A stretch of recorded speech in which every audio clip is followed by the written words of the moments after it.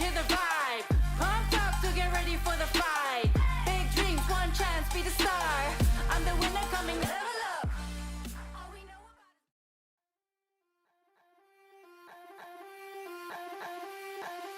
Feel the lights, see the stage, hear the vibe. Pumped up to get ready for the fight. Big dreams, one chance, be the star. I'm the winner coming out of the dark. No fear, getting ready for the ride. Yeah, stepping into the light. No limit, aim high. No limit, the price is mine. Step out as a motivator. Let them know that the weight's up. That's how we know when we level up. Ay, that's how we know when we level up. Level up. All we know about is level up. Are we ready not to level up? You know we fall and we get up. Level up. All we know about is level up. Are we ready not to level up? It's time, get up. Back against the wall, still I'm standing tall. Know about the ball, I got my fan with me.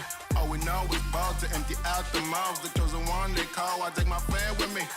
Know about it if you tell, know you're breaking codes. What your credibility and all fall like dominoes. Can you really take a stance? All I wanna know. Need me real ones when it's time to go. Stepping in, elevator. This is to all the haters. That's all we know when we level up. Yeah, that's all we know when we level up.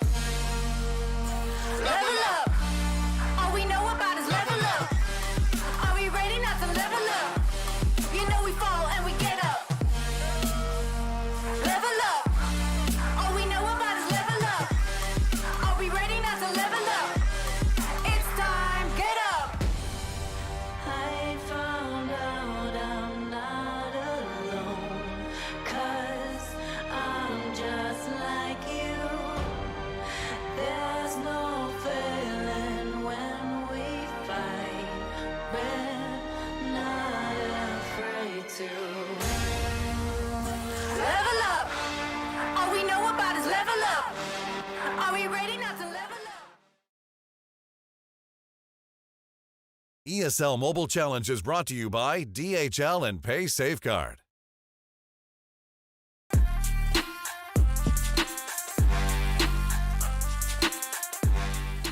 Hello everyone and welcome to the ESL Mobile Challenge. We are finally here after months of play. We're down to our last 8 teams looking to qualify for the ESL Mobile Challenge final spots. Only 4 spots available over the next 8 play days, over the next 4 weeks this month. So we've got plenty of action for you coming up now, today and for the entirety of this month. I'm Lethal. Joining me is Ark and D-Man. Guys, nice to see you again. Has been, well, I'm not going to say a while. It's been a few weeks, shall we say. It's Ark, I'll start with you. How you doing, mate? Doing very well. I mean, it couldn't be better, could it? We've got such a fun-packed day today. It's another season, so that excites me in general as well. And just to be back again, to see amazing Brawl, amazing teams come together, I don't know what you could really ask for in that sense. And D-Man's back. We didn't see him in the last plays, but he was with the previous one. And it's good to have you back, smiling as ever. Yeah, it's good to see new teams coming through. It's like something fresh coming through, not the same old teams, same old names. And we'll get to see whether they can challenge the old guard effectively of SK and Clash. Yeah, it's been ridiculous. The last play in itself was just completely unpredictable, and I don't think anyone would have expected how things turned out, but we'll talk about that a little bit later. But first though, let's go through all the qualified teams and how they made it here to this point, where AC Milan Clash managed to come first in the first ladder, so they managed to skip the planes. SK Gaming, Mood Gaming replying to the maid to go through in the first planes. 3X also sneaked on by, placing first in the second ladder, and the rest of the pack also made it through in the second planes. But Afedo are the ones, the sneaky guys there, who managed to go all the way through from that losers bracket, defeating some big names to make it thus far. Yeah, I was honestly very impressed with their performance, and they took down some really big names along the way. I pretty much I think all of our expectations surpassed them all as well. But great to see some familiar faces. You know, we've no doubts about it. AC Milan Clash and SK were the big names last year, but you know, Mood coming in that upper bracket in that first week for me in that first ladder was honestly a really nice thing to see as well. Reply Totem going to give them a run for their money. Also, just generally some huge names this season. And what do you think, D-Man? There's some teams which didn't reclaim their spot this time round, and there's a little bit of a surprise, especially teams like XO. Yeah, absolutely. I mean, obviously, XO Free Agents missing out was a big shocker. But it wasn't the only shocker. I mean, Tribe missing out was a huge upset, really, and obviously they were all in some tough matches. You know, the fact is that, you know, we've had some teams that have blitzed through there. I felt sorry for Blood Diamonds. I'm glad that Blood Diamonds made it. You know why? Because they were number 1 in the ladder until the last day for both players 1 and 2, and had to like work their way through. They're probably like, what is going on? How is this happening? But anyway, the prize money, I mean, if 45k up for grabs once again, it's massive, no doubt about it. And, you know, for a lot of the teams that have already qualified for, obviously, the Brawl Stars World Championships, this is also a perfect playground for them to hone in on the meta, their skills, everything that comes with it. Yeah, exactly. Just try and brush up their skills as best as possible until that day does come. But you might know a huge chunk of change here, same as last season, with the top dollar being that $18,000 and second will be $9,000, depending on where they place throughout the entire course of the season. So it's going to be a tough one, but we do have the schedule as well coming up for you shortly. We do have 7 matches for each play day. And I said it back in the intro, we do have 8 play days, so plenty of action for you this month. Starting with a nice little rivalry here, Ark, between NaVi and 3X.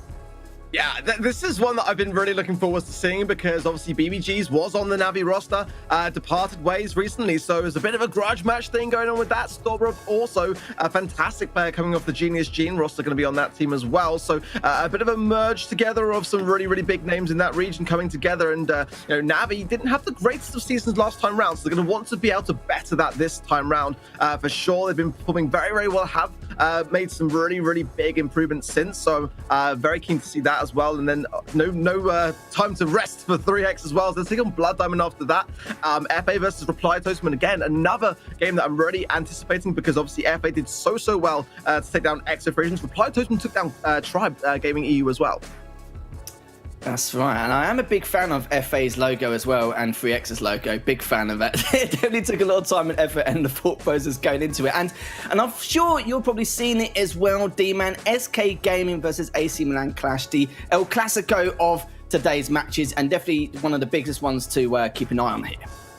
Yeah, it's an enormous match, no doubt about it. It's going to be a tough one for both teams. You know, we've spoken to the teams a couple of times. You know, it's been back and forward. Yes, SK have had the lion's share of it in terms of over in the challenge, in the monthlies. You know, I think they're 6 out of 8 in the monthlies, and I think, you know, obviously they won the spring season as well. So Clash, we're going to see whether they can rise above it and rise to the challenge once again, and maybe put a bit of a challenge in. But Clash have also got Blood Diamond after that, and that's a match that certainly, I know for a fact from Roll from Clash, has talked about how impressed he is with Blood Diamonds coming through this. You know, the Spanish outfit, obviously, you know, Spanish compatriots, I guess you could say, are certainly been impressing. We saw them trying to challenge, trying to qualify for spring, didn't work out for them. It seems that they've gone away and really stepped it up. Yeah, we've heard nothing but good things from Blood Diamond, really, have we? They did come from the winner's side, and you made a very valid point early on, D-Man, saying that they almost placed first in both of those ladders, and there was always one person sneaking by every time, so they had to do, you know, the usual thing. We had to go through the planes, and there was a lot of work cut out for them here, a lot of stamina in the process, and a lot of grinding, of course, in each of those ladders, because they played a huge amount of games coming into that. But I'm sure it's going to be a field day nonetheless, and I'm sure not only with AC Milan Clash and SK Gaming playing in match number 6 later on, and of course with AC Milan Clash playing against Blood Diamond in the final match of the day, but the first one's going to be an absolute banger to kick things off. Yeah, I mean, everyone today, it goes without saying, is going to be giving it their all. I mean, these early stages are so important. It can come back full circle to be a really big help later on in the season as things progress. So every team is going to want to get stuck in. It can make a big statement if you're able to, you know, come out of the gate swinging, get that early advantage, and maybe try to put some of the bigger dogs under some early pressures. So NaVi and 3X is going to be one for me that I've got a lot of eyes on, because ultimately, you know, NaVi, they need to get that good start. They're going up against one of their former roster players at the same time, so they can't allow those mind games to get inside their heads. Yeah, you don't want to lose to one of your former teammates as well. It's I'm sure they've been back and forth anyway, especially in the ECA region. But yeah, it's one of those things. It's going to be sticking in the back of minds a little bit. But you know, this will be the first match of the day. But guys, you guys at home especially, we're not going to leave you guys empty-handed. We do have a competition on our hands. If you want to try and get yourselves involved in that one. If you just click on the link down below with esl.gg/PSC-Meet Pro, and you can try win some great prizes along the way, as well as watch all the great action here from home. But apart from that though, I'm going to go and make a brew and just watch the first match unfold. I'm going to leave you with D-Man and Ark to crack on with the first series of the day. Thank you very much. I didn't really need to say much at the start there. That was pretty good. I was all set to start, and a good job I didn't, because Harry was like straight in there like a badger. But Ark, we are into the first game of the ESL Mobile Challenge Fall, and it's this TIS clash. You know, no complaining. Server complaints, which we know they do have. We do have, but this is a bit of a bitter rivalry. You know, obviously, BBG's don't know whether he's going to play. He didn't play in all the play-ins, so, you know, he may not be in there. But MMA, Alex coming in from Genius Gene, of course, and Jason alongside him. The new look NaVi have been very impressive. Yeah, they have been. I feel like, you know, last season, maybe just a couple of things along the way, which just couldn't allow them to get into this stride. But coming back fresh this time around, I think is a really, really positive thing for them. They've definitely got the skill. They've demonstrated that time and time again. And they just need to get off that mark a bit quicker this time around. But I fully expect that they can and will. MMA, Alex and Jason are very, very skilled, very accomplished players. So absolutely no doubt about it. And obviously, their opponents, newly named, 3X. It is BBG's Dark and Kakamu. We should also give it a shout out to the fourth member of the team. Stop Rob, isn't it, I believe? Yeah. Stopper was a former member from Genius Gene, and you know, they've had some really great success this year also. So it's that combination of these great players coming together and forming something new. I did have the pleasure of watching them over the weekend. I have a few teething issues, perhaps, to be fair to say, but that's not uncommon when bringing in players together for the first time. No doubt they go back a long way at the same time, but still, it's those early days and those teething things to get through, because we've got the bans in as well. Brock and Poco for NaVi, and 3X going to be banning Byron and Stu. Yeah, and the Hot Potato Purple Paradise is back straight away. First game into Gem Fort, Julian Beatles, and then onto the center stage if we need the fifth game. So as you can see, it is best of 5, and it will be 3 rounds on each map. So BO5, BO3, not the BO5 that we generally have for the finals. That tends to be reserved for the finals, the long epic matches. Let's talk about the bans, though. Obviously, Brock, you know, has been a big favorite in there. This does leave, and we should talk about this. I'm trying to think of the new brawlers that are available. Ashe is playable and has been very strong recently. Yeah, I mean, this is the thing. You kind of have to make a choice between banning Byron or Ashe, and it seems that 3X are going to go with the Byron idea. It will mean that Ashe is playable, but the Poco ban on the other side for NaVi, that's really where Ashe has that strength from the healing properties of the other brawlers. So I feel like we possibly won't see it because of that Byron and because of that Poco ban. The Brock ban, I feel, is definitely actually one that I'm not seeing nearly enough, in my opinion. So pleased to see that on the side of NaVi as well. But it is going to leave the doors open to some big heavy hitters for sure. You know, Bell, I think, would be a decent choice. Not my go-to in Hot Potato, but at the same time, one that can do some work. But the meta is evolving. We're seeing this place where now Bo is becoming relevant of all brawlers, and it hasn't had the biggest of buffs recently, but it's had enough to be warranted as being a fierce brawler to be contended with. But definitely still some options available. Interesting to see Stu being banned. We don't see that much of Stu at the moment. A little bit here and there. Mortis is in a fantastic place, so I wouldn't put it past either of these two teams to go on something aggressive like that nature. Yeah, just to clarify with the viewers out there, because there may be some new viewers, which, you know, welcome to the show. I know we like talking. We do like talking. But we don't have a button that says start game, unfortunately. It generally is down to the players. That's kind of not our side of things. We are here to fill the gaps, as it were, and keep you entertained with a bit of luck. If we get there. Let's talk about it. We're getting straight in. It will be Hot Potato to start with. So let's get on to the heist maps. Let's talk about this. What advantage is this going to bring? Obviously, with the bans in mind, we've seen. I'm actually just trying to think of Hot Potato off the top of my head. I'm going to find the map straight away. It is a pretty enclosed one, almost a 3-lane setup, really. You can generally have some 3-lane setup in there. Are we expecting some sort of close brawlers in this one, as in a bit of bruises, or are we going to be looking at the throwers and maybe trying to keep it in there? Because this is one that used to get a lot of people that would just sort of try and sneak in and get on the side and put the damage down on the safe. It's been evolving. It's been evolving a bit. We haven't got to the stage where bruises are really being rife. It's kind of like Edgar is for me my go-to now on Hot Potato. I absolutely love playing Edgar here. It's a great counter to Rico. It's a great counter to a lot of the squidger options like Barley as well. So that's what I would suggest teams run with. Rico mid is still in a great spot. Teams like Eska will often run Edgar and Rico for that reason and kind of have the best of both. But there is, obviously that sort of creeping in idea of breaking open this map. It hasn't quite got to the forefront of that stage yet, but it's starting to be a factor, which is why the Brock ban's quite important here for me, really. I feel like, Barley's always a good shout for control, but again, you just be very wary of that Edgar pick. I think as well, SK were running Bo mid over the weekend as well, which is an interesting choice. Not one that I'm too familiar with myself yet, but one that we may see. Ultimately, it's a lot of personal preference, but those are the kind of brawlers that I look for personally. Yeah, it tends to be reserved for obviously the dueling maps, and not too many maps. Bo tends to be quite specialized. But before we get into the game, because we do just have a small issue, I did. I had a word with Ogi from NaVi, so let's hear what he has to say before we get the game underway. So I'm joined by NaVi. Oga's joining me, the coach of the team. We got a lot to talk about. Let's go right back to the start. Let's talk about Plains 1, where things failed, and where it went well and where it went wrong. Let's put it that way. I think that's the best way to put it. Obviously, we had some changes since then. So let's talk about Plains 1 to start with. What was going on in that? Obviously, it was very close. You got very close to qualifying, and then it all sort of fell apart. So what was the mentality coming out of the first Plains?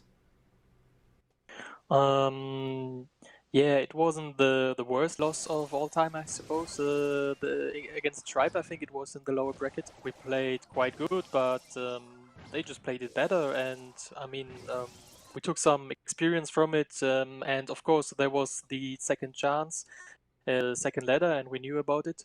I think we have just been mad that we didn't come out on the first place after the open ladder. You always aim for the first place, and if you don't make it at the last day, then you are a bit mad, but yeah, you just have to get over it. Well, let's talk about that as well, because obviously, you've replaced BBGs. Alex has come in, who was performing incredibly well with Genius Gene. A lot of people were sort of picking him out as this new superstar coming through. How has that gelled? I mean, it seems to have gelled pretty well, no doubt about it. But how was the initial first couple of games, obviously, to get things rolling with the ladder? It was quite difficult, I think, for us, because for sure it was kind of a restart for the roster, because you don't have the same procedure as before, not the same calls. He had to get used to the way that we work, the way that we communicate, and I think now it really starts for us, like that we have new tasks to enable him and put him in a role that fits with the new meta changes, and yeah, the work just continues. Did you take away things that you'd learned maybe from the challenge to get wins over them in them games? How did it go overall? I think against Fruiters we have been very confident, because their placements in the last tournament matches haven't been the best. On the other hand, we know that they have quite some off-meta comps, which are dangerous for teams like us. Against Big it was a different match, because they have just beaten, or have been close to beat, SK and Clash, like two of the best teams of the region. It was really close games, and it could have gone like either way. But in the end, yeah, we have been very happy with the win, that we took it, and also maybe deserved it. And welcome back, ladies and gentlemen. And the question I was just asking is Mega Loud? I don't think so just yet. I think it's going to be like next week, isn't it? Yeah, Meg's very new to the table, so you know, one of those sort of things where you always want to let that brawler kind of settle in and find its footing. And you know, more often than not, with any new brawler, if it is available as well, teams will just outright ban it, just because simply it can take some time to kind of realize what the threat might be. But nonetheless, I mean, I think we're at a really great state of the game now. We've got so many options. And so many people saying as well that they feel like this is like the most balanced the meta's been for a long time as well. So with that in mind, I feel like there's some really good prospects. When we get some variation of choice, that's never a bad thing in my opinion for competitors. Yeah, absolutely. Obviously, a lot of people, I mean, it's always the case, right? When a new brawler comes out, it's always like, oh, it's so overpowered, everyone. And then people figure out how to play around it, and they're like, oh, actually, it's not too bad. It's quite balanced. Yeah. It's just the way it is. But that's why we tend to have like this 2-week buffer.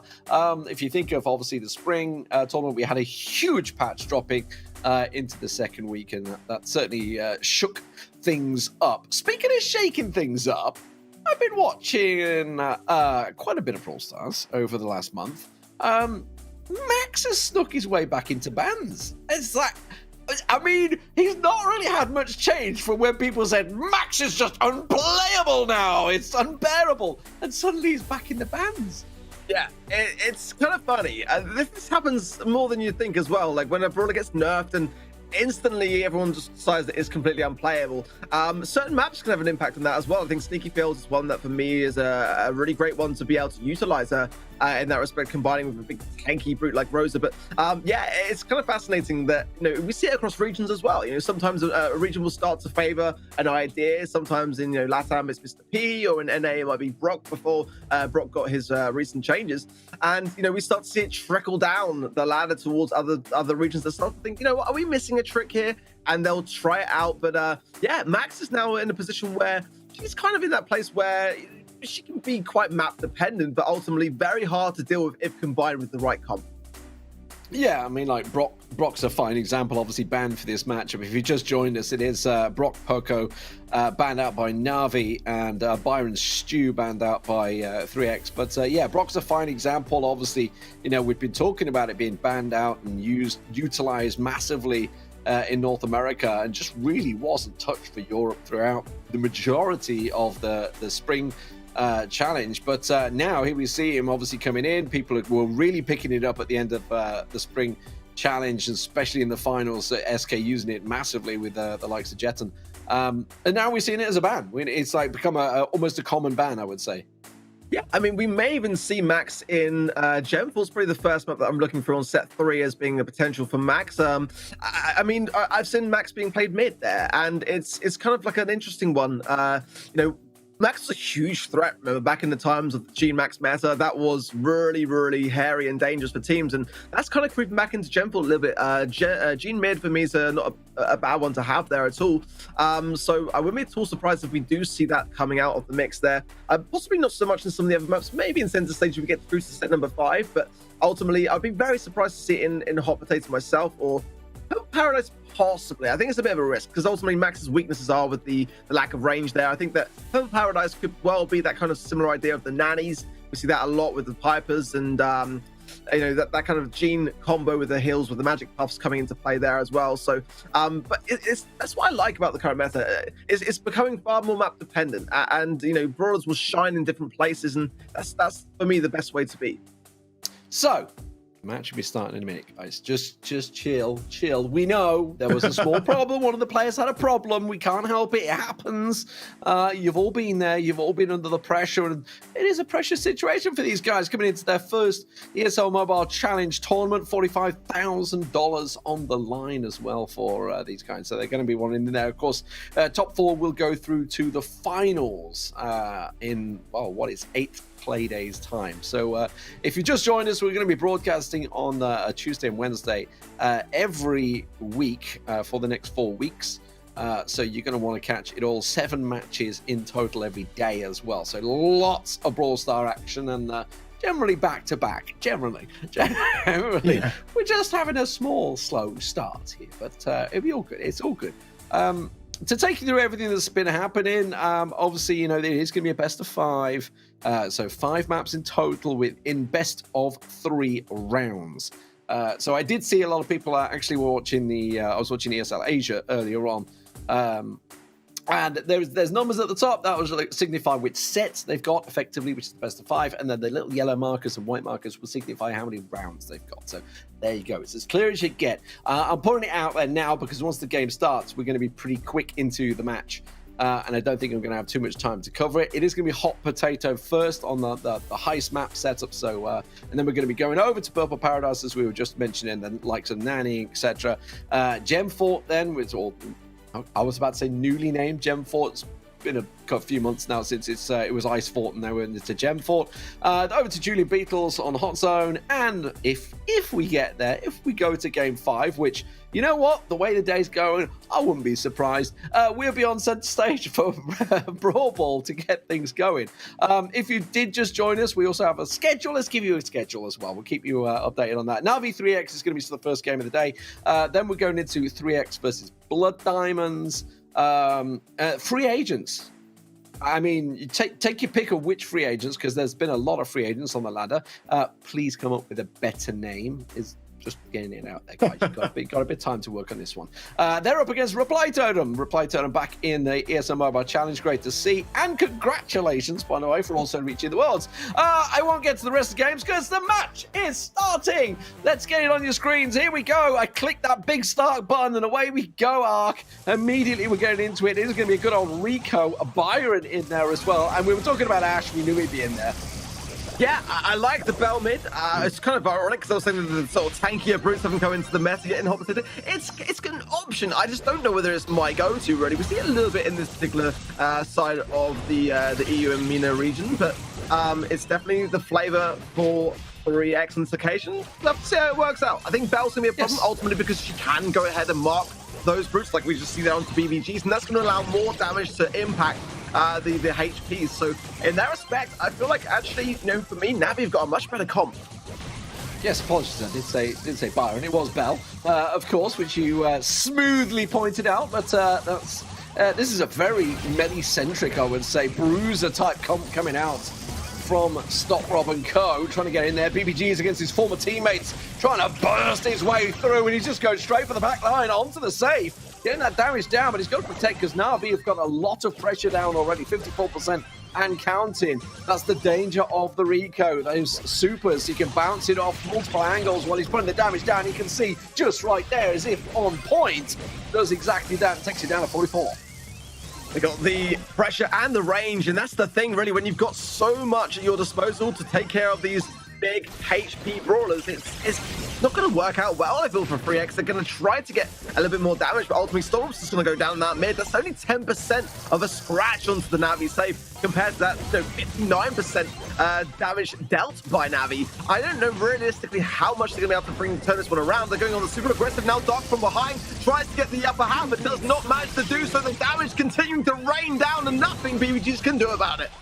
Yeah, the ball, I mean, he could do his ulti and try to smack them all back, which he did and collected them all up, but the fact is he just didn't have the damage to break through there, and it's NaVi that strike first blood, and first game goes their way. It is best of 3, though, so let's talk adjustments, let's talk changes, because it was a pretty sort of brawlerish centric, bruisey-centric combo coming out from 3x there. Are we going to switch things up and go a better range? Yeah, I honestly feel like they're going to have to. I mean, you know, it's an idea, but honestly, there's so much in terms of potential counters to tanks on Hot Potato that, you know, I mean, had, you know, Alex got in with a spike, which I kind of prefer over the Ash pick myself, they would have been even in more trouble there. I think 3x have got to just try to play NaVi at their own game here, and because of that same reason, they're behind. And, you know, you can't deny that NaVi looked incredibly comfortable with those sharpshooters. Yeah, I'm not sure about the Edgar. I feel that the Edgar maybe change. I think that maybe we'll see Stop Rob on the Edgar. You can see what it was planning. You know, it was trying to cover off that mid route and sort of jumping in and out and trying to get out, trying to avoid a lot of the range damage. But outside of that, wasn't really a threat, was he, on the back? So that was the problem. And that, once you don't hold the lanes, you're not going to be able to put the pressure on the safe. They didn't really have anyone sneaky enough to get around the back. So maybe we'll see some changes coming through. Maybe a Rico even coming in to counter it. Generally, they end up becoming a mirror match by the end of it if we go on long enough. But in a best of 3, it could be done and dusted if they don't get this one right. Yeah, this is the thing. They've got to start to adapt quickly because, it feels to me like NaVi have come better prepared just from that first game, at least. The mind games obviously will play a factor in this. Will NaVi change it up and switch things around? But that's why I feel like they got the advantage right now. They've made that first play. They've been bold enough. That was my kind of go-to idea, really. I think that you're right. I think changing to Egg on the other side, or at least trying to mirror some of what NaVi's ideas were, would go a long way. Ultimately, at least then, if you got the Egg, if they do bring that Rico back in, you can really focus on that as a direct counter. If they bring in Egger on both sides, then you can try to stay on top and shadow your opposition as well. There's definitely ideas that, for me, extend beyond the tankiness of the combo which they brought. It's going to really, really struggle. Hot Potato does lend itself a lot to range. You've got those Bell mids, you've got those Barleys for control, you've got the Bell mids potentially as well. So you can't really go with things that are just going to be able to have T-Rex arms in that respect. Yeah, pretty much. Exactly. Especially with Bull and Daryl, they're quite kind of short range as well. There is the Edgar coming in for Cube, so they've chose to go with it, and they've switched it around. So an Ash for both sides now. Looks like Daryl's going to stay there as well. Got the Rico, of course, but they have also brought themselves a Bell to the table. So while Dark has brought the Bell, Cube has switched away from it. And Alex brought a very slow entrance into the game there. I'm not sure if his connection was low or whether he was just slow loading in, but either way, it's not going to work out very well at all. For NaVi's all 3 players, from 3x, just absolutely punishing the NaVi save right now. Yeah, that was a bit of an issue for NaVi. Either way, it's lost them close to 40% plus there. Cube can't get involved yet. He's going to try and look and pounce onto Dark. BBG's taken very low, but the damage is still done. They can't deal with this Ash. BBG's must be loving life, taking down his former teammates and absolutely wrecking NaVi in this second round. Yeah, Cube's not even moving. Jason's standing still now as well. They're just going to sit there and take it. That is going to be set 1 all tied up, and you can't sleep on that start. You've got to go on the aggressive early on. Heist is one of those game modes that you blink, you're going to miss it. I just feel like whether they were either having connections issues at the start, or whether they were waiting for that perfect time for Edgar to jump in to get involved. Because it was such a slow start, Edgar was kind of just like, I'm going in, not really on the same page. As I say, Alex off in the corner there, not really on the same page at all. And, once all 3 of them go down, well, you're really going to struggle to come back from it against a top team. I would still say that, Cube had jump there. Jason had a great brawler for range. I'm a big advocate for playing until the very, very end. So whether or not there was something there that, there was definitely no ban brawler that I could see. So nothing on that side of things, at least, it's fair to say. But ultimately, there's always, as long as there's a percentage left on your save, there's a potential for comebacks and turnarounds. But we shall see. They obviously just felt like it was just all over there and then. It looked like that from our perspective, but you just never really know. Either way, I felt like the changes were better on the side of 3x. That was the thing, that they came around. They were more prepared this time. They had the disadvantage actually of having the Rico because the Edgar was on the other side, but it never really became a factor, as we saw. So what would change come into this one? Because it was a little strange, right? That, what worked for NaVi, they actually moved away from, and for 3x, they kind of moved straight into it and said, all right, we'll take that comp and we'll beat you with it. And that's exactly kind of what they did. There was only one differential in there. Obviously, the Rico sort of doing very well again. Very interesting changes. I was surprised to see the Edgar coming back in this time with NaVi, because I felt it was ineffective in the first game. But maybe they were thinking, we're going to get countered with something, and maybe we need to get it ourselves. But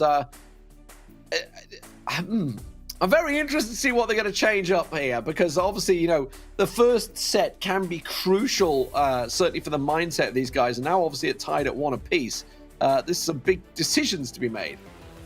Yeah, ultimately, you've got to get it right. You've got to be fast to the mark as well. Again, not sure if there's connection issues there with Alex or not, but he looks like he's fine now. Barley coming in for MMA. I like that pick. I'm not too sure of the Ash on each side, but it definitely seems like both teams are set in mind with that idea. And yeah, Colonel Ruffs is actually not a bad shout. not my personal favorite thing to have, but ultimately you've got to bear in mind that if they can just draw out the clock, then those power-ups are going to be able to be spread out across the team, and more damage and more HP is always a good place to be. Base race is not going to work when it's a 3v1, and that's given NaVi a massive advantage. You can see what BBG's wanted to do, get around the back of there and cause some problems, but NaVi pounced on it, pushed up, and got a lot of damage done quick and early. MMA now just needs to be defensive against Dark, but it is NaVi currently with the lead. They're going to try and close in on MMA. They will finish him off now, and NaVi back on defense. I felt like maybe if MMA had been a bit more focused on Dark, then he could have maybe take down and hold that top right-hand position. That would have been a great place for NaVi, really. But now the healing tonic coming in, the defense definitely very much in motion here. Not that much damage, but enough to keep NaVi on their toes for sure. The nest egg in that little center position there is a good deterrent to stop, but he's going over to the right-hand side now. So maybe some awareness there as to its position already, as BBG's is holding a nice, strong left-hand lane as well. NaVi looks to be having a bit of trouble. Yeah, and I'm not sure on, the thrower change, especially now with the mid being so open. That's caused a real problem for MMA to get in there with Barley. You can see BBG's Jason in the chase here, but he's in all sorts of trouble. Stop Rob should finish him off as well. And now the Rico puts the damage down. Stop Rob putting some serious work onto that. NaVi safe. And what a sweet revenge this would be for 3X to come out on top in the first game. It ain't over yet, though. NaVi all back on the feet. Yeah, starting to recollect themselves a little bit. Q working nicely there with MMA to get the right-hand side lane taken care of. And, just goes down to Dark. Dark did well there, but Q comes in with the pickup. He's going to be able to focus on the safe, or at least come around to help out Jason and now push up the map. So it's still got plenty of time on the clock. 30 seconds is enough time to be able to clear this deficit if they can start to gain this control, which they desperately need. MMA's got to stay alive for that, because he's a fundamental factor in doing so. 25 seconds on the clock. They're running out of time to get the damage down. You can see Jason trying to punish Dark in the corner there, but Dark did a fantastic job at defensive. Suddenly that Colonel Ruffs is coming into its own, I feel, on the left-hand side. And look at this. All of them down. That's 3X coming in. They're going to be taking the first set of the series. Incredible start and a great comeback from what was a dominant first round for NaVi. Great opening statement again, because, BBG's was on that NaVi roster. He's coming back this time round with a new roster lineup of himself and Stotrob and others, and that's a very good way to start the day. Obviously, a lot of work still to be done, and it is still early days, however, but these are the important victories, in my opinion. Getting that early lead, it puts your opposition on the back foot, it keeps the pressure on them, and you gain a bit of control of that. So now it's really down to 3X to be able to maintain this, to be able to keep hold of this and be able to continue to assert their authority, because they didn't get the comp right the first time round, it's got to be said. So, strike first goes to 3X. The rivalry, certainly, with former teammates. I mean, you've also got Genius Stop Rob in there for former teammates as well, but I don't think there's so much rivalry there. I think it was more about BBG's being out of NaVi after a little explicit in his remarks. The bans, let's just remind you, because we're moving on to Purple Paradise, and we all know what that means. It's going to be a bit of a long-range snipe fest.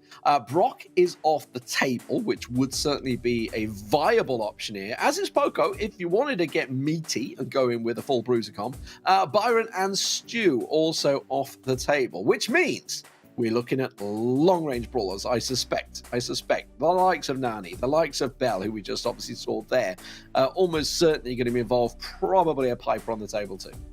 Yeah, I'd say that's fair to say. I mean, having Byron be banned here is very key, because ultimately you can just sit behind Ash and just allow those jukes to occur until you get everyone into a corner. But Byron is such a strong healer in that respect. Without Byron, you can't really bring Ash into this equation, at least in my opinion. I think Bell is a really, really great brawler to have. Nani can always be a great turner. I don't know whether we might see Bo. I'm not sure whether it's kind of drifted thoroughly into this particular region, but it's still very early days. You could just place down that super totem and just allow Nani to sit in it. That could be a strategy starting to occur in. For me, Piper's always a good shout as well. Gonna go traditional here, which at least on the side of NaVi, I think is a wise idea. Yeah, Gene for those healing puffs you mentioned earlier, not a bad place to be. So it's still in that sort of position when it comes to the meta, and at least as far as this particular matchup goes. I'm loving the new skin, by the way. I don't know if it's a new skin. I think it's a new skin, isn't it? The one for Gene. It just looks like the clown from It. Yeah, skip it that way for sure. Well, I like the start. I'm going to be looking out to see how this fares in the early outset. Ultimately, the Magic Hand, very important, but we did see the Vengeful Spirits there as the Jin gadget. More of a preference now, since the Lamp Blowout does require some connection to be able to get that healing quality out of that particular gadget. So there will be some advantages to having that. Keep coming in now for 3X, looking to land a target. Everyone very clustered. That's land one on Jason. That's going to bring things a little bit back in favor of Fricks, but now we still have this lead. And they got the blue star off that as well, which could be crucial. It went on to stop Rob, so catching out a Nanny is very hard. Although, as I say, that MMA did actually catch and connect a shot there. It's getting a little hairy. If you've never seen Purple Paradise before, where have you been? It's been a staple part of the ESL Mobile Challenge, it seems. Love it or hate it, I certainly find it entertaining. And I just saw Dark getting very low, and Jason did as well. Probably a long way before me. These players are pretty quick to spot, and that's a lot of damage on Stop Rob, and MMA absolutely dogs him. Yeah, Jason as well is absolutely tapping. This is a very, very strong performance from NaVi as they're starting to really go on the aggressive and hit home with some damage of their own. Vengeful Spirits going out. BBG's very low here. He's going to be very cautious. 540 HP and just surviving. He's got to get those healing qualities to Dark. Keep coming in. Jason jumps. Cube can tank it in time, but it's not going to matter. They've got the lead still. 5 seconds. Great pull from Cube. Oh, I think NaVi have got us in the bag with his final clear-ups. Oh, T-Wipe to end on a high. Well, 18-6, that is a statement to get the first game underway here on Purple Paradise. And you know what, ordinarily we've been talking about changes, but I really don't think there's going to be any changes. I think it's simply a case of play better, Forehead. I thoroughly agree. I think this is the go-to. I think that, NaVi really had to come out in this fashion. They took that early loss, and they didn't want to let that momentum start to build within the opposition. So I thoroughly respect that, and they had some fantastic plays. They were clearly communicating a bit better in that game also. There was a great deal of synergy and teamwork to get the HP low enough to then follow up with some big shots. So looking far, far better for me so far. Let's get the game underway. It's going straight into it. You just joined us. 3X took the first game. That was over on Heist. And now, of course, on the Purple Paradise, Dark gets things underway. Onto MMA. Jason, immediate reply. He has been on it with the Piper so far. Okay, well, I'm looking forward to seeing those early peeps. Puts a lot of pressure on. One coming in now. Stop incredibly low. Looks like not going to be a tank. Cube goes down. Follow up from Jason as well. 7 stars to 4. Blue star, though, in favor of NaVi. And Cube just getting right into the middle, jumping on the jump pad there to get that early push back in. Find up a little bit now as both teams looking to get supers, but I'm looking out for Fricks. They have got their peeps that'll be coming in very shortly. Yeah, while Dark's been getting the damage down, look at Cube coming straight across to body block that one. While Dark has been getting the damage down, he's also been caught out every time. So while he's got the stars in, he's lost them immediately because he's been that front runner on the Piper. Another great shot from Jason connecting onto Dark there, and another one onto the Nanny. Jason on it right now. Stop Rob will get caught out by MMA as well, and BBG's now going to get the focus. Dark trying to get the pressure on the left-hand side. They've got to be careful of him. MMA, though, instant replies once again with that peep. Great value as well from the Vengeful Spirits. I like to see that coming in. Dark very much out of position here. Didn't go for the pull on the Cube side of things, but a pull from BBG's will connect. This lead, though, still very much with NaVi. Yeah. Trying to get the pressure down. MMA is the one they want. Look at that. Big 6-star stack on him. The blue star also on the Jason. Jason purposely putting himself out of position. This is going to be the pressure coming in. 3X trying to close in. They've got Jason down. They can get another. MMA's all alone right now. The respawn comes back in from Jason. 18-11. Stop Rob hasn't quite got it in him. The pull will save the day. And NaVi will take Purple Paradise in the end there. A 6-star performance from MMA in the end in the corner there. How he survived, I don't know. Just seeing stars and very much happy to do so. I mean, he's very much, the pioneer for his team in that respect, is keeping those stars safe. And it was looking hairy. It really was. There was a big push coming in from 3X there and potential for the team wipe. But it really did require a very level head there from MMA to keep calm under that pressure and just keep holding those stars in play, because this is the moment here. Honestly, Jason very much almost went down there as well. So such a strong pinch, and if those stars had gone down, it would have been enough to turn the balance and tie up the set. But NaVi with a really great response. We are all tied up. Absolutely fantastic stuff. It means we're moving on to our third map. We're tied in series now, 1 apiece, with obviously Purple Paradise going to NaVi, Hot Potato going over to 3X. It means we move on to Gem 4, which obviously is a gem grab map. So I don't think anyone needs to know that one, because this is the default map that everybody has played from the very beginning of your Brawl Stars careers. Let's get into it. Let's talk about it. What are we expecting here? Are we going back to the tried and tested? Obviously, we do have Gene out there, which we've just seen. Are we going to get the likes of Tara, etc., back out there? Because they are kind of a staple, especially with Stu being banned out. Generally could be a great gem carrier, but not allowed.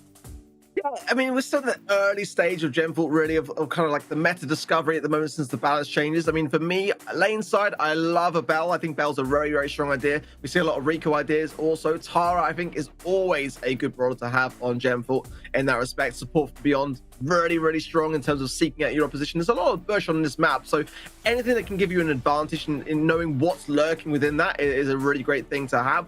In terms of mids, I really like Gene at the moment. It's had some knocks along the way in terms of balance changes, but I still feel like just sometimes having a magic hand, not necessarily even needing to use it, but just simply having it is a threat in itself. I've seen some Pam mids coming back in, which was kind of a strange thing for me. I normally would see Pam on the lane side in the past, but hey, if it works, it works. We mentioned as well earlier, Max could be an option here to get some additional speed, roses, and other things to lurk in the bush. Anything that's going to give you that advantage is going to go a long, long way here.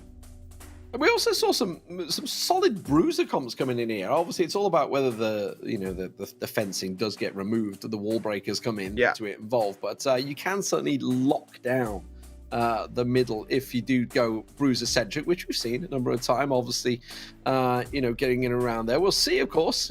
Hell, I seem to recall we've even had a penny randomly on this map at some point. I'm not really sure I favoured it, but it's been there.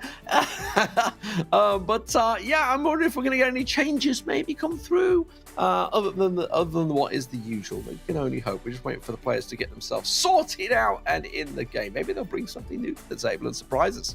Maybe, yeah, maybe Ash. I mean, I'm still sort of waiting to see where Ash is going to sit in the mix in that respect. But, I mean, at the end of the day, Penny could come out. I mean, I think less than likely these guys. So. But, they were taking ideas recently. Okay. Amber as well. I like the idea of Amber here for the lane side to break open the bush. But, yeah, Max mid, definitely an option. Sandy in a great spot as well. And I'll be looking to see the Sandstorm and whether it's going to be a Rude Sands or a Healing Winds. Normally Rude Sands these days, but ultimately I do like the healing abilities of that Healing Winds. Cube very, very low here, force back, and MMA gonna leave those gems there for pick up. Just trying to hunker down the top left-hand corner. Storm does win the top right as well, so he'll be coming into the mix now. So Cube has to come out with these 5 gems, and he is marked as well from the Bell shop. Yeah, has to back away from that one. Got to be respectful, Max. As the old tried and tested gem carrier from days gone by before the nerfs even came through and everybody assumed he was unplayable, but he's back on the table and certainly doing well here. The Ash pick seems to be struggling at the moment. I've got to be honest, Jason, to get up against the Rico, that is a tough old battle for him. You can see every time he tries to get close there, getting sniped down as well by the Bell. So a lot of pressure on him. MMA trying to press into the super of BBGs there. That's not going to work out. And Cube, oh my word, he's just a little slither of health there away from the fire and flames of BBGs, but Stop Rob is putting the pressure down and Jason can't seem to live with him.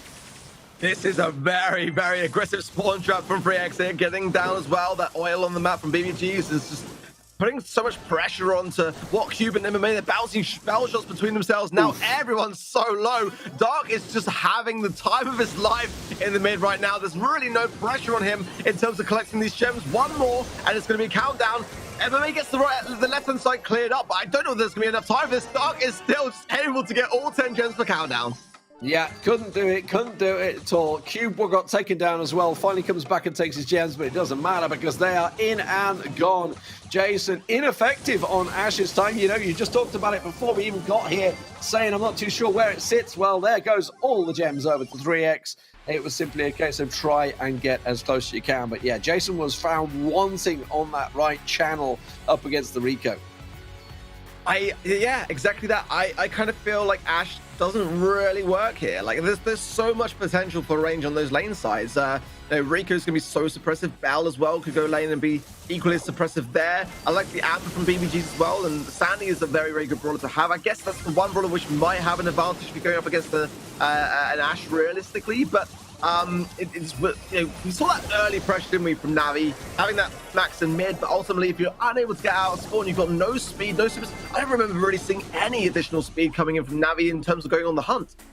Yeah, absolutely. They started off strong, which is where the 5 gems came from. But as soon as 3x took control, while I've been focusing, obviously, talking about the right lane and the left channel, Amber absolutely dominating there as well. So really strong performance. And as you said, Dark just having a time of his life sniping away in the middle. Didn't really have any pressure at all because nobody could get near him. So what are NaVi going to do to adjust here? I'm pretty sure we're going to see the Ashe switching away. Are we even going to see them maybe taking an Amber themselves?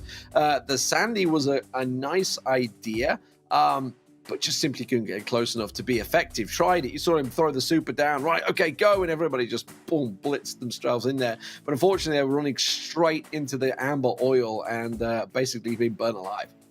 I feel like Tara's a great shout. I mean, both teams weren't running that particular brawler, and it can provide so much value and pressure as well. Like similar to that Gene, having that super and just kind of flashing it, even just to say, yeah, look what I've got here, watch out for me. You can go more aggressive on the lane side, you can rush and then just kind of spam your super and just get it out quickly and get the takedown. Has a lot of qualities to be able to go on that aggressive to win those lane sides, to be able to help the team take that mid control back. So that'd be my choice, whether we'll see it or not. Crow, okay, for the side of NaVi, no sign of Tara at all. It's going to be then 3x keeping with the same idea. They felt like it was something which didn't break, so why fix it? I kind of see that same idea. The Rico, though, on that right-hand side is going to put Storm to the test this time. Yeah, so they've gone for the mirrors on the right and the mid and just said, okay, I can deal with the Amber with the Crow, and it seems to be working that way. Cube comes in, gets himself the snipes down, and now he's got himself the 4-gem start, and that's just about what he wanted there. It's going to be able to get himself the 5th there. Dark may actually have to back away from this one. Got to be careful because that's the 6th going Cubes away as well, and they have full control. Yeah, Storm of Marks as well. There's MMA going to pound that one, slowing Tonic as well, just to be able to allow himself to maneuver in towards Dark. He gets some consecutive taps as well and jumps in, still alive. My word, MMA is doing work on this left-hand side, allowing Cube to then get 8 gems from the mid, and a very, very close countdown, surely inbound now for NaVi. Yeah, that was incredible stuff from MMA. He knew what he wanted, knew what he wanted to change, and you can see 3x are trying to switch the channels.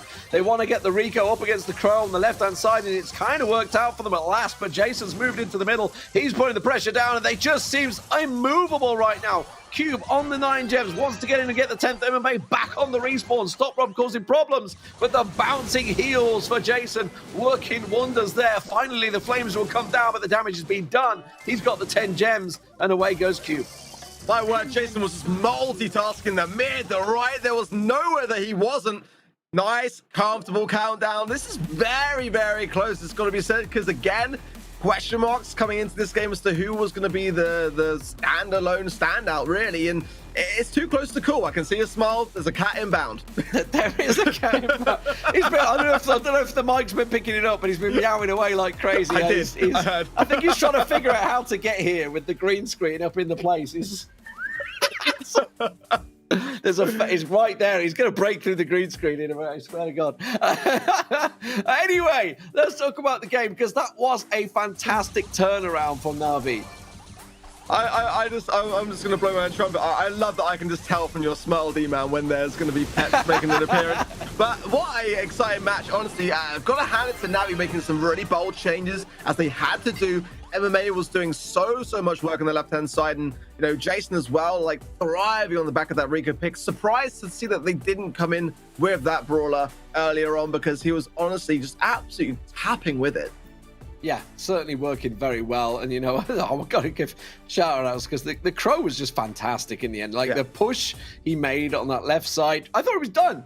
And then he still managed to leap out and survive somehow when he got surrounded and pressured by the entirety of 3x. Didn't work out for them. So, now we look to 3x and say, okay, what are you going to change because at the moment we are tied up, obviously, at 1 apiece. We're 1 apiece in sets, 1 apiece in rounds as well. You know, who's going to be taking the lead in this one? And is 3X going to make adjustments? Well, the answers are going to be on your screen. Let's have a look here. And it is going to be a change. The Leon coming in. That's a change. NaVi say the same, so it's the Leon for the Amber. I like Leon here. It can definitely apply a ton of pressure when you're unaware of where that brawler's going to be lurking. And as soon as Storm gets super, that alone could be enough to make NaVi be very, very careful around their positionings.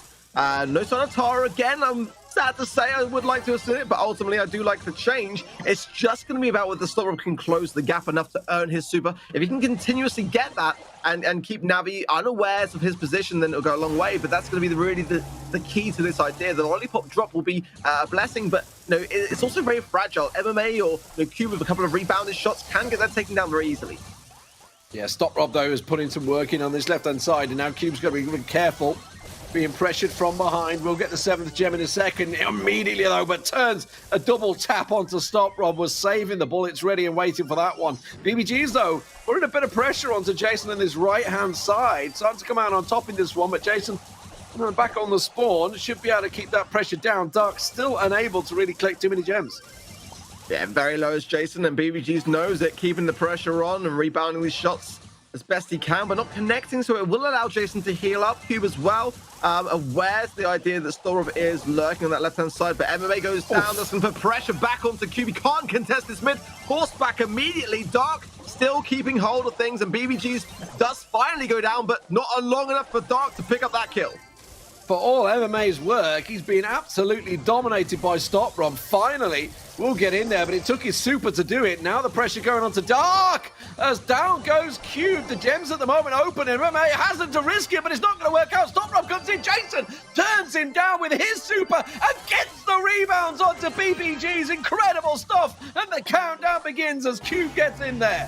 Jason is relevant to this countdown, so that'll be what BBG is looking to connect with, but healed up now along the way. The nest egg pops in the mid. Dark is slowed. I feel like this is a pretty decent spot, but the pressure rolling in now from Storm and Dark, but MMA comes in for the rescue. That is going to be gems all safe and sound for NaVi. 2 sets now to 1.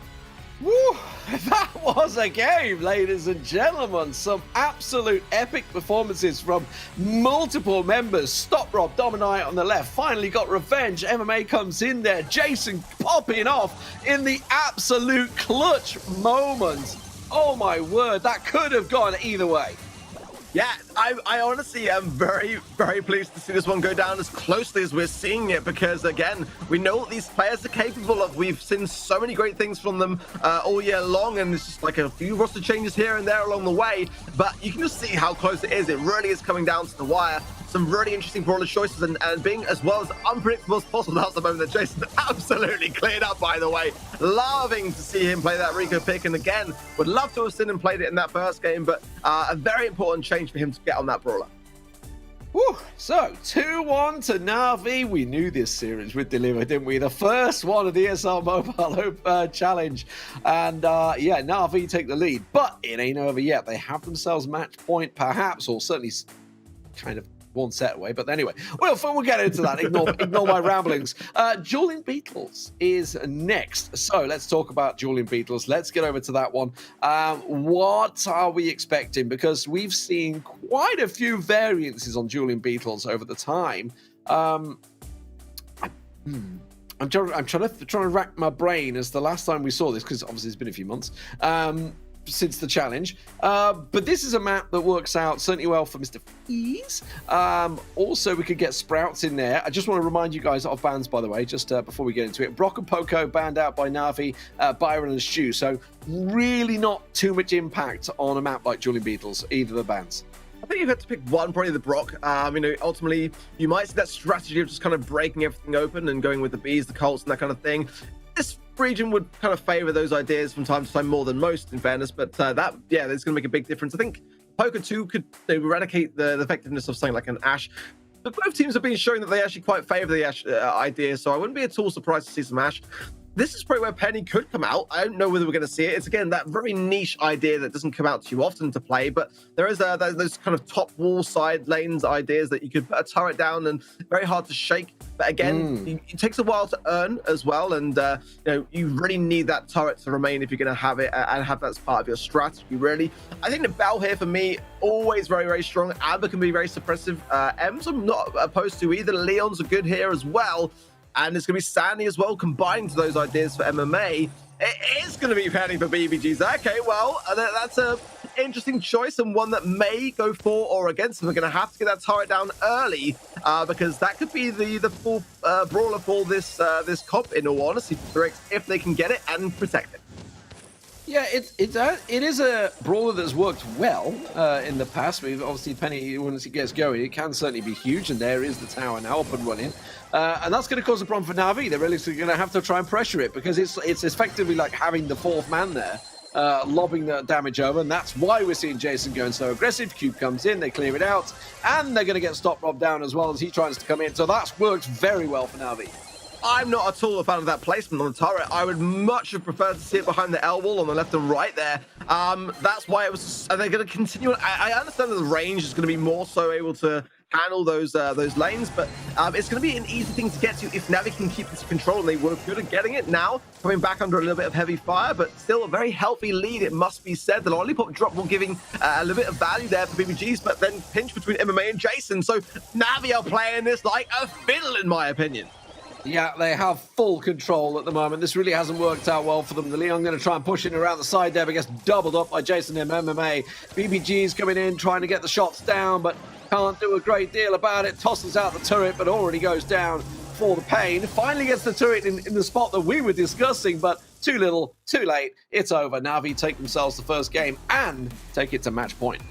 I mean, imagine putting the turret down, 10% left. It gets a much better angle on the mid, and that's kind of ideally where you want to protect, and it allows you to kind of maneuver around it. But Penny's a high-risk brawler. It can work out well here, but it can also be taken care of with just a bit of pressure and some takedowns here and there. If you can make it a 3 versus 2 or a 3 versus 1, then more often than not, you're going to be able to take that down. Very hard thing to shake, very hard thing to earn, but ultimately, one thing that can do a lot for your team or very little, as we saw in that instance.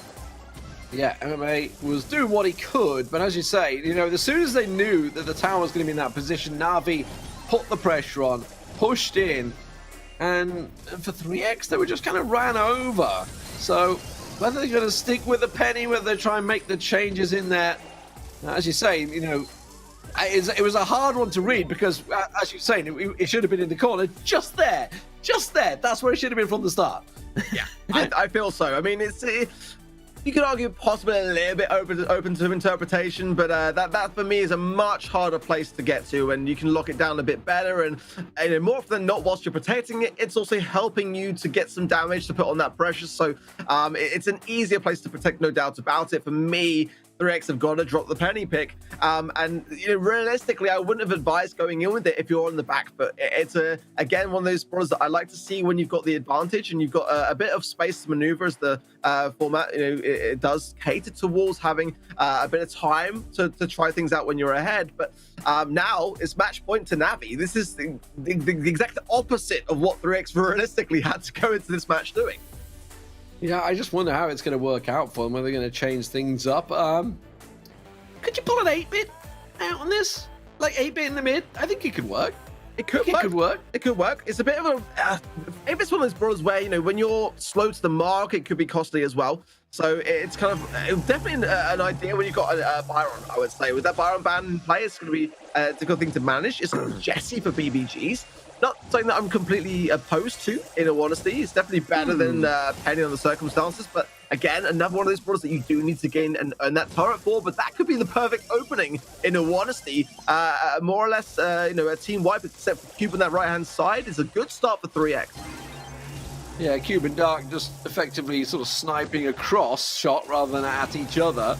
As you mentioned, they're going to keep the turrets down, so they're going to keep the pressure on. Cube does take down Dark, and that's the problem. The pivot of the Bell goes down. It opens up the entirety for NaVi to push forward, and they execute on it so quickly, so well, knowing exactly what they need to do. Dark back on his feet. That should give 3X a little bit of a hold here, and Cube realizing he's going to have to wait and try and get some of those hit points up as he just ducks back in.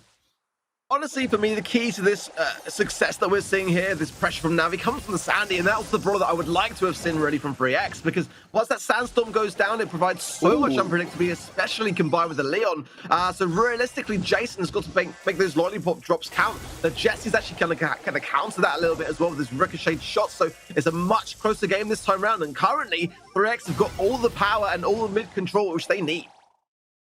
Yeah, remember, this is match point. If NaVi was to take this, that'd be it, done. They would take the series 3-1, and if I'm not mistaken, their first win in the ESL Mobile Challenge. That's brutal to say, I know, but they didn't actually pick up a win, if I'm not mistaken, in the spring, despite being incredibly close multiple times. This, though, is going very much the 3X way. Not a great deal they can do about it. They're going to throw down the Sandstorm, but it's all too little too late. Nice adjustment from 3X.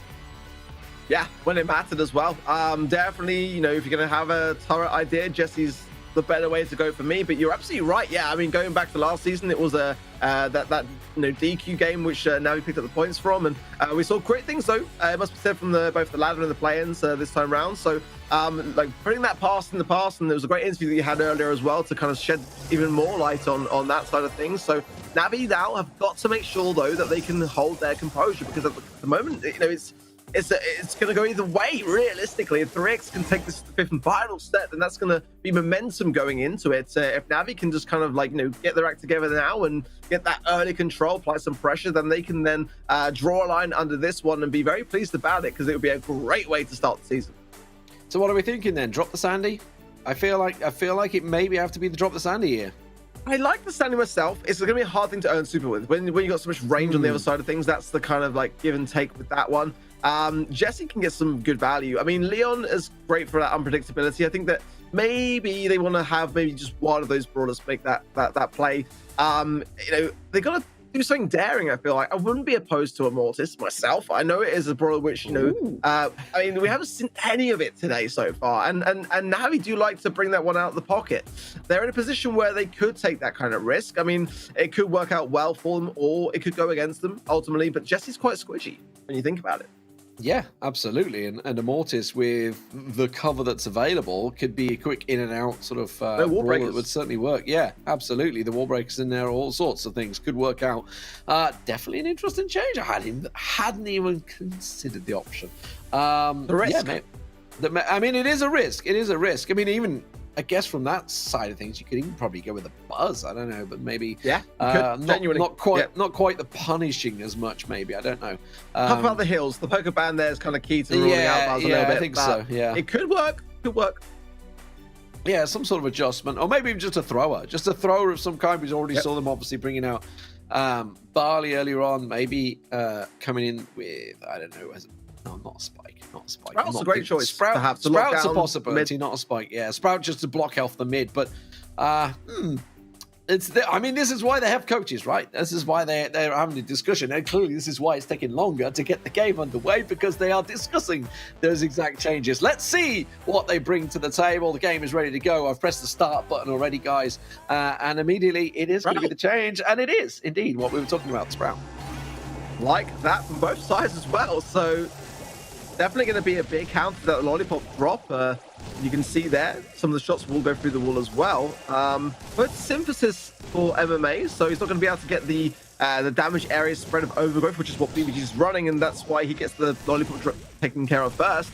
Ultimately, though, you know, Sprout is going to be very vulnerable to Leon, so watch out for Jason, watch out for Stop Rob, and watch out for that pressure which they're going to try to impose upon those mid lanes as Cube and Dark are just drilling it out on this right-hand side. Oh, MMA knows he's in trouble. Stop Rob coming hunting. He has to back away quickly, but that's put Stop Rob in a tricky position. Somehow survived a little longer than he should. And the super comes down once again from BBGs to keep MMA tucked away, but MMA replies in kind. It means nobody is hitting that hot zone right now. Jason's going to try and sneak in there, but Stop Rob's going to get the work down. And this Cube and Dark battle keeps on going. Yeah, that overgrowth value there from BBGs. I kind of like both star powers here, to be honest. They can both have great qualities, but there you see BBG's winning lane, and Storrob can now go on the aggressive. Jason popping a super there. It's not actually the worst of ideas, but Storrob is able to find him and assert some authority back. But look at the lead that's extending. Only 3-4% now with NaVi. Honestly, 3x has done a very, very good job of holding this early pressure over NaVi. Yeah, absolutely. Stopping them dead there. Jason does finally get in there, but oh man, he's in between all of them. He's managed to somehow come out on top, and that's put a bit of pressure. Dark, though, will come out on top. He has been dominating Cube on this right channel. Storrob's been putting the work in, and MMA ineffectual at the moment on the Sprout. Jason goes down, and this is going to be sorely job done. 10% remaining. NaVi can't get out the spawns. Yeah, honestly, this was the right approach, and running such identical comps, you've got to make sure that you are the one to get that early pressure. Very, very difficult to come back with a Sprout, being able to shut down so many of those opportunities to try to retake. And you can see it from how aggressive that lollipop drop was towards the end. Very rarely you see them placed in such an aggressive spot, but that's what you get. When you got control, you're able to be able to push out all those stops, and a great comeback under pressure from 3x. Yeah, absolutely. And we said it at the start, didn't we? We knew this was going to go the distance. The CIS battle kicking things off here. The first of the series going to a best-of-5. Match point was there for NaVi, but it's been found wanting twice over. And in fairness, 3x's response was magnificent. Yeah, I mean, at the end of the day, it's a big risk to run Leon and Sprout.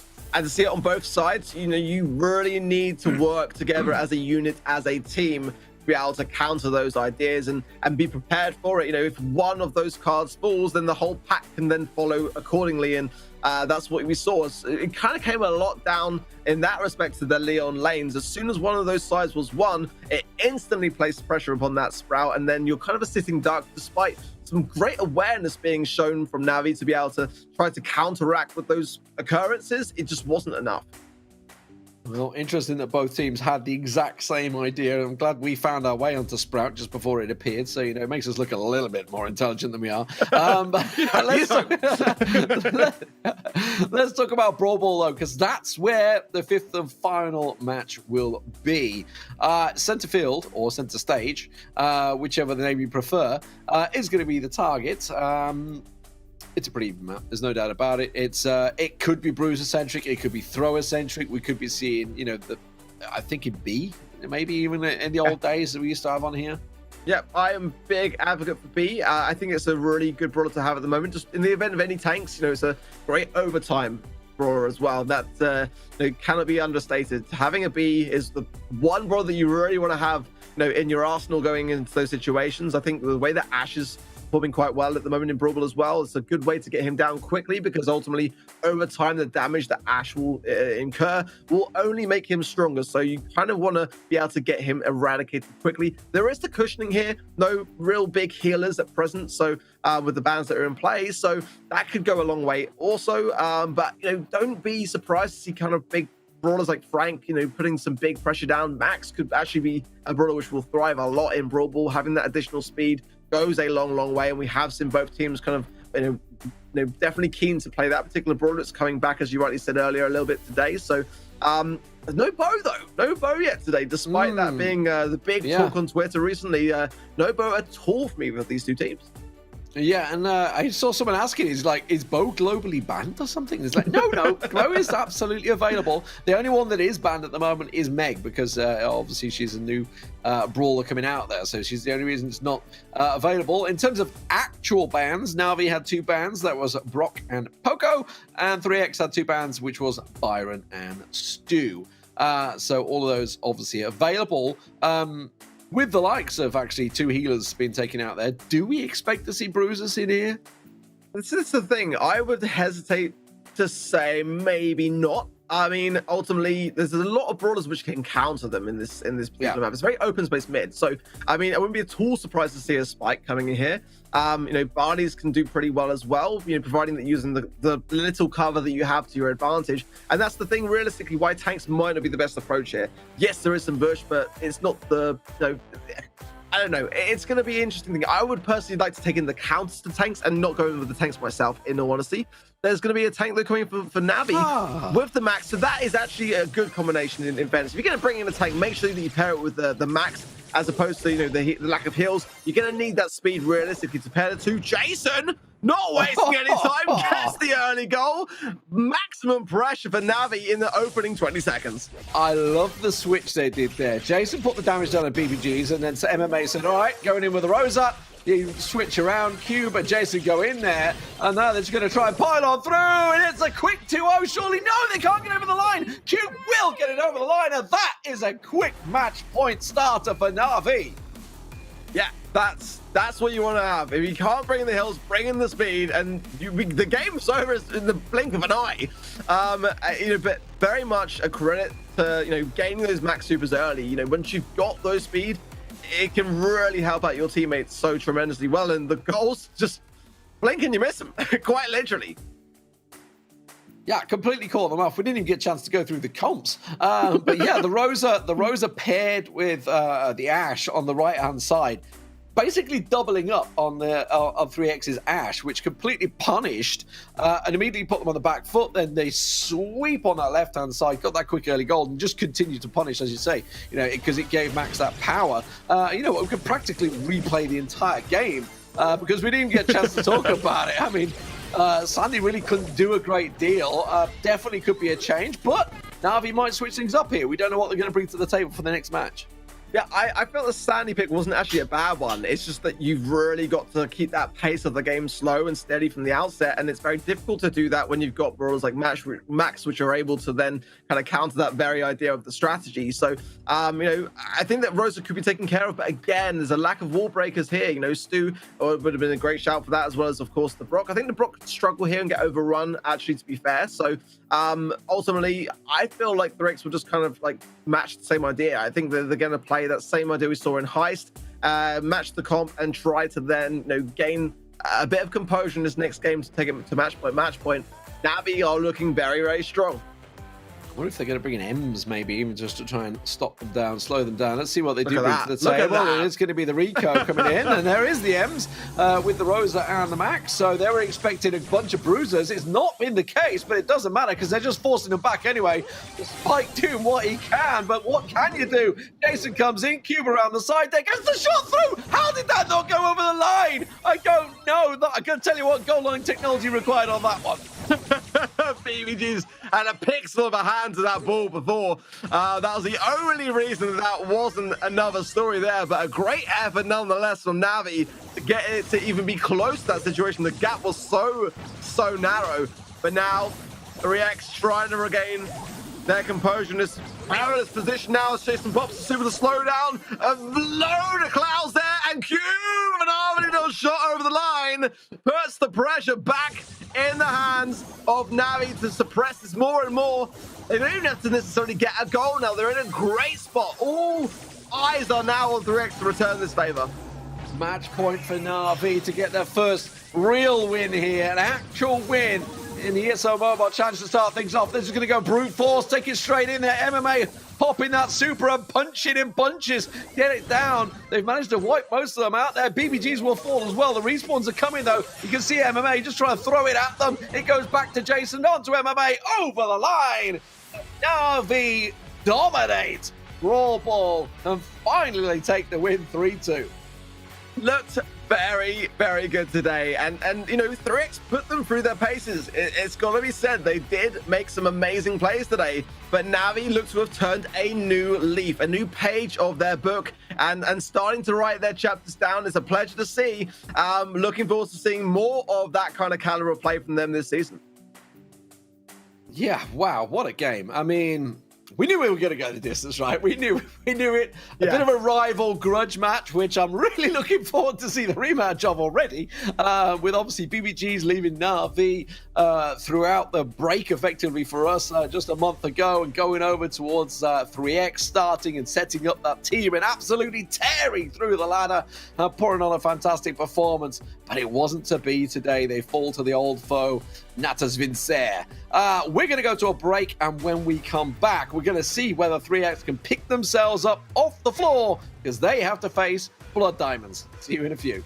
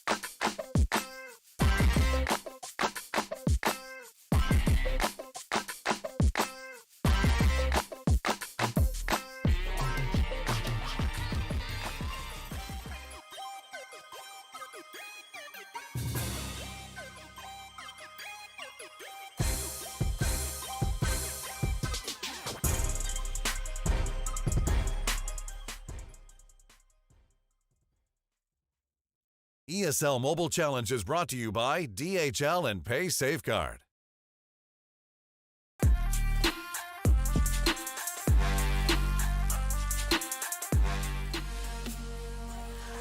Welcome back, ladies and gentlemen, to the ESL Mobile Challenge. I'm Lee Demon Smith, and joining me for this one is Lethal, aka Harry.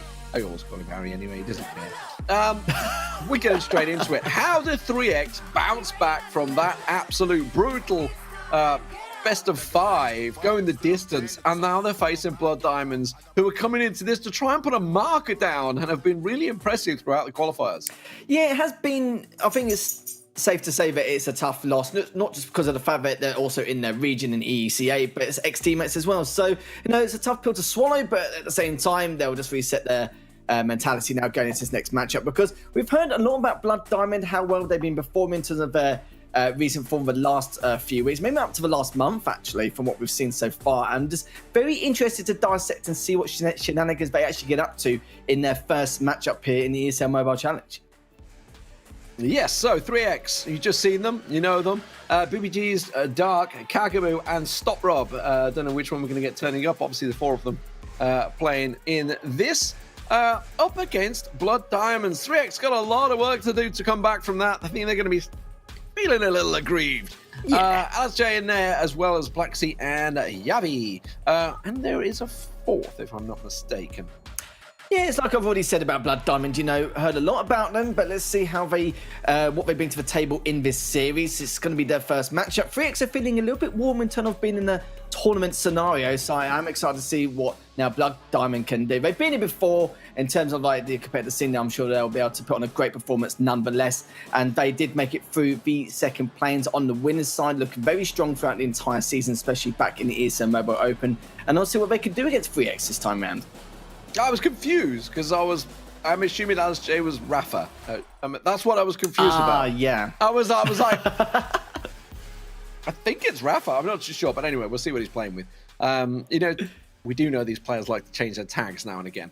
But yeah, we're going to get into this one. So we'll talk about the bans in a moment once they come on through and get the map pool up. I can tell you what the maps are going to be, but we're waiting for the bans to get confirmed. I can see them. They'll hopefully be ready in just a second. Interesting. We were talking about obviously the changes in there.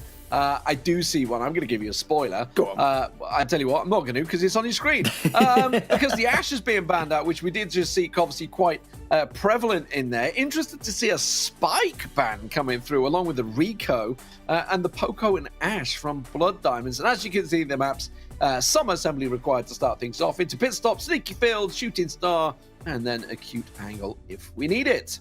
Very interesting band to start with. Sometimes we do see an Ash and a Poker. We saw it quite a lot a few weeks ago back in the second planes.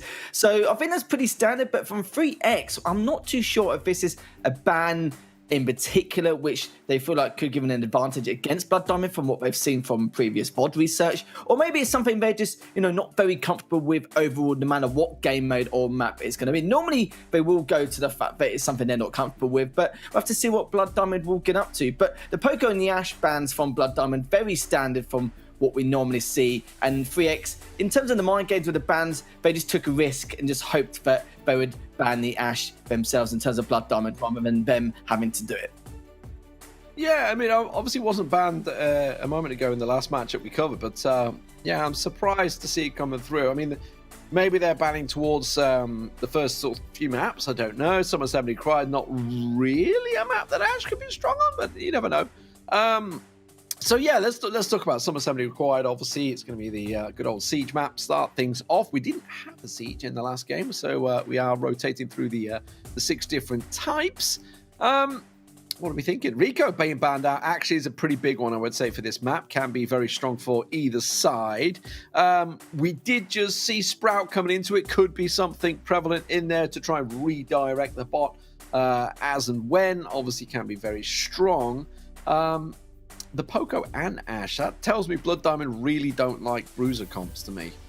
Well, we normally see the Frank come out now and again, depending on the circumstance of how things have panned out in maybe previous games or previous matchups. So I'm not too sure if we'll see him straight away or maybe see him halfway through the series. It just depends on the circumstances, really, on how much damage they want to tank, maybe in the center of the map as they collect those bolts. There's a lot to really discuss and talk about. We know that BBGs loves to rock the mortars sometimes, no matter what map it is and what special occasion it can be. So, yeah, it's going to be very difficult. I think the first game will give us a kind of a flavor on what to expect, and then we can see if some of these bruiser comps or some of these more tankier comps may play the field a little bit halfway through this first set. And for you guys at home, obviously, you've been watching these guys play out. Well, there's a chance to meet them. There's a chance. It's a slim chance. Probably not a small chance. But if there is a chance, I'm telling you, there's a chance. You guys can enter the Play Safe Meet the Pros giveaway or a chance to win some of the awesome prizes. And of course, just two of you, quite a few of you in chat, but there's 2 of you, will have a chance to meet their favorite pro And of course, you're going to get yourself 50 euros PaySafe card voucher, 50 euros ESL shop voucher, PaySafe goodies, all sorts of things in there. 10 more winners also could be receiving 10 euros in the PaySafe vouchers and 10 euros in the ESL shop. Now, I can tell you the ESL shop's got a lot of things in it, a lot of team shirts for your favorite teams, or just some ESL merch if you fancy that as well. And of course, the raffle will be ending in 5 days' time. 5 days. That is 9 a.m. Central European Summer Time. Are we even still going to be on that in 9 days? I don't know. I'm trying to think when it changes. That will be the 11th of October. So get yourself involved if you want a chance to play with, I don't know, some of the pros out there. Some of the SK boys, some of the Clash boys, who knows? Maybe even Kirst. Is Kirst in chat anymore? Is Kirst in chat? Kirst, you in chat? Actually, I'm not playing, but yeah, I was just about to say that as well. Because I'm not playing, I don't really know. I'm not really too sure. But you're right, there's plenty of prizes there. Not just 1 or 2 or 3 or even just a handful. There's plenty. There's a huge amount there across the board, all big and large or small. So yeah, make sure you do get involved. But yeah, it's going to be. I'm still skeptical of how this is going to pan out because I haven't really seen both these teams play a huge amount. Like the last time I casted this version of Blood Diamond was months and months ago. It's definitely been a long time. Yeah. But 3X in general, like they've been in previous play-ins last season, but that's been about it because I've heard of Stop Rob as well. I've seen them quite a few times. I even mentioned quite a few times on a number of occasions. Of course, with BBGs, we know all about him back in the previous NaVi lineup. So this is quite new territory for us, I think, as we watch him head into this next series, because there's going to be a lot to talk about and we can really get a taste of exactly what we expect from them, not just in this match, but in terms of their style of play heading into the future play days. Yeah, I love the balance so far, and obviously we're talking about it with Ark. Obviously, the players are generally happy with the balance currently as the Brawl Stars Championship slowly approach down the line. A lot of these players will be taking part in that, and some of them are very happy that the ESL Mobile Challenge is here to a proper tournament that they can put their teeth into, because you don't want to just do scrims. You want proper tournament, money on the line, pressure on the line. I think we've already seen that with NaVi and 3X, and now we'll see how Blood Diamonds, their first showing here, by the way, a real chance to put their names on the map. Blood Diamonds have been obviously competing in the monthlies over the year, but they failed to get here for the spring. They were close. It took them 2 play-ins as well to get here. This time around, they managed to come. Actually, that's a lie. They came through the play-ins, first play-ins, didn't they? Go smashed it through. No. That was Mood. I'm thinking of Mood. They smashed it through in the first play-ins. But Diamonds did come through on the second play-ins. There you go. I'll stop waffling. I'm going to press the start game button. I'm going to get the game underway on your screens. Here we go. And it's actually going to be Stop Rob rocking with the Mortis here. Very interesting. And the Frank does come out straight away. So let's see how he's going to be able to try and actually be able to do anything to stop Rob, but he played a little bit of ring around the rosy in the center, but Stop Rob knows he's at a massive numbers disadvantage, needs to try and stay alive. But look at this though, all the members of Blood Diamond just hold on to the center, not really too asked about how Stop Rob is going to be pushing on up, because at the end of the day, there's not really so much he can do. But even then, Jarvie managed to bait him into the eye, does take him down, and look at this, already BBG's the last person left standing, will be a 2v1, should be able to clean up here. Yes, he does, and that's going to be full map control again for Blood Diamond. You know what? We didn't see Griff in the entirety of that first one, and I almost forgot about Griff, but I'll tell you what, he's smashing them right now. 3X coming into this one, maybe they'd forgot about it as well. Just look how confident Rafa is to go in the face of Dark there on Frank, knowing that he has full control. Finally, BBGs will come in and get some pressure done, but it took him so long. The Blood Diamonds have a huge bot lead. Certainly does, and this is a great way to kick things off for Blood Diamond. Just waiting for this next siege to appear, and this is going to be a level 13 siege, but already here, D-Man, such a great play so early on for Blood Diamond, and it seems like 3X is just struggling to think of an idea on how to just keep this back. It looks like they're all going to be trying to jump on it, or at least add a lot of damage infliction in terms of that Ike, and they're just going straight in here, down to 30%. They could clean up in this last potential bot here, but they do not left on 12% here, D-Man. Wow, big attack from Blood Diamond. Okay, they've got a bit of work to do to get the bolts back in their favor, though, with 18 seconds to go, because you can see, obviously, now V3X did manage to clock up 8 bolts there, but already Blood Diamonds have taken full control of the mid here. Blakesy under a little pressure from Stop Rob there, but don't mess with Frank's hammer. He's going to try and smack it down on him once again, and he keeps on returning those bolts. They've already got up to 8. The 3X will get themselves onto 9, but Rafa's just going for it. He's going to go straight onto the 8, put the pressure down, and they may be able to finish it here. 1% match done. They didn't even bother with a bolt count. They just went for the kill. It's the last bar, and because it's a tight siege, there is no way, no chance at all they'll be able to do enough infliction in order to try and catch up with that percentage, because they'll just force it into a base trade, and that's going to be it, all done and dusted. So we knew that was going to happen before it even begun, but I must say, Blood Diamond, they performed very well, a lot better than what we anticipated. When I saw the Mortis come out from Stop Rob, I was like, okay, you know, we're going to see how he's going to try and get map control into the center. But when I saw the Frank come out straight away, I thought, okay, he's gonna have a fair few issues along the way, especially in this first game. I like the thinking of bringing the Jackie to the table, and you know, once he actually got the super off, it worked very well. He got himself the double kill on the left channel. But just this bit here, he got himself the double there. But unfortunately, he was kind of ineffective for a long part of it, BBG's there, with that Jackie, trying to get close enough because of the control that Rafa was offering with the Griff. He was dominating in and around that mid, so we may have to see a little bit of range coming out this time around from 3X and see if they get close. But very interesting, and obviously, you know, we were talking about whether they're going to go Bruiser-centric.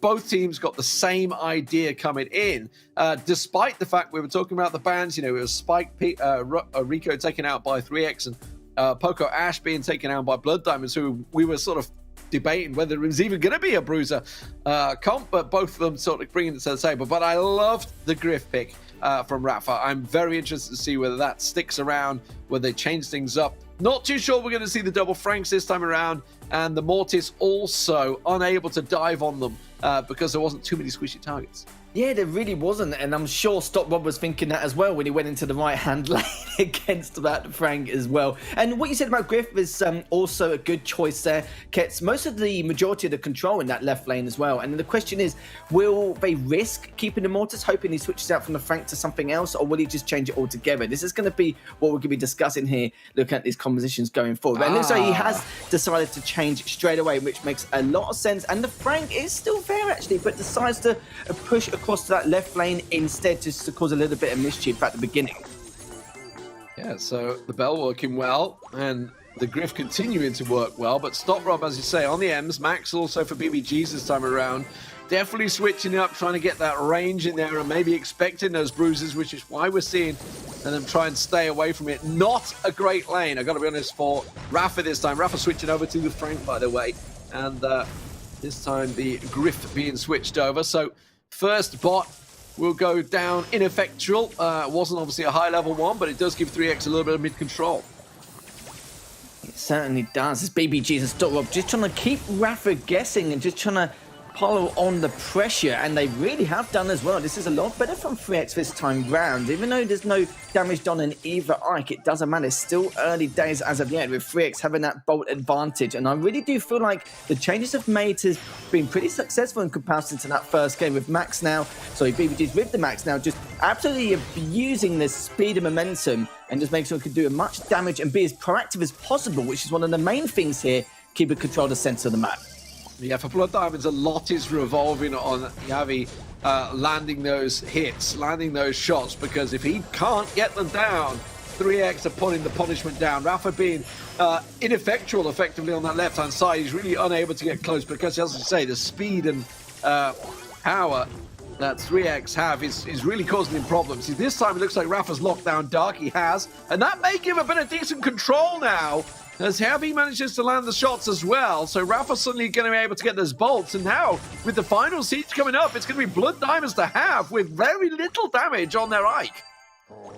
Not wrong there, up by 5 bolts. This has to be an absolute immaculate defense if they want to try and win this second game. But I don't know, Blood, I'm just looking too strong. Putting Stop Rob in his paces, in his tracks there, managed to clean him out. I need 2 of them there. Dark's going to do everything he can, but let's be real here, D-Man, it's just not going to happen at all, is it? Look at the percentage drop like flies straight away, as Blood Diamond will be taking the first set quite comfortably, might I add.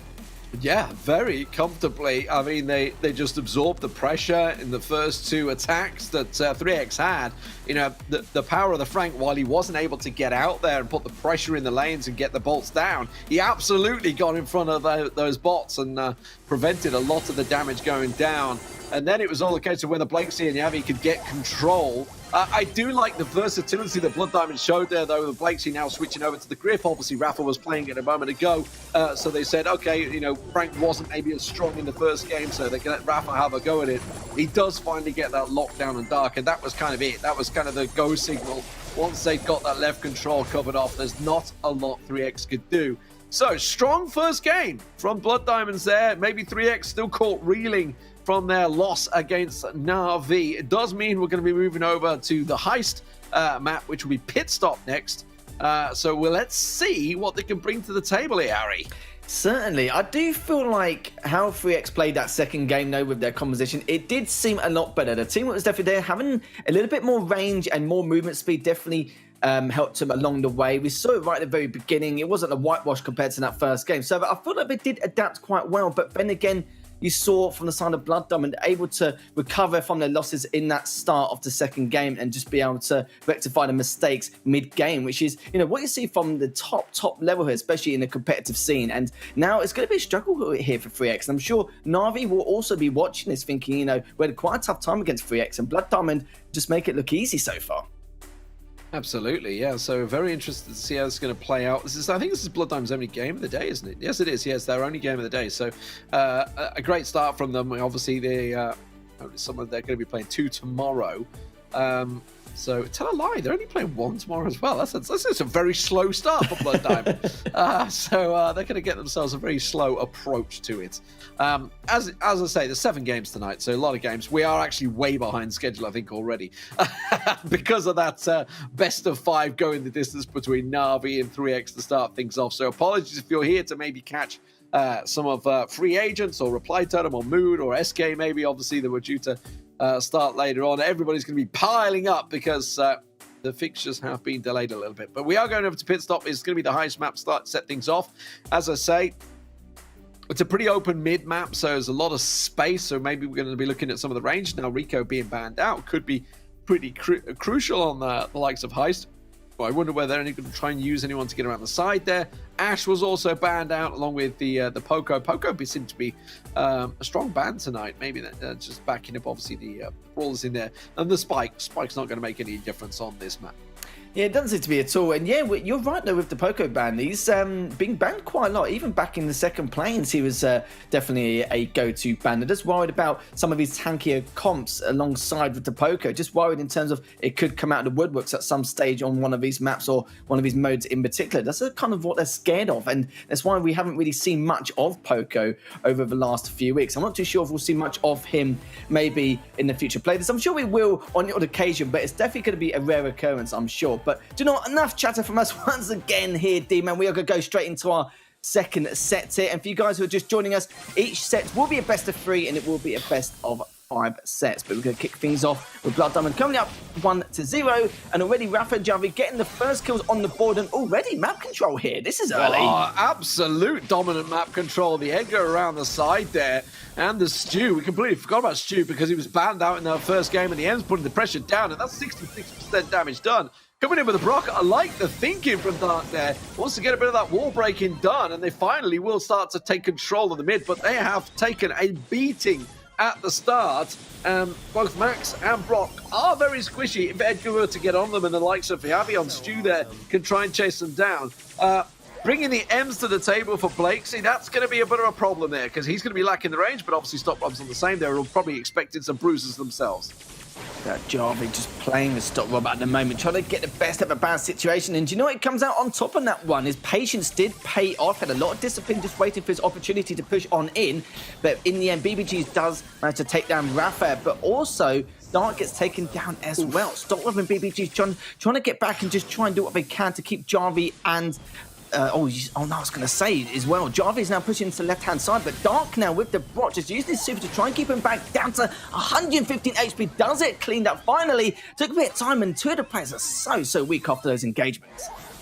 They're going to get a little bit of regen, but before they even get close to He's safe. You can see the respawns coming in. Rafa causing them problems. If he can get onto that squishy back line, he will give him a lot of problems. But for Blakesy, with this cover being removed now, it's a problem. He can't get close to it. Now we're starting to see 3X coming into their own. The range working out for him. The range and speed that they have. And now they have themselves the lead. 35 seconds to go here. Rafa's got caught at the back line. And now he's going to put the pressure down. And he's going to start punishing here. That's why the rest of 3X are going to be brought back. But now Blood Diamonds are all over their backsides. And that is a real issue. They get caught out. They're in the spawn rotation. This would be Blood Diamonds taking themselves the first map. I can't believe how that first game panned out soon, right at the very beginning. We're still discussing a little bit how things could go depending on who's going to have a great start, but we saw Blood Diamond was already literally on their save as we're still discussing it right at the very beginning. Absolute madness, but some good start strats that you saw there straight away from Blood Diamond. I'm assuming that 3X are going to be discussing what they need to do. It might not be just their composition, it might also be due to the fact that they just weren't prepared for such an aggressive attack there from Blood Diamond. But I must say, great way to kick things off once again in this set. Just really putting 3X on the back foot and just keeping them on their toes a bit.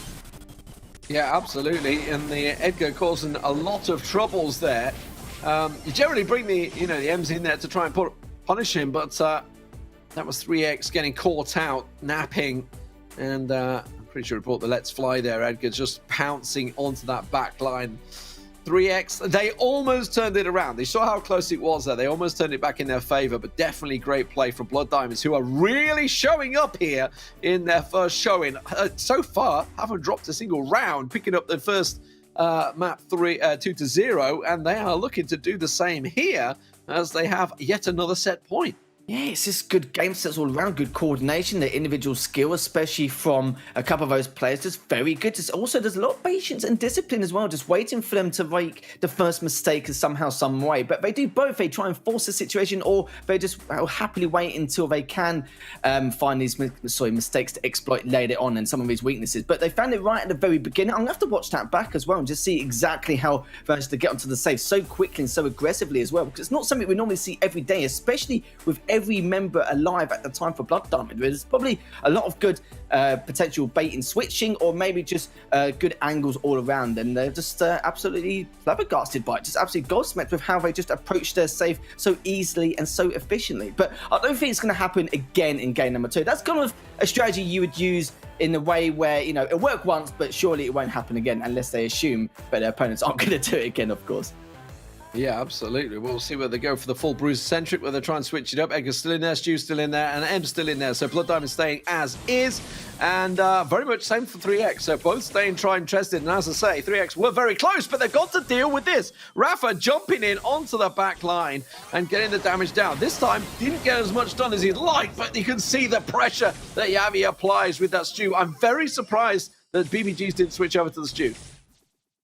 Yeah, that is quite interesting. And Rafa, again, just looking to the objective, literally just straight line towards the safe and just got taken down. So I'm not too sure what he was planning. I think he was just trying to jump over to go for the objective, but you saw from there he was taking that straight away as 3X smelt it coming, as they were doing it time and time again before. But even though 3X only did a sprinkle of damage, so Blood Diamond did a sprinkle of damage onto 3X's save, 3X has managed to come back and only behind by 1% now, as both these players now in the centre, both Stop Rob and BBG's now just trying to look for any kind of weaknesses to exploit, as Blakesy does take down Dark in the end, and Stop Rob just trying to survive, and BBG's comes in just in the nick of time with Stop Rob cleaning up Rafa. Blakesy takes down Stop Rob, and NaVi also takes down BBG's, and now with the numbers advantage, they're going to do as much damage to the safe as possible before pulling back. Yeah, NaVi using that wall break, just getting down that wall, opening, exposing it.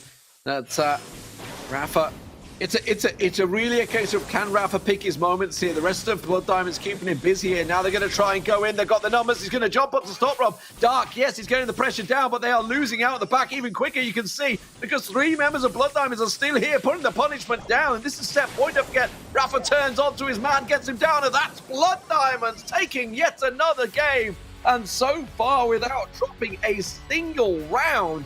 2-0 it goes. Blood Diamonds in sets. Incredible start for them here in the ESL Mobile Challenge. Yeah, you kind of felt there that we saw the base trade coming. Dark should have pulled back much earlier. I don't know if he even pulled back in the end. He was just more focused on the base trade, but there's nothing they can do. He had the numbers advantage. It was 2v1 on both occasions. The respawn was just, in terms of the respawn cycle was actually way too far apart. So in the end, Blood Diamond would have just won the 2v1 outright every single time since one of them spawned straight after the respawn immunity. And it would have been curtains eventually because they had a lot more damage to inflict onto the safe. You know, it's common sense. So maybe Dark should have pulled back much earlier just to give a helping hand and then try and reset things with the map control, because they would have had map control. They would have had the center and then give his teammates time to respawn and be able to join with the rest of the pack. But sadly, you know, in terms of the thought process, it was not there. And already Blood Diamond, like you rightly said, already up 2-0 in this series. It could be potentially a quick one.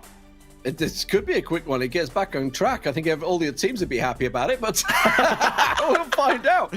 Sneaky Fields is up next, going over to the Brawl Ball. And now, you know, if I was to bring up the NaVi game, Brawl Ball's not a point of entry at the moment for 3X. They got kind of swept on the center field earlier on. We're not going on there, though. So Sneaky Fields, obviously, you know, I would say bruiser-centric, lots of grass in there, lots of area for cover.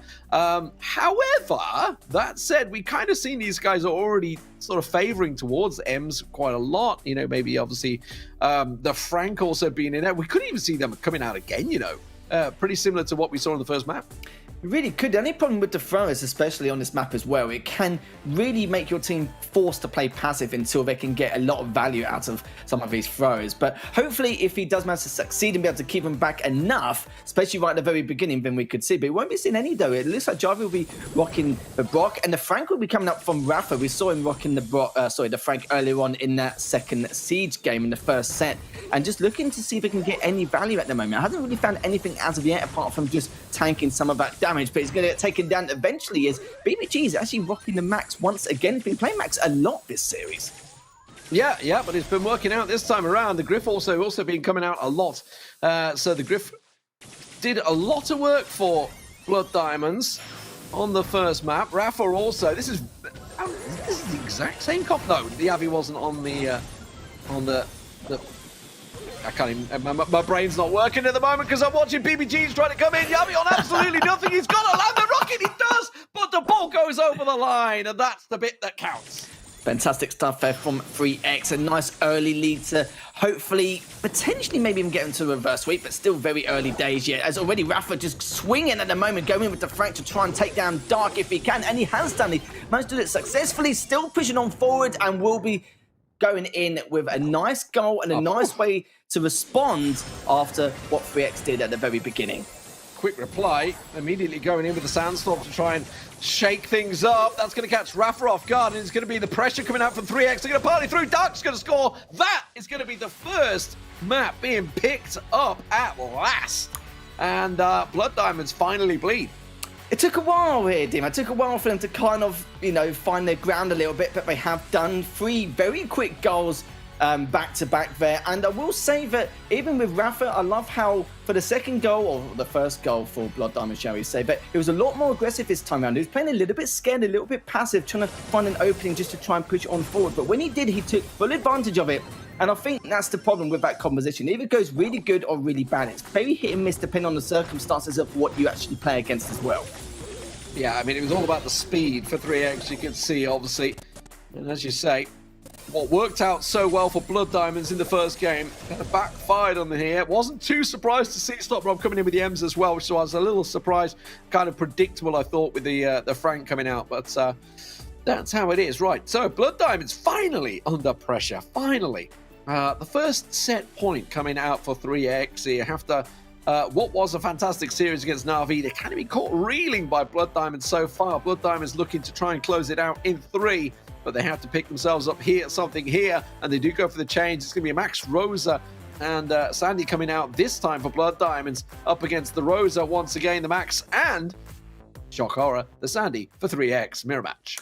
I love how I was talking about the Max from BBGs and how much he's been using it, and chat's actually been going on about it as well, just basically saying the exact same thing. But this is the thing with the Max, though. You know, if you abuse his movement speed and be able to keep it on their toes and waste a lot of that ammunition, it can definitely work wonders, and it takes a lot of skill, especially individual skill, to try and make this work. And you can see if you can try and help enhance and stop Rob. It's actually pushed very far up, but you know, they're not going to be caught with their trousers down this time here, D-Man. Already it's going to be a clean sweep here for Blood Diamond, trying to push him as fast as possible, and he's going to try and dribble it if he can, which he has done with the Rosa. Yeah. Just had way too much HP. Nicely worked from Rafa there. Held his super longer. Stop Rob used it a little earlier, I would say. Rafa held it until it was absolutely necessary and came out on top in the Rosa duel. Now he's going to try and come through the middle, try and chase down on towards BBG's. BBG's going to get punished around the backside. There goes the Sandstorm coming out. NaVi trying to put it down. Rafa just avoiding, mitigating the damage. Dark going to get the pass to stop Rob. No. NaVi strikes, sticks around the corner. That was almost certainly a goal for 3x there. Well, Blood Diamonds did a great defensive job. Jarvi and Rafa were so weak, and neither of them actually got traded out in the end. Storm's already taking a huge chunk of damage. Just give me their time to push on in. The super comes out for Rafa, which means that it can be one hard guy to kill as he goes on forward. This should be perfectly fine. He actually misses the shot, though, Demon, but it's okay. It's fine. He's still got another chance to try and stop this if he takes down BBGs, but he doesn't in the end. What is going on? He walked around. Why did he delay to shoot? He could have won it right there, but he delayed the shot for whatever reason, and I don't even know why. But either way, he screwed up. The spawn came in, and now it's back on once again. One apiece at the moment. And, well, 1-0 obviously for Blood Diamonds. They're going to try and look to push through again. The Sandstorm goes down. They're going to put the pressure on. BBG's out the back, having to go defensive. Getting chased down. Rafa's going to get punches and bunches. Blakesy coming through. Dark will get close enough, but the pass will come into Rafa. This time he will shoot, and he will score. Lines it up properly with the shot. And Blood Diamonds will level up the set 1 apiece. God, I don't know what to say about that, really. That was just absolute madness. It seemed pretty easy from where I was standing. I was like, okay, he's just going to super pass this in. It'll be perfectly fine. Missed it. And then when they didn't score again, I was like, yeah, okay, I don't know what on earth is happening here. This is just absolute madness. I want to look at it again. Hopefully it's on the replay, because I was just like, why, what?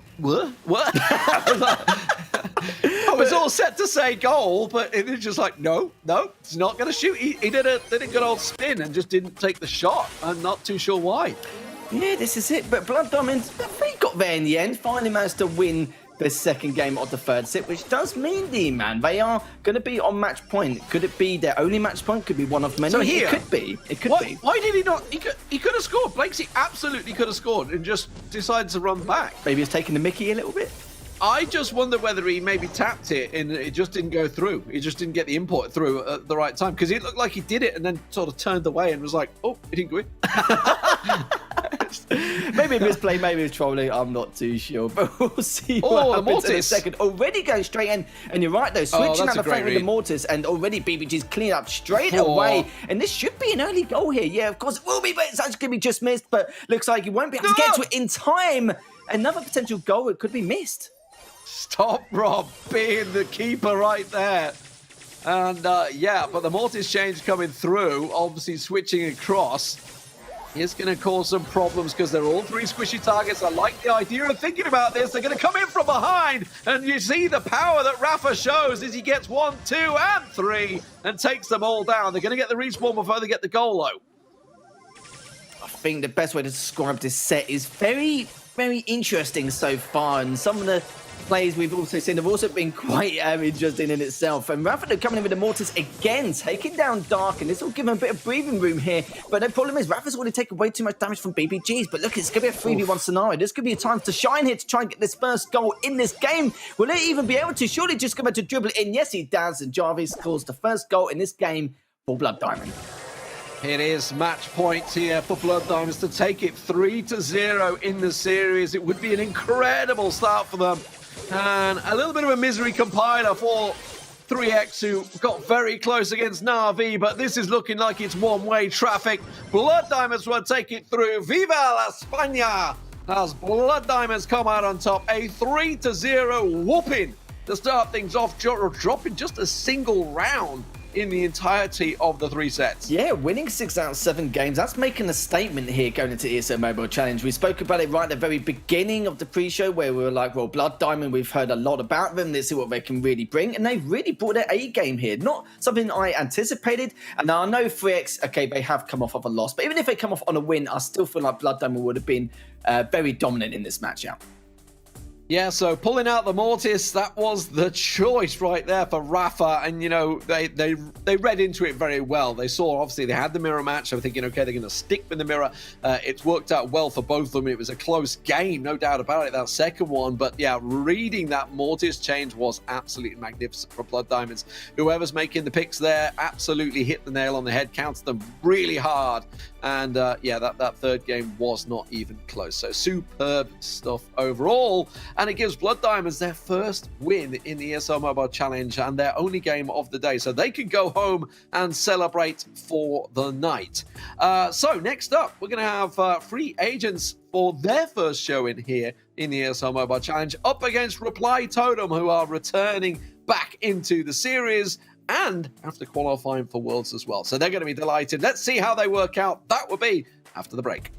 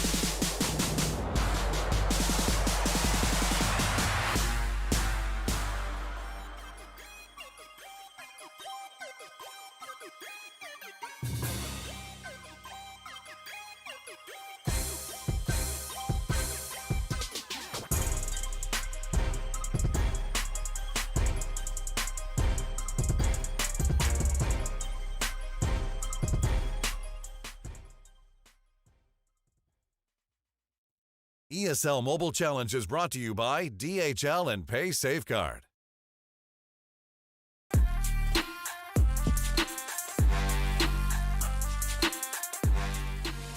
Hello everyone and welcome back to the ESL Mobile Challenge. I'm joined by Ott this time around. He's back from his little break. And I will say little because Blood Diamond did absolute work against 3x just now, which is absolutely typical. I know we don't normally do 3-0s, but now you're back with me, it's probably going to be a 3-2 now that we mentioned that. But we have to discuss a little bit about this next matchup between the likes of FA and Reply Totem. We know the story of Reply Totem, and sadly they did come fourth in the ESL Mobile Challenge Finals last season. A little bit anticlimactic for them considering how well they performed throughout the entire course of last season's ESL Mobile Challenge, but the big talking point here is free agents. It's if we go back to memory lane here, Ark, it was just absolute madness how they technically started off in the losers bracket, did some incredible Cinderella story, took out all the big guns in that elimination bracket, and now they are here to play, here to compete the ESL Mobile Challenge. I'm very excited to see how they do against some of these top-notch teams. Yeah, genuinely, the success of Airplay, Cyclone, and HK in that play-ins 2 in the lower bracket, taking out FA Fructas, Bunker Rock, and EXO free agents all in the same day is no easy feat. But Reply Totem are also in a very, very good spot. They are on cloud 9 right now. They just qualified for the BSC World Finals. So they are really, realistically, going to be in a very good headspace. Of course, Soda Maru and Maori have got that experience. They've got that knowledge of how to stay composed. Yes, they started this year a little bit kind of, a little bit inconsistent, shall we say, but still very, very aggressive. You cannot underestimate the power of Reply Totem. So FA, I mean, no pressure, guys, but you got your work cut out today straight off the bat. Bans are in. Both teams are not taking any chances getting Ash eradicated. Buzz for Totem. FA will be banning the Poco as well. So I quite like these bans. For me, I think they're pretty wise. I think Buzz has a lot of leverage over in maps like Layer Cake and Double Swoosh as well. So no surprises as well. Ash being banned by both teams, I think that's smart.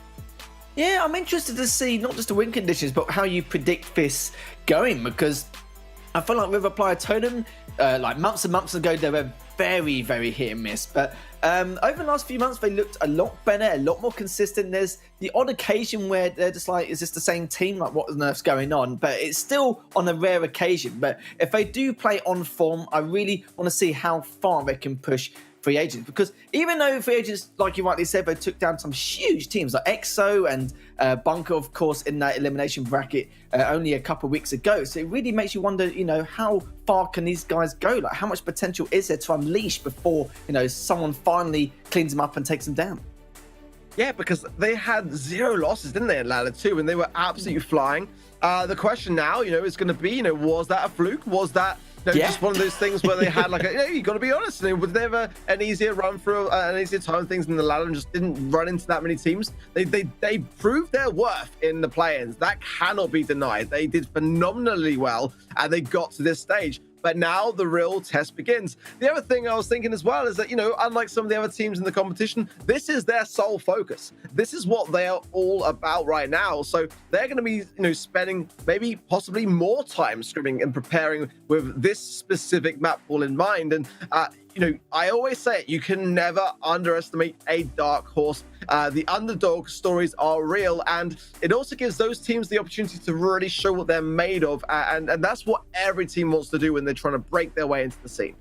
Well, speaking of competitions, Ark, we do have one for you guys at home to get involved in if you guys want to try and win some fabulous prizes over at esl.gg/PSC-Meet the Pro. And you can meet one of them and maybe ask Skyrix why he uses Surge all the time, or any other question you want to ask, or even play with him. And also, not only that, there is lots of other prizes to be won as well. So make sure you head over to that link and get yourselves involved, because there is plenty on offer there to try and win. And if you want to meet a pro, Ark might even try and sign up himself. I don't know, because I'm sure you want to meet them all, don't you? I know the fact that, Whitey is, there's this big debate in the Brawl scene as to, is Whitey small or is he tall? And I know the answer to that, but do you at home want to know the answer to that? The undisputable facts are there to find out, So, it's all for grabs. Make sure that you're entering, because it's honestly the chance of a lifetime. It's very rare, especially in this time that we're in, to be in a position to be able to meet players, and that goes a very long way. And asking all those questions that you've been begging to ask for so long. Yeah, there's lots of other prizes as well. There's lots of vouchers for ESL shop and lots of other bits and pieces as well. So it's not just a handful. We've got lots on offer there. So make sure you head over to that link and get yourselves involved. Just before I press the caster button to get this next series underway. But speaking of next series, let's talk about this match a little bit deeper, delve a little bit deeper, just while we wait for the players to try and warm up and just try and get underway. Because I still, even to this day, I know it's been a couple of weeks, but it's still barcoded into my brain just how well FA performed. And there is some teams out there where they're very good. They kind of excel and kind of thrive off the a double elimination bracket kind of format. But kind of league format, this is where we're going to see how well they can do in terms of preparation for some of these teams. Yeah, exactly that. You know, you got more time to maybe try out some comps that you're kind of not necessarily too sure on, and you want to take a potential loss on as to just kind of seeing whether you can gain the advantage. There's more time to make changes. There's more time for your opposition to pick themselves off out of the dust and make a comeback. So that is where, the teams that have got that, a little edge in terms of time spent playing competitively at this level will have over their oppositions. They know that they're not out until that final second hits the timer. So, this is where FA are going to be put through their paces. I'm really pleased to see whether they're going to continue their reign, as I do feel like they've got so much potential. They came up with some very, very tanky cards. I remember Airplayer was absolutely dominating with the Frank picks, and I like to see teams which take those choices to go with those big brutes and really hit home with a ton of value in that respect. Keen to see how the bans as well will play out in this situation and whether it will go for or against them. Again, they did like a lot of those heal-based comps, so the poker ban could be key here. I think that's, gaining Ash out of the mix is always a good thing, and both teams, that was pretty much their go-to. Buzz as well is another brawler which I think might have catered towards their playstyle as well. So, that's got to be taken into account. I want to talk to you a little bit about these bans as well, because the Ash ban is pretty standard, and so is the Poco as well. We've seen it time and time again. But with this Poco ban, tell me a little bit more about it, because it looks like, especially this season, depending on what other updates and patches are coming out in the future, this Poco ban is definitely been a very strong choice for a lot of these teams that just don't really want to take any risks here. Yeah, I mean, Poco was rather memed very heavily for screeching solo as a star power. Now that star power is actually running riot, and it's a great pairing with Ash and others like that. Ultimately, with other maps coming into the mix, we're seeing the team is starting to form a bit better now that Bell's had a bit more of a tune down. Ultimately, this is kind of what I like to see. We are seeing a lot of doubling up in terms of the range from Reply Totem, but that, honestly, when you're facing up against the Leon and the Tick, is something which I don't feel they're going to be feeling that bad about, in all honesty. The Leon pick is a dangerous one, but you've got to get that super, and that is what Reply Totem are going to be trying to stop Joker from doing.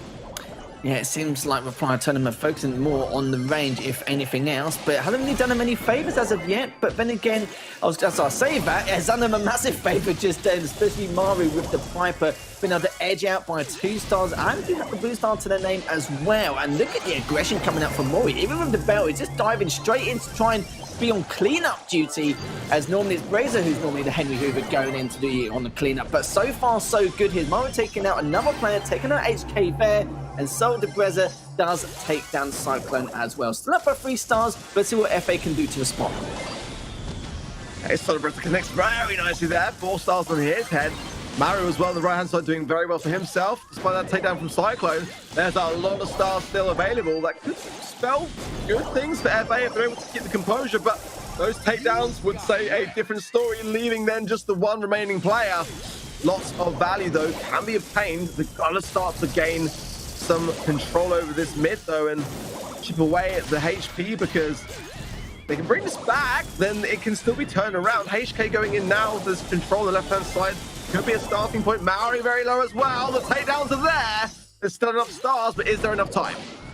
Yeah, that's going to be the next question. 20 seconds left. HK's been very aggressive with that tick, but finally, well, I was going to say finally, he was almost going to get traded out, but HK still able to stay alive, but still keeping him on the defense. This is where you can make full use of that tick and just keeping him trapped, which he has done. Already taken 1, but actually only down by 1 star here. Actually gets the lead, wins it by 2. And I'm not going to lie to you, with a composition like that, I'm very surprised they kept him that far back into the corner. That was a juicy finale to that one. I worried. I saw that top left-hand corner being closed in by the tick, and I thought, hang about, that's going to make things very interesting with the takedown.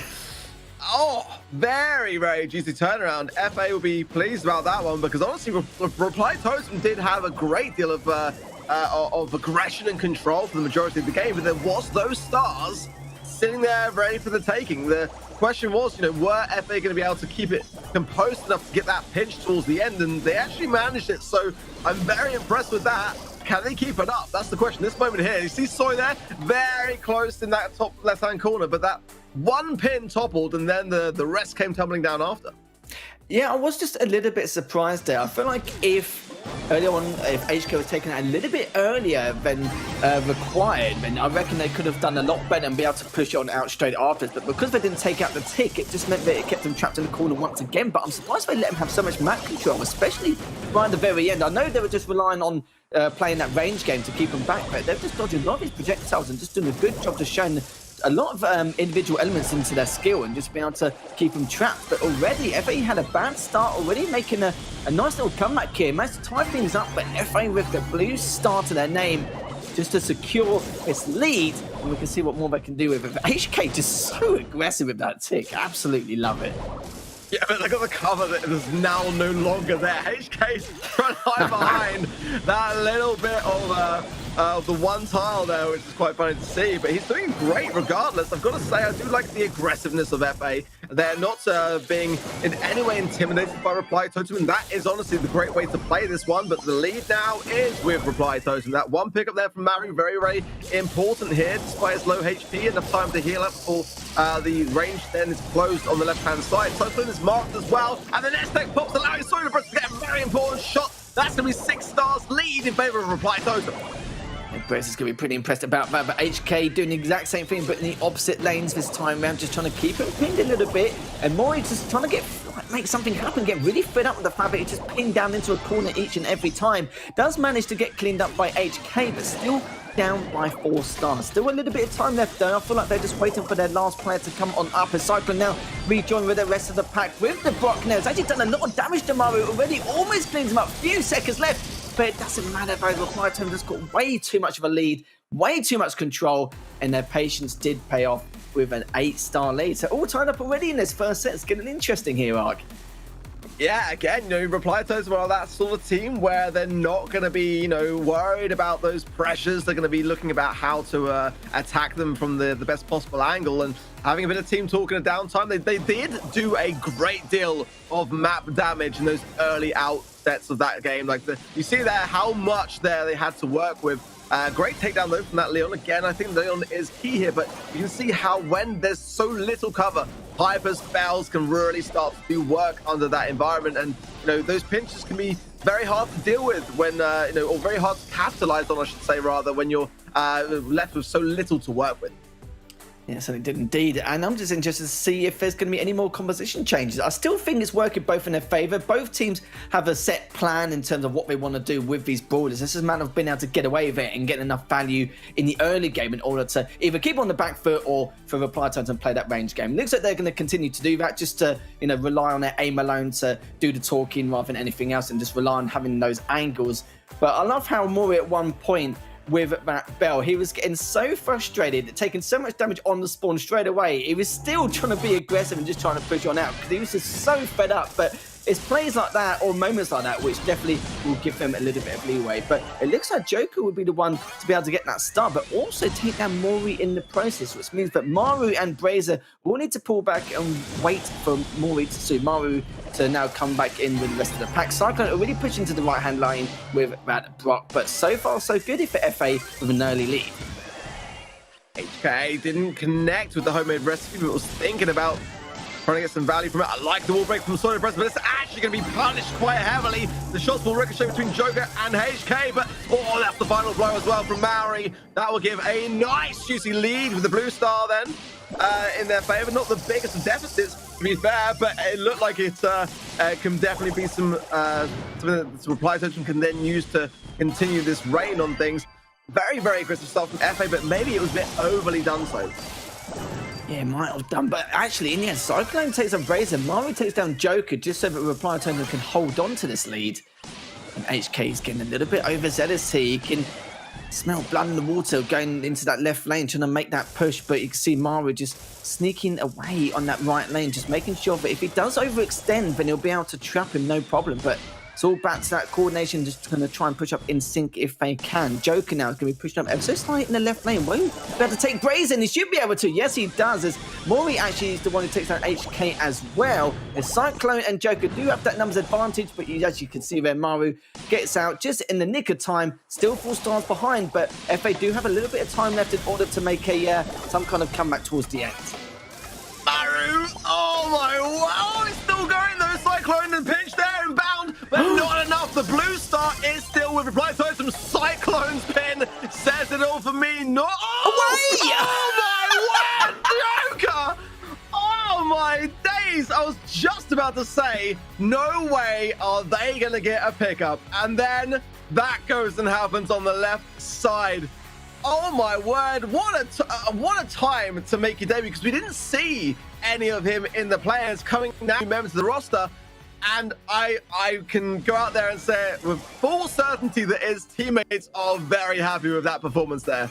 Yeah, as if he's bringing out the angry emojis, and then all of a sudden he managed to tick the box and take out that last player in the left lane, because one of them had respawn immunity, one of them was shielded, so we might have to take so much damage anyway. But we have to watch right at the very end. This is it, with a couple seconds left standing. Brazen just overextended just a tiny bit, and Joker was on 20 HP. All he had to do was hide, and that was it. But maybe just, I don't know. I don't know what was going through his mind at the time. Maybe just assumed that it's better said than done. There's not really enough time to have enough damage output to clean him up. But yeah, what a way to be able to win that game. That's ridiculous. Great synergy too, because it was actually HK looking back at the replay, got the hit off, and it was just that perfect coordination between those two players to isolate the best possible target with so little time to do so. I didn't see it coming, and that for me, you know, says it all really. I mean, I was about to have that caster's curse moment and call it before it happened. Reply Totem now, what is going to be going through their minds? Because they were doing so well for the majority of these games. You know, they had great moments of control, great moments of just continuously taking down and chipping away at FA. And now I'm sure they're sitting in their voice chat going, hang on, guys, we've got to make sure that we start this season well. And FA are looking very good right now.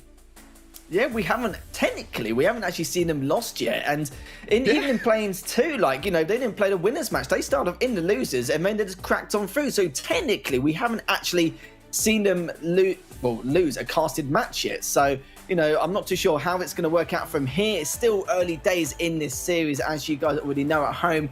If you're just joining us here, it's still the third match in the ESL MENA Brawl Challenge in the first play day.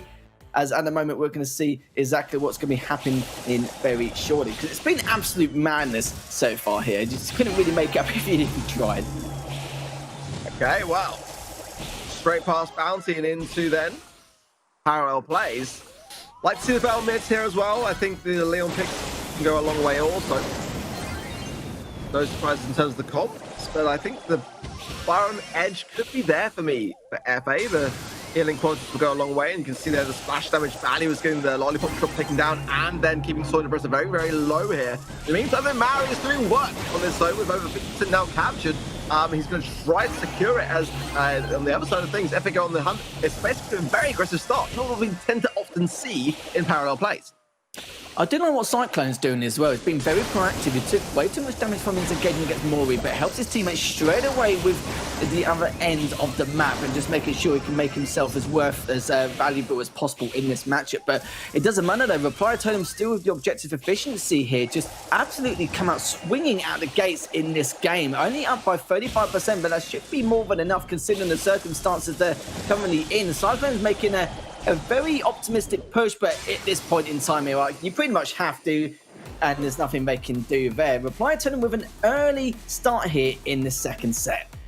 They just got straight on that zone, you know, they didn't waste any time. Often we ask ourselves the question going into these games, you know, how is each team going to approach this? Are they going to be passive? Are they going to play for control? Or are they just going to go straight on the zone and try to capture the one that's furthest away from their spawn first? You know, as we saw there, it just gives you so much of an advantage that once you've already got that zone captured, you can go straight back onto the defense. And Reply Totem were very good in that respect and just kind of they've got the early job done, and as a result of Maori going on the aggressive there with that Stu pick. And we see that ban a little bit today, and you can see why it can be still something worthy of that ban. But in this instance, it's playable, so anything goes, and it's my go-to on parallel plays for that reason. The breakthrough gadget as well, a really good thing to have in your back pocket if you need to break open some cover and really kind of have yourself some of that zone to be able to spike down some longer range brawlers as well. So it's a really, really good thing to have in your back pocket, I've got to say.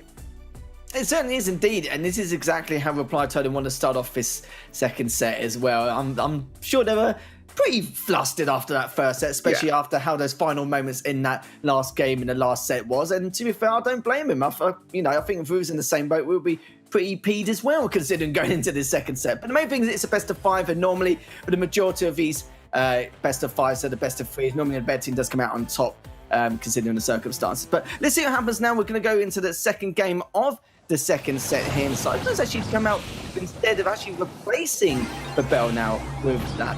Oh, actually saying that though, HK and Doug's already pushed up onto the right hand side quite early on, but we have to see now because Cyclone is still trying to push in quite early onto the left hand side, but Solid Blizzard does take down Doug very early on. HK gets the trade, and Mori is still trying to stay alive, which he has done. Almost a clean sweep here and a great start for Reply Totem. I've got to say, I like the spike pick from Cyclone, but that left-hand side lane just wasn't taken care of really in the way that they would have hoped to have done. I think Spike, for me, is great at getting those lollipop drops taken down. Also, in the event of Stu closing the gap, being able to shut that idea down as quickly as possible. But at the moment, I feel like it's the first time that we're kind of seeing FA look a bit flustered. Reply Totem are starting to ruffle their feathers, and it's starting to show. But at the moment, the score, not so much, so pretty close in that respect. So still open for a potential comeback here, as by being on the back foot here, FA have got some opportunities, but they've got to start shutting down this defensive zone, and they're struggling to do that. Yeah, Mori is just swinging by constantly this left lane, and now he's actually able to recover. Braze is with him, but the problem is now that Mori's been taken down, they can get absolutely slaughtered here. But Mori, he's been in that left lane for such a long time, been on their objective as well, just making so much use, and his individual prowess again just excelling with the rest of the pack. But even then, though, he's still down there, just absolutely been a massive distraction. Finally, Cyclone manages to clean him up, but at what cost though? Look at the score difference so far here, Ark. Yeah, and now, like, is that too little too late? Like, Maori has not left that bottom left-hand corner for the majority of both of these games so far, and it doesn't seem like he's wasting any time to get straight back into that position there. And now all three players hunkering down. This one is surely now all over. No way that FA can turn this one around back in their favor. And as quickly as that, Reply Totem are equaling out the sets. And again, that is a testament to their experience and their ability to handle pressure. And Mori just abusing the map geometry from the very beginning in that left lane, especially in their objective as well. Even if just one cube of geometry there, he was just abusing it and recovering very well. Just knew exactly when to have an offensive and defensive posture, and just making sure just to be a real nuisance as well. I think his original game plan wasn't really to take down as many opponents as he thought he would have anticipated, but it was just to make sure to be a huge distraction, but also keep them back away from Reply Totem's half on the map, and just be a massive distraction to help the rest of his two teammates in order to make any vital pushes or just keep him distracted. But it seems like he did a much better job. See, in every single one of these clips, he is down there every single time without fail, just being the pain in the backside. And do you know what? You've got to love it.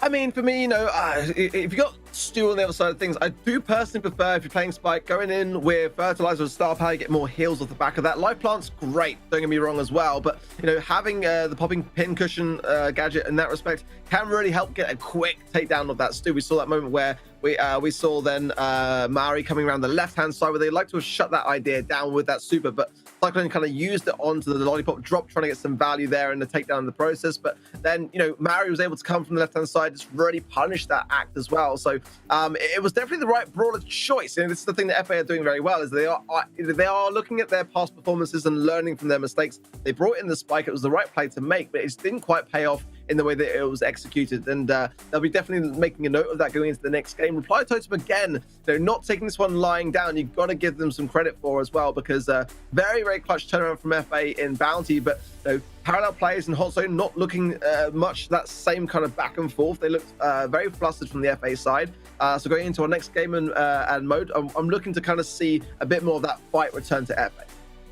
Yeah, because in terms of game times, we don't really know their strengths and weaknesses and what their best assets are coming into a lot of these matchups for FA, do we? Like, by the time we get to play these 3 and 4, then we'll probably get not a full understanding, but a rough understanding exactly of what they're up against in some of these gamers, especially the maps in particular, which is why, you know, we're still trying to discover what they're weak at the moment, because so far we haven't really seen too many weaknesses as of yet. I think you can see that in terms of like the organised chaos from Reply turning back time round, normally it's FA who normally brings that to the table in terms of strategies and play style, but we didn't really see too much of that because Reply turning were just absolutely all over them, and it's not something you'd normally see because FA are the ones who normally take charge or take the lead in some way to kind of force out a lot of these situations and force out a lot of these mistakes. But it's funny what they can do this time round. There's already, I think it's typical here with the composition from the likes of FA with the Bell, the Piper, and the Brock there as well. And speaking of that, though, Joker's actually taking down one of the Brocks there from the side of Reply Totem. It's really time for them to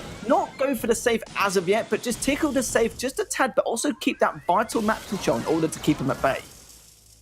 I like this because ultimately this comp is what they were running in Bounty, and they did do very, very well with those long-range brawlers to hand. It's about now whether they can withstand the pressure as Totem looking to push through this mid, but unsuccessful so far in doing so, and just kept back in this backspin. I was worried a little bit about seeing the nanny pick, as it can be a great way to really drive back the pressure, and you know, a good offense, I always say, is a very good defense sometimes also. Good takedowns as well, as now FA starting to get hunkered down this mid and placing a ton of value down. Maru, though, going in with the peep, and that Tempest still coming into play there. He wasn't able to go down as a result of that star power. That trade was so important as well, because that means that Reply Team have to keep back again.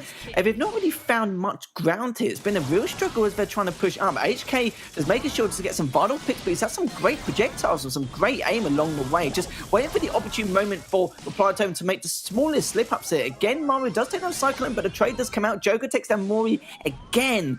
And you've got to wonder, what can you do to stop HK? It's like, literally, whoever he takes down, he'll normally take him down with you as well in that left lane. As nice I say that. takedown there from Sword Brezza, though. Yeah, the left-hand side marked up. It's going to be said as well, so he'll be very cautious around his positioning. Nest egg is popped. Didn't see any... I was expecting maybe from Joker there to have a little pop of the homemade recipe. Didn't happen, so maybe all exacerbated. We'll have to see. Goes in the peep, looking for a target, but it's not going to be auto-focused, so the longer that peep is in the air, it will not create more damage. Tempest Steel was what Mario was running, and often we tend to see the Warp Blast gadget follow up to go in and bring back the flow of action. We didn't see it, and a nice takedown from Cyclone continues this great defense that we're seeing from FA, and Reply Totem are behind. They've only got now 14% damage, and it's a team wipe. FA have done it in the early stages of Heist. Going back to those long-range brawlers really did them a favor. That was scary. That was really solid as well. Their fundamentals and their aim alone, and just waiting for the opportunity. Like, you know, not just wasting a lot of their shots. They're just waiting for the opportune moments to hit those projectiles perfectly. We saw HK do it time and time again, either getting the trades or going 2-for-1 every single time in that left lane. It was very hard to stop, and he's one of those players is very hard to keep back either. And it's annoying because he's also one of those players where he's in a very disadvantageous position or situation, but just comes out on top. Those kind of players are really, really annoying. And, you know, we've seen it time and time again. Joker also played out of his mind. They've definitely played the Rage game very well. They knew that with a composition like that, it's not something where you can jump on the safe and just do as much damage as possible. It's all about keeping that sense of control. Just tickle the safe here and there when you can, and use your ammunition wisely, depending on how Reply turn and push up. So I think the strategy there was very well executed, and I don't think we're going to see too much of a composition change. Maybe a little bit more aggression to kind of bail out those projectiles, but that's literally about it. I think if we see any change at all, then it might be then from Reply Totem to take out the nanny, but realistically, the nanny should work. But looking back at the replay, some great moments there. HK was hitting a lot of marks in that game. I felt like, to be honest, that Dark Joker was honestly so aware in that mid lane. Like, you know, when he was taking a shot and the Tempest Still star power was there, he knew that it was going to be a waste of his time to continue shooting. He changed his angle and then went to take down the Piper instead, and got some value to then prevent that push that was inevitably going to happen if he didn't land the shot. So just great awareness for me from FA so far, and if they keep on playing like this, then they could well take this set, in my opinion. And that's a really big thing to say, because Reply Totem are a team which really do excel in terms of range, and they are meeting their match at the moment.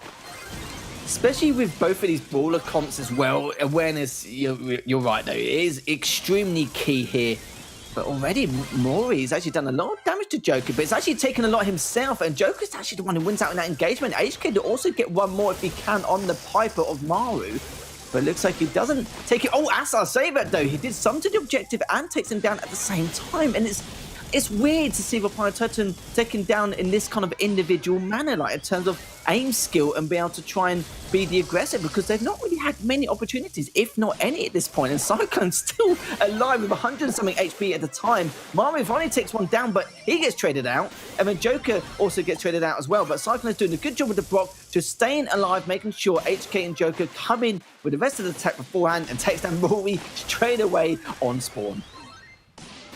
Tabs from both Joker and HK there. I'd like to see HK maybe bait Moru into the nest egg a little bit earlier than he did earlier then, but he's still connecting with these all-important marks and shots.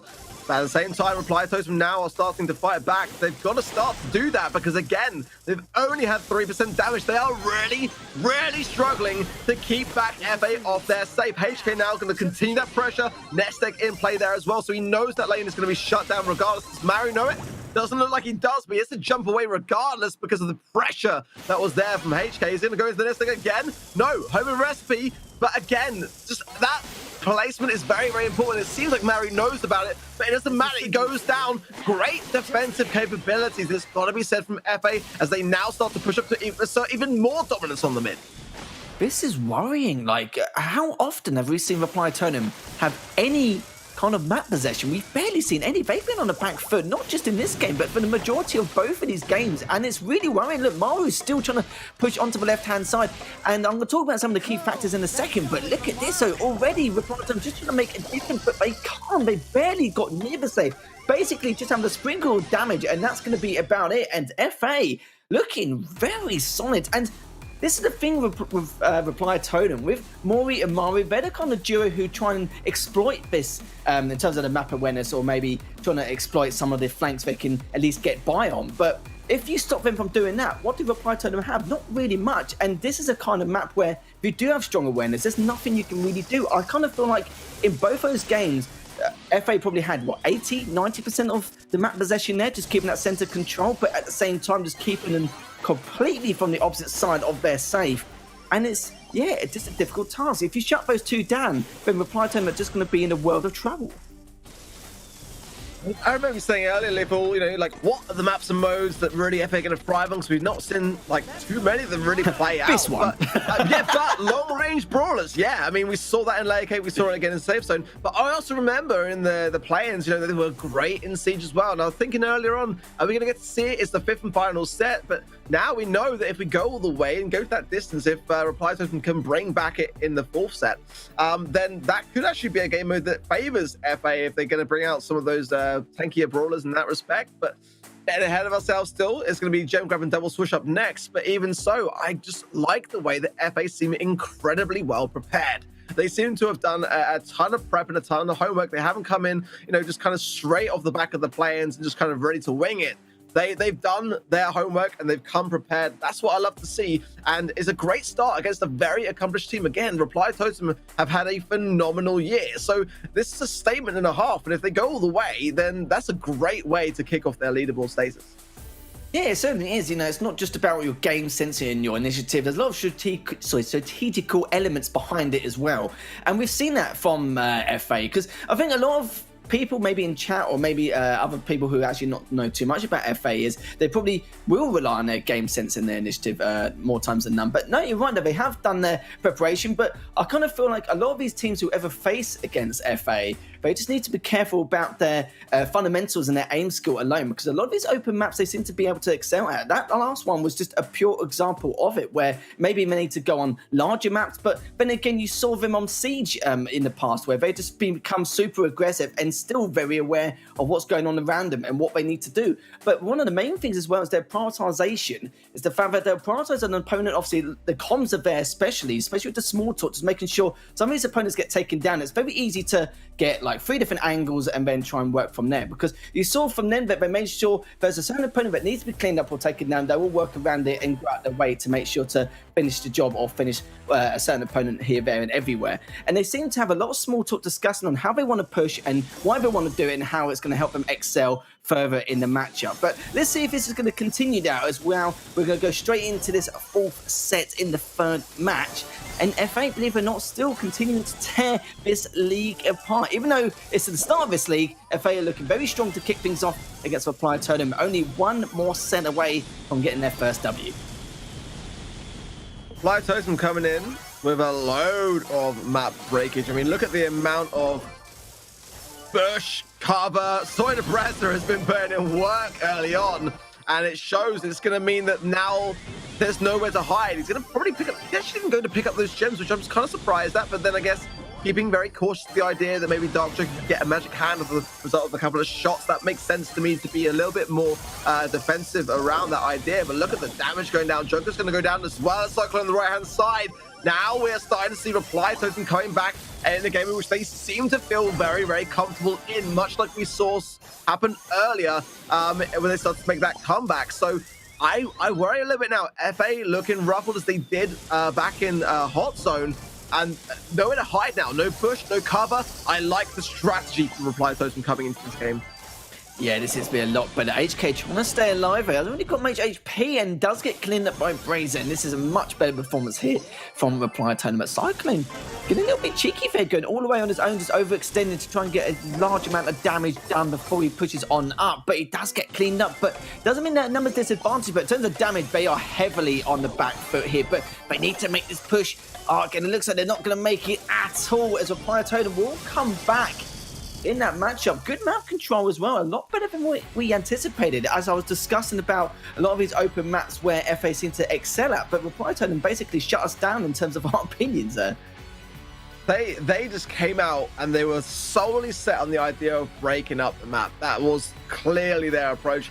And you know, you can see just how important it is to get rid of some of that push as well. You know, we've seen in the past, and brawlers like Amber really thriving on double switch as a result of their ability to really start to take away some of that unpredictability. Again, you know, a Gene hiding in the bush with magic hand can be the turning point of a game in double switch. So getting those ideas eradicated from the earliest possible moment, Soy Depressor just cycling those rocket fuels in to get that early value. And it just kind of left FA kind of standing there going, oh, we can't go anywhere or hide anywhere now. We were kind of hoping to rely on some of that unpredictability, and it just kind of went completely out the window at the earliest possible moment. So, you know, with that in mind, they are going to have to try to adopt the same tactics themselves because they are running mirror comp, and they're cycling already with break at the mid. I think it's the wise choice. And look at the way that HK and Dark Joker isolated Soy Depressor off the outset, knowing full well that he was the person looking to do that exact same thing, and they are responding very, very quickly to that strategy.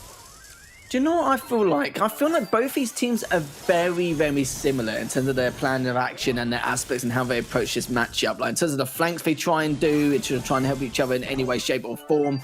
They're very, very similar with the aggression and just relying a lot of their aim skill alone. And it seems like Reply Totem this time round is going to be the ones who are going to try and push on up and keep FA back on the defense, which is not something we normally see every single day. But so far, they Reply Totem do have that one gem lead. They do have, well, they did have the majority of the map control, but it looks like now FA trying to find a way to push on forward, but that definitely wasn't the correct time, as Maru does manage to finish up. But it looks like Brazen's the one actually cleans up on Joker, and Cyclone's the last one left standing in the right lane. But thanks to the support from HK, Cyclone does take him down, and it does mean it's all even in terms of map control, as they're just waiting for Maru to come back in that right lane.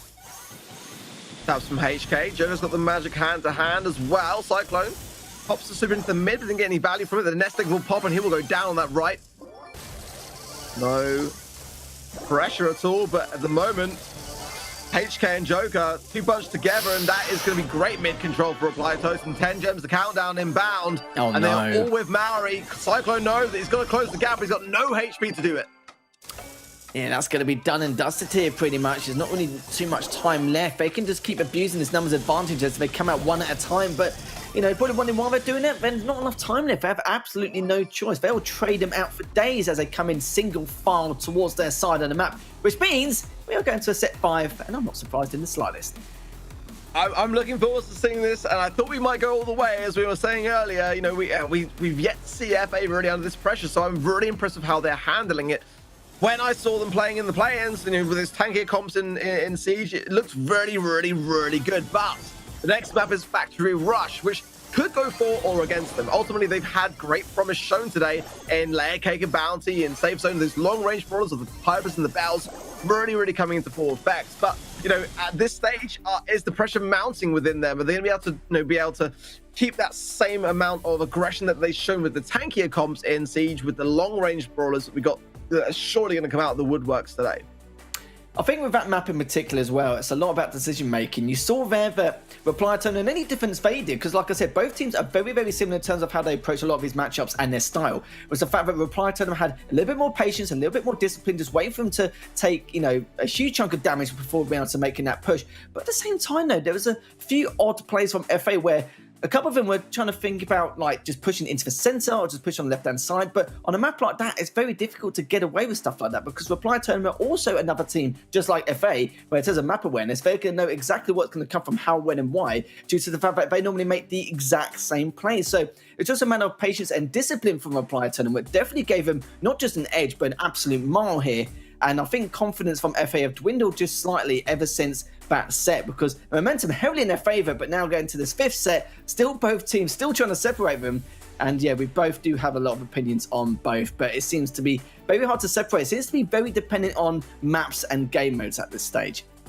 Yeah, exactly that. And this is why it's going to be very interesting to see going into Siege how this is going to separate the two teams and if it will. And, ultimately, I kind of feel like maybe Reply Tournament will have the edge here simply because when it comes to the actual objective, that's what they've shown to be very much in their hands in Gemgo. But having said that, HK on Mortis is a bold statement and one that I am very excited to see.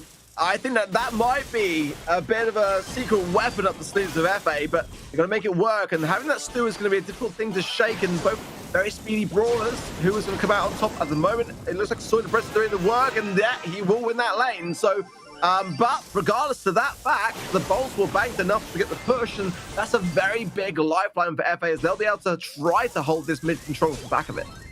Yeah, it certainly will. Only problem is on a map like this, especially for HK, he has to be really make his decisions wisely in terms of how he's going to approach with his Mortis. But already made a good play already, just doing a huge chunk of damage onto Brazier, but now he's actually coming back. But he's already taken way too much, and this is what I mean. They've got a lot of range on the side of Reply Tournament. So with that Mortis, needs to be very cautious about how he wants to try and approach this. And that was a great decision made there from HK, taking down Brazier, pushing into the center now. I need the Bell left standing for Mori. And looks like he's just going to wait for the rest of the teammates to gather on forward. But look at this, though. Already Joker's done a lot of damage to Mori, and Brazier just trying to get away whilst cleaning up HK at the exact same time. But look at the map control they've got so far, and it will be a siege book going in the hands of Reply Totem, and to see how well they can defend this and try and keep the members of Reply Totem at bay. This is where having a Bell would come really nicely into play, but they need to mark the bot. They didn't have the Bell to do it, so now it's going to be a long time before this bot goes down. In the meantime, Maori as well, and Maori getting a ton of value through the mid. Not the push that FA wants to defend, in all honesty. And the question is now, there's 6 bolts in their pocket, but I don't think it's going to be enough with the map mid controls going on. Cyclone doing his best, gets a very important takedown. That will be able to free up the left-hand side. They've got to get these bolts banked. HK getting one from the right-hand side and another one to follow. This is actually a perfect moment for FA to get a push, and they only need a little smither, a little fraction of percentage damage in order to win this game. Oh, HK taking another member down. I think that was Brazier actually with the trade coming out in that right lane. But he'll take that, no problem. Why not? Because it's them who has to need to defend, and they could easily jump on this. But look at they're just keeping their distance to see how they're going to try and defend this and what they need to do. But they're trying to take them down at the exact same time, but the percentage is dwindling as we expected. And it will be FA who are going to be on match point. I'm still just a little bit worried about that Mortis, though, in terms of that pick. But he did make it work at the beginning. It was, very tough in terms of decisions you have to make. But he made the right decisions the majority of the time towards the second half of that game. And that was definitely well played by HK and the rest of the crew. High risk, high reward. I mean, HK was bold enough to bring in first pick, and I really appreciate that. Sometimes it's the best time to bring out the Mortis when you're going straight into the game, and it paid off. Ultimately, I think Soy did a good job actually of trying to deter him on that right hand side, and more often than not, he did win the lane, but. Ultimately, without that Bell as well, I felt like that was going to be maybe potentially their undoing. You really want to be able to mark the bot, get those swift and quick takedowns when you're on the defensive. So, not very much you can really do as a Mortis in those respects. But Most importantly, that third and final round was so important to get those shots to connect and get those hits to land, because that could have easily been another push in for Reply Token to seal the deal, but they did not manage it, and now they're in a position which I'm going to go out there and say they probably didn't expect to find themselves in going into this matchup. I don't think so either, no. It's we were trying to compare as well back in Plains, like what kind of style of play FA had. It's very tough to kind of call, and we weren't really too sure if they were going to play exactly the same in a league format come to ESL Mobile Challenge, but they have done. They've actually proved us wrong on a lot of occasions, and it's funny how we've gone from a team we expect, oh, they'll probably go out early and lose to them and have done with it, to now actually still coming out swinging even after the second Plains to here. I'm very impressed with them. I'm actually very happy for them that they're doing so well, even if they lose out on this series, which hopefully they shouldn't do because they're on match point now, but getting that first W will give them a lot more confidence along the way, and then Reply Tournament and the rest of the teams in ESL Mobile Challenge will realise now that they really are a force to be reckoned with, and it's very difficult for them to even try and tackle what FA are up to, because it's funny, they're making a lot of obvious mistakes but still coming out top in a lot of these games, which is not really something you normally see at this level. But so far so good here to make these comps work, especially with the Mortis from HK in that last game. It's actually brought it out again, which is good to see. And now we're going to find out if FA can now secure this victory, or if Reply Totem have something to say about it.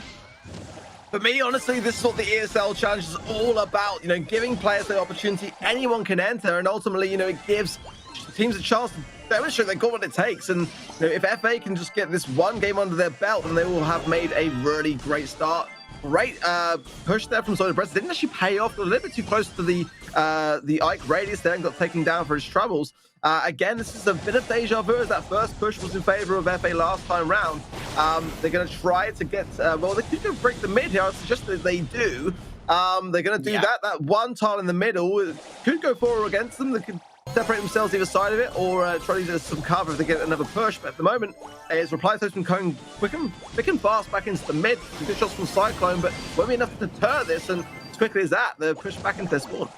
Yeah, Cyclone can't fight this yet already, with Joker coming out as well. It means they've got a while until he rejoins with the rest of the guys here for FA. HK's already taken a huge amount of damage, but look at this. So great map control from Reply Totem. More to take down Cyclone there, and in the end, Brazer takes on HK, which is going to be great so far, but the only problem is the bot's already come out. But the good thing is Reply Totem are there early and prepared to try and tackle this as soon as possible. But it means, sadly, they've had to give up map control straight away, still down by 5%, but we'll have to see what happens in these next few engagements, because you've got to remember, there's only about 10 bolts available, and Reply Totem have already got 7 of them, which means that FA needs to really keep the majority of this map control in the center for the next 20 seconds. Cyclone and Darktrick doing their very best on this right-hand side to deter Soda Brest and Maori. Only about 10 seconds remain, and this bolt's being banked by Reply Totem here. I think it's going to be enough to get a push, and yep, Cyclone again always seems to reflect the cast with his pins. We can pretty much just look to him to find out an indication as to how FA are feeling about it, and they can't really go for a dive. They haven't got the positioning to do so either, so I don't know how they're going to be able to get anything back in this game. HK is going to try to go in to get the takedowns. Not going to happen. We're going to be all tied up now, everything on the line for these two teams to make their first and opening stand here. Reply Totem not taking this one lying down. Match point, match point.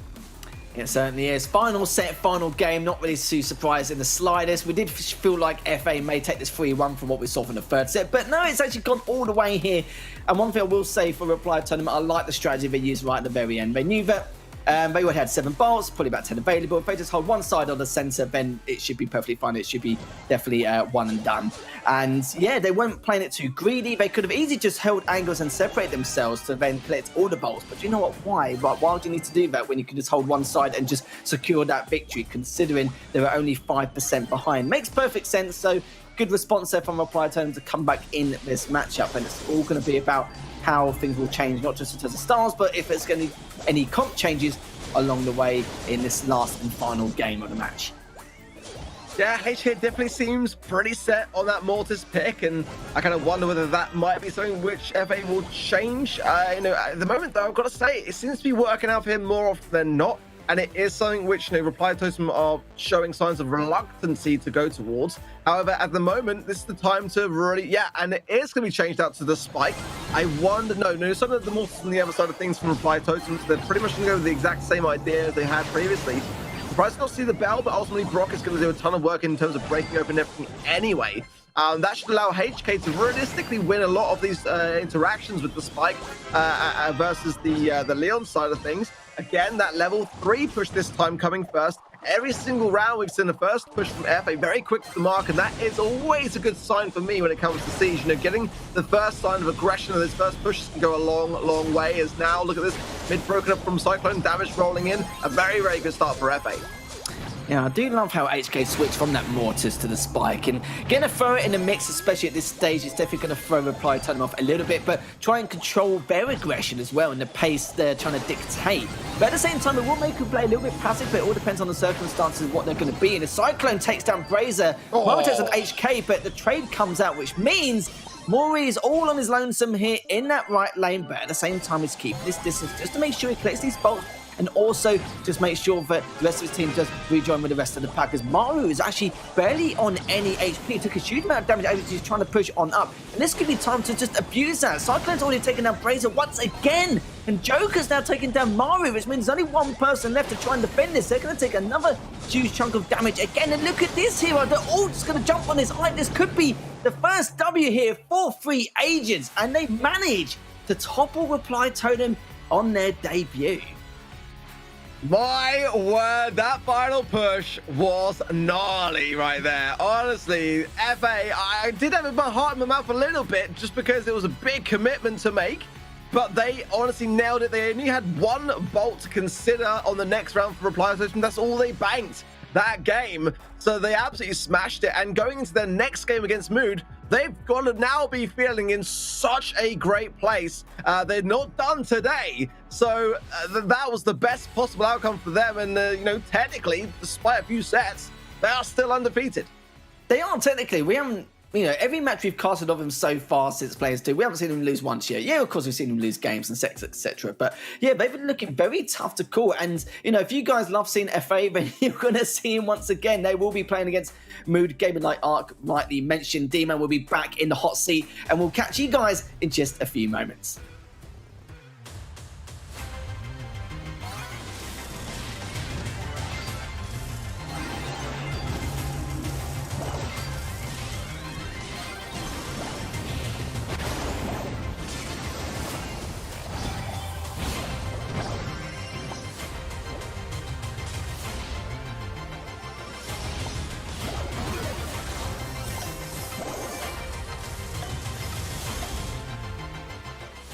I'm Minso, and I'm the coach of Reply Totem. So my name is Nikunaki. I'm coach and manager for Mood Gaming. Hello, I'm Semantic. I'm a player for SK Gaming. I am Auge, the coach for the Brawl Stars roster of Natus Winkere. It's a bit weird, but I was given an account, and its name was Insomniac. But the game was too long, so I decided to shorten it to Inso. Actually, it's random letters. I didn't expect to write Nikunaki. It was for a Spotify playlist, and then it becomes Nikunaki everywhere. It was back then in a MMO game where my friend had literally this username, and he didn't use it anymore. And I like just the name. Like, it has no meaning behind it. I just like the name. So I asked him, since he didn't use it anymore, bro, how is it? Can I take your nickname since you're not using it anymore? And the only nickname I had so far was my real name, which obviously you don't want in online games. So I took it, and since then, 2012 or something, I just kept with it. Probably Frank, so I could be the DJ and listen to some good music. Oh, for sure Gale, because he's always sleeping like me. I mean, Nadi is literally a mate for Jessie, so why not have it for me? Probably Pam, because she would be like a real mother. I don't know, that sounds weird. I mean, you obviously want someone who either carries you or who can support you the most. Well, I think Meg, because she's OP. So like, a healer would be obviously like a really good choice, like a Byron who can attack and defend. and healers in like critical situations, but also like just an insane DPS brawler will be also good. Maybe even Mag, like just calling a bot which she repairs herself, that would be awesome. Like, I think Bibi has, first of all, a really cool skin for a zombie apocalypse, and second of all, she can also fight the zombies with this baseball pit, I think it is. Probably. Yeah. I'll go with Mac. For the moment, Jackie, because you can just go on everyone, destroy them, set ultimate, destroy them again, and destroy them once again. For sure, Meg, Asha, and Jackie, I would say. Like, they're super strong. I think you guys should be warned that we're not here to laugh, and no one knows our 100% level because we never showed it. Watch out for Totem, guys. We're coming strong. No. No, for sure. We are definitely not giving you an easy matchup, so you better prepare yourself.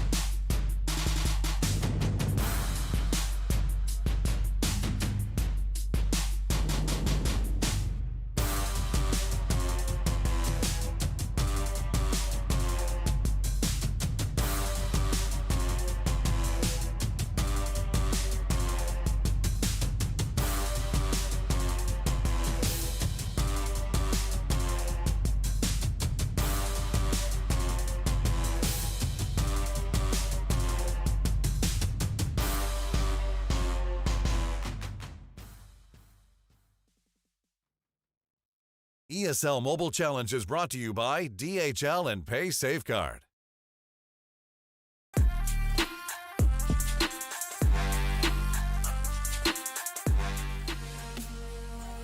Welcome back, ladies and gentlemen. I hope you're settled in for a long night because it's going to be, that's for sure. We haven't even hit the halfway marker yet. We are going into a next best of 5. Only Dimmer Smith on the back with Arky. You all know what Arky is. You all know Arky's. He doesn't really need much introduction, but we do have a new team for ESL Mobile Challenge here, and it is going to be Mood Gaming, who honestly swept their way through the play-ins. A quick 2 games and they were done. We didn't get to see much of them.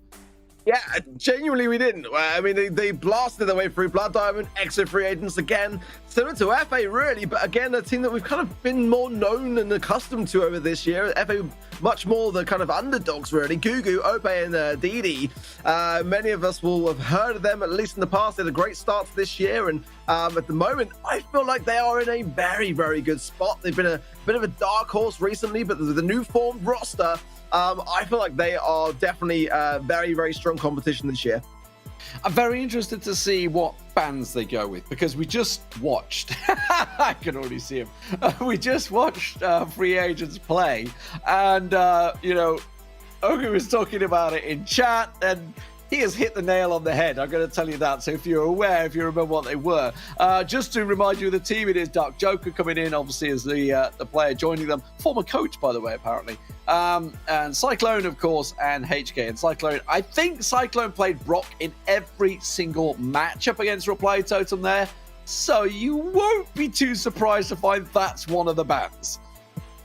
Yeah, I mean, it was such an exciting thing to watch them like really go to town. That you know, it was only in the break when you mentioned it, I was like, yeah, actually, no, you are right. Every single game, he was he couldn't be removed from it. I mean, and why not? I mean, Brock's in an incredible place right now, but that's why, again, you know, I've been saying, you know, over the weekend as well, I'm surprised to not see nearly as much on the Brock ban side of things as we've seen, but. Yeah, rightly so. Spoiler alert, that one's coming up in the bans, and I think for very good reason. Alongside that, Byron for Mood, FA going to be banning Poco and Ash, and I think they're pretty much, for me, the top 4 bans right now. Yeah, and, you know, they're close to what we had earlier on. If you think of the NaVi 3x game, that was Brock, Poco, Byron, Stu, right? So there was pretty much nailed on there. So, but yes, hats off to Ogi. He basically called it midway through, or I think even almost near the start of that game, saying, yeah, Brock, Byron, ban against these guys. So match-wise, obviously we're going to Super Stadium, Bot Drop, Ring of Fire, Hot Potato, and Dry Season. So we're getting things started off. In the Brawl Ball, I love to see it. I'm a big fan of Brawl Ball. It's probably my favorite mode, I think, to cast, because you know what? I'm a big football fan as well, so no surprises there.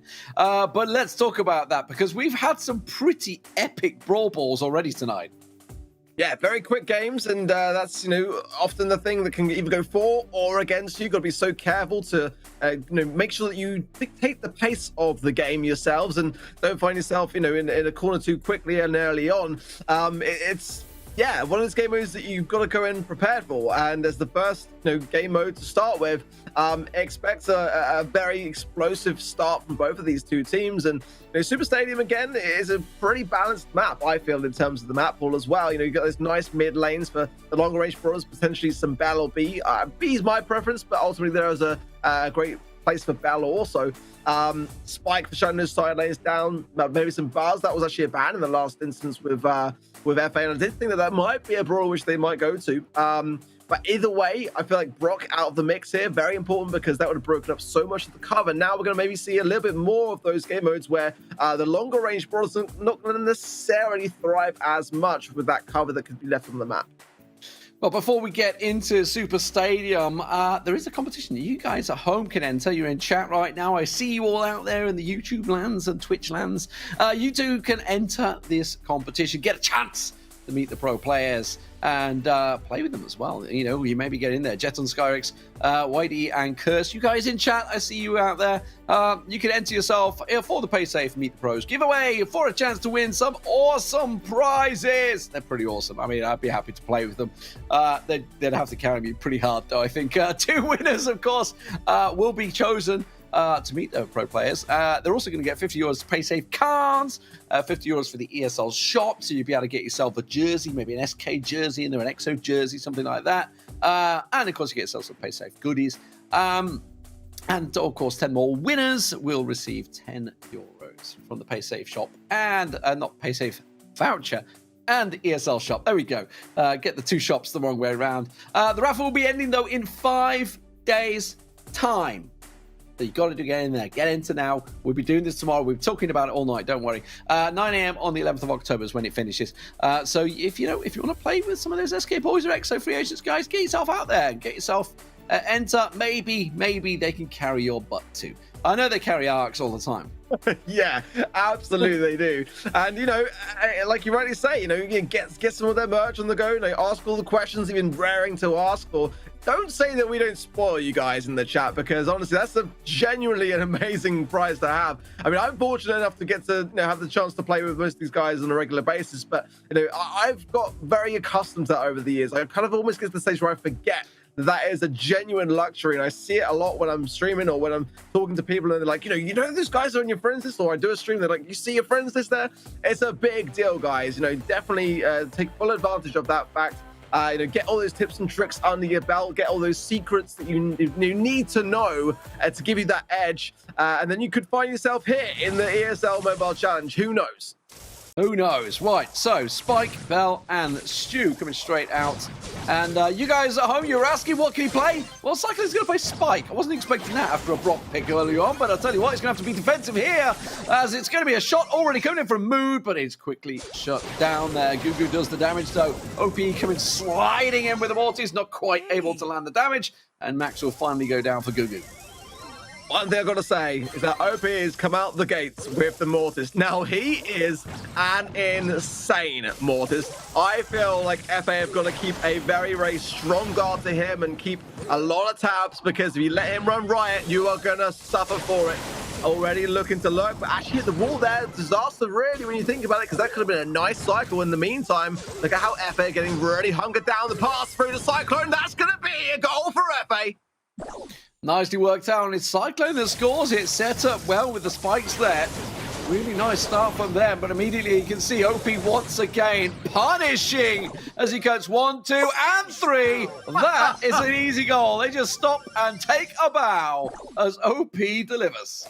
Yeah, he heard me saying they hit the wall, and he's like, oh yeah, watch this. Comes out the gates, and just as quickly as that with the team wipe, going in yet again with that survival shovel.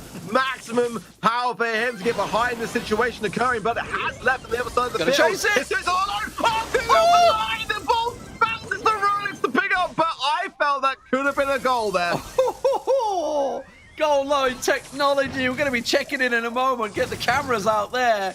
No goal given, but my word. Stopped on the line, but Mood, they have a chance. They have a chance to redeem it, and it may well be on OP, as you say there. Rolex goes down already. Gugu's in trouble. Cyclone going, looking for this one. OP has to go. He plunges in, gets down. Cyclone looking around the backside, delays, goes into HK. Should be able to take him down. No, can't quite finish him off, and won't get the reset in there in time. And now HK will be chased. Gugu coming down the side. That Max can be fast. Cyclone's going to try and stop him, and Gugu's trying to mitigate the damage. There's nobody else here. HK gets the respawn in, and finally Gugu, he tried the cheeky reverse shot, didn't work. I love the fact that Cyclone can sometimes do the talking for us as they approach the goal. They're in a really good position for it. Throws down the super from Cyclone to get the slowdown, but most of it is evaded by Mood, who are now pushing forwards. OP8 getting to a stronghold position as well. Darker, Joker's got that super to hand. A couple of shots into Rolex, but OP8 goes into the dash off the line. Rolex gets the corner though, and that is going to wrap it up for Mood in the first game. Love it, love it. There's, I think we're in for an entertaining series. I think we're in for an entertaining series once again, ladies and gentlemen, because that was all out aggression. Absolutely loved it. We called it. We said that this was going to take that gear up, the notch up, because, looking at how Mood was so explosive in the play-ins, we thoroughly expected those fast comps, those aggressive comps, the Maxes, the Mortis, and all that great stuff. And, FA, just been through the motions with Reply Totem. So, yes, they are warmed up in that respect, but they've got that position where they've got to be careful on their stamina at the same time. Great clear-ups from Mood. Definitely come out, with the aggression that they needed to assert themselves with. But, FA, more than not, did have some great opportunities of their own. So, this one is going to be so evenly matched. I mean, that one there, you just saw it cleared off the line. The split-second difference would have been FA taking themselves the first round, but wasn't to be.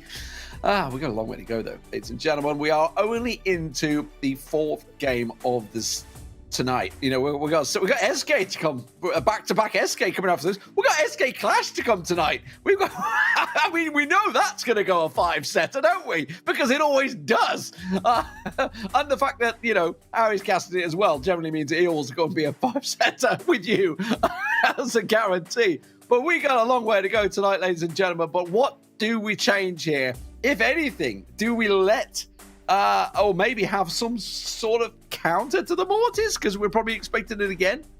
I wouldn't be surprised if HK wants to consider it. I mean, we've seen him bringing it out in Siege in the last matchups, but ultimately, I feel like OP is just like, I don't want to say like he's going to be able to outmatch it, but he is just on a tear more often than not. That every time I see him on that brawler, I just instantly remember all the times that he's just decimated his opposition.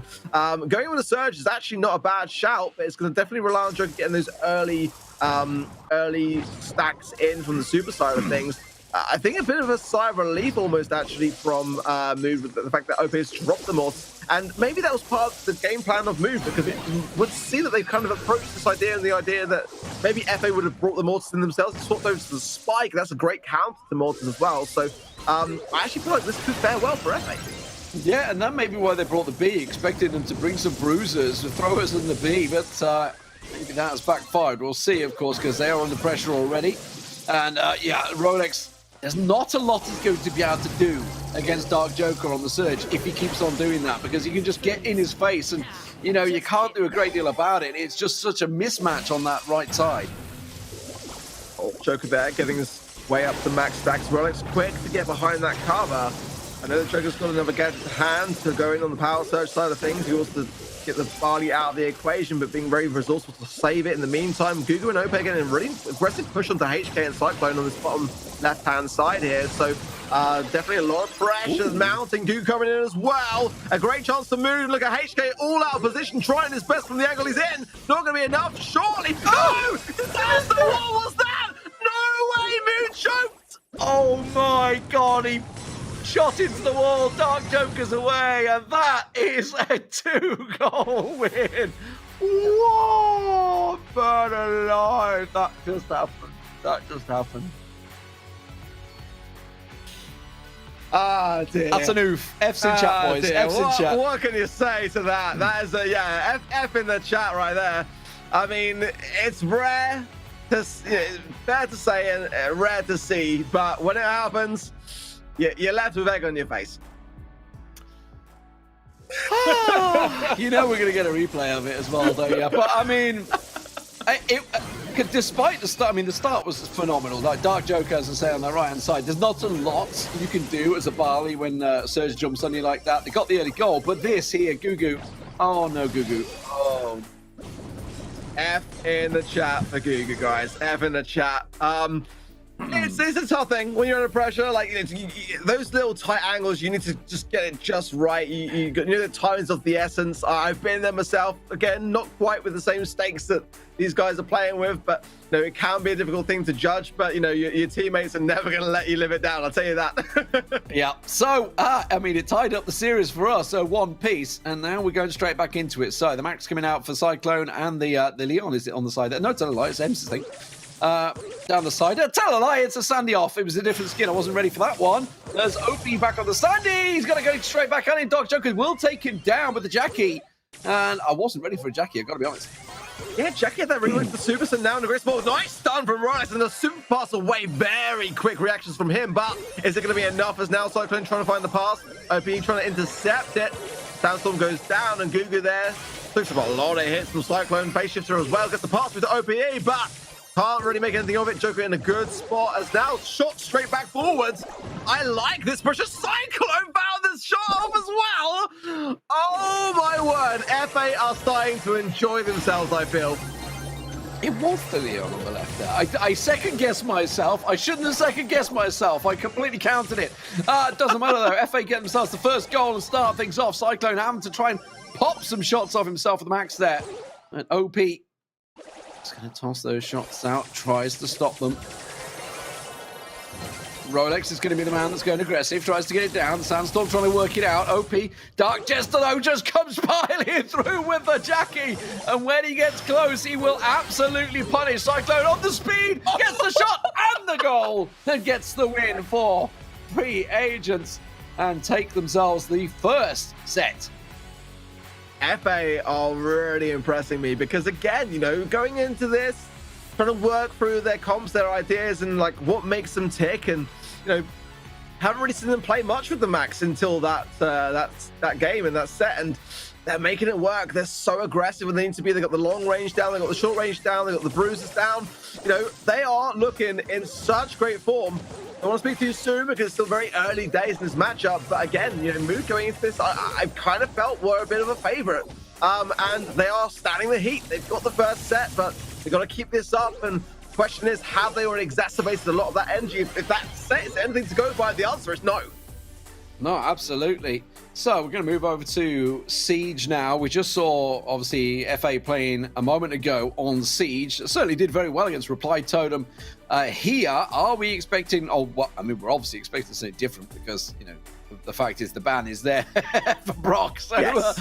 we have to expect something different. Just to remind you, actually, while I do mention it, is Byron and Brock banned out by Mood and Poco and Ash banned out for free agents. I really have to stop myself saying EXO free agents. I'm not going to lie. Guys, I understand when you're free agents out there, you want to advertise it, but please be creative. Get yourself maybe just some sort of easy website, a quick Twitter account, just something simple that says, you know, puts yourself out there and just not FA, because God, I'm not going to lie, going in the ladder, we had, I think, about 7 FA teams in there. And it's like, that doesn't set you apart from the rest, doesn't tell the thing, it just means you're another free agent. There was Fructas, the Noble guys out there, there's EXO, there's, oh my God, Trio, they just keep coming, they just keep going. Anyway, rant aside, let's talk about Siege. To be fair. Let's talk about Siege, let's get into Bot Drop, because that's going to be coming up next.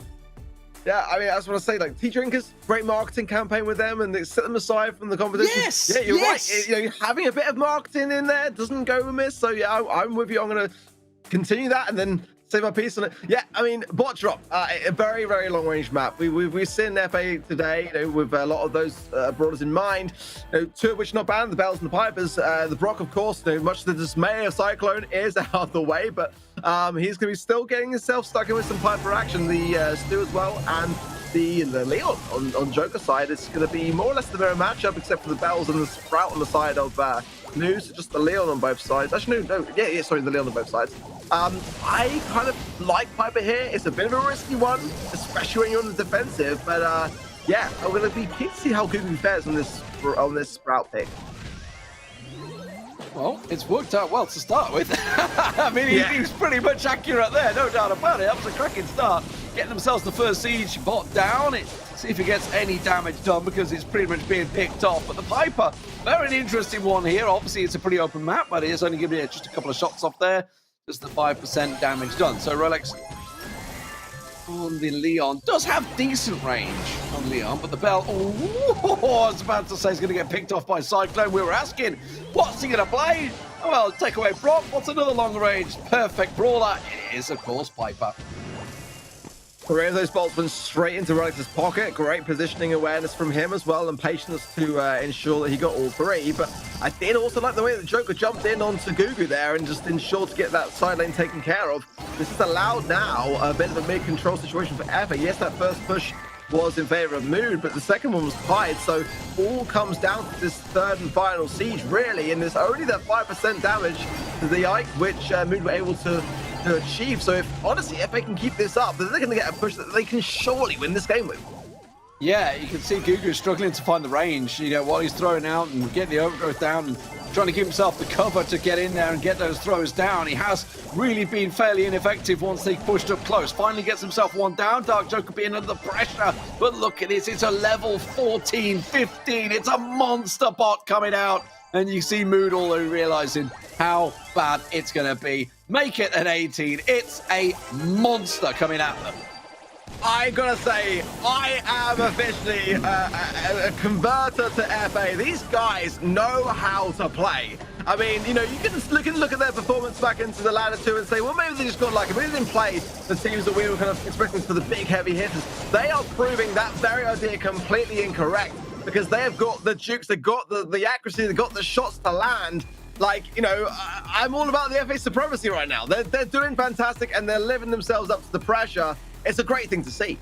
Yeah, it's going to be very interesting to see how things roll out when they come up against the big boys of Clash and SK, which will be happening. I don't know when they're playing. Probably at some point soon. I don't know, but they roll into each other, no doubt, at some point down the line. Of course, it is going to be going on for eight match days, 4 weeks in total.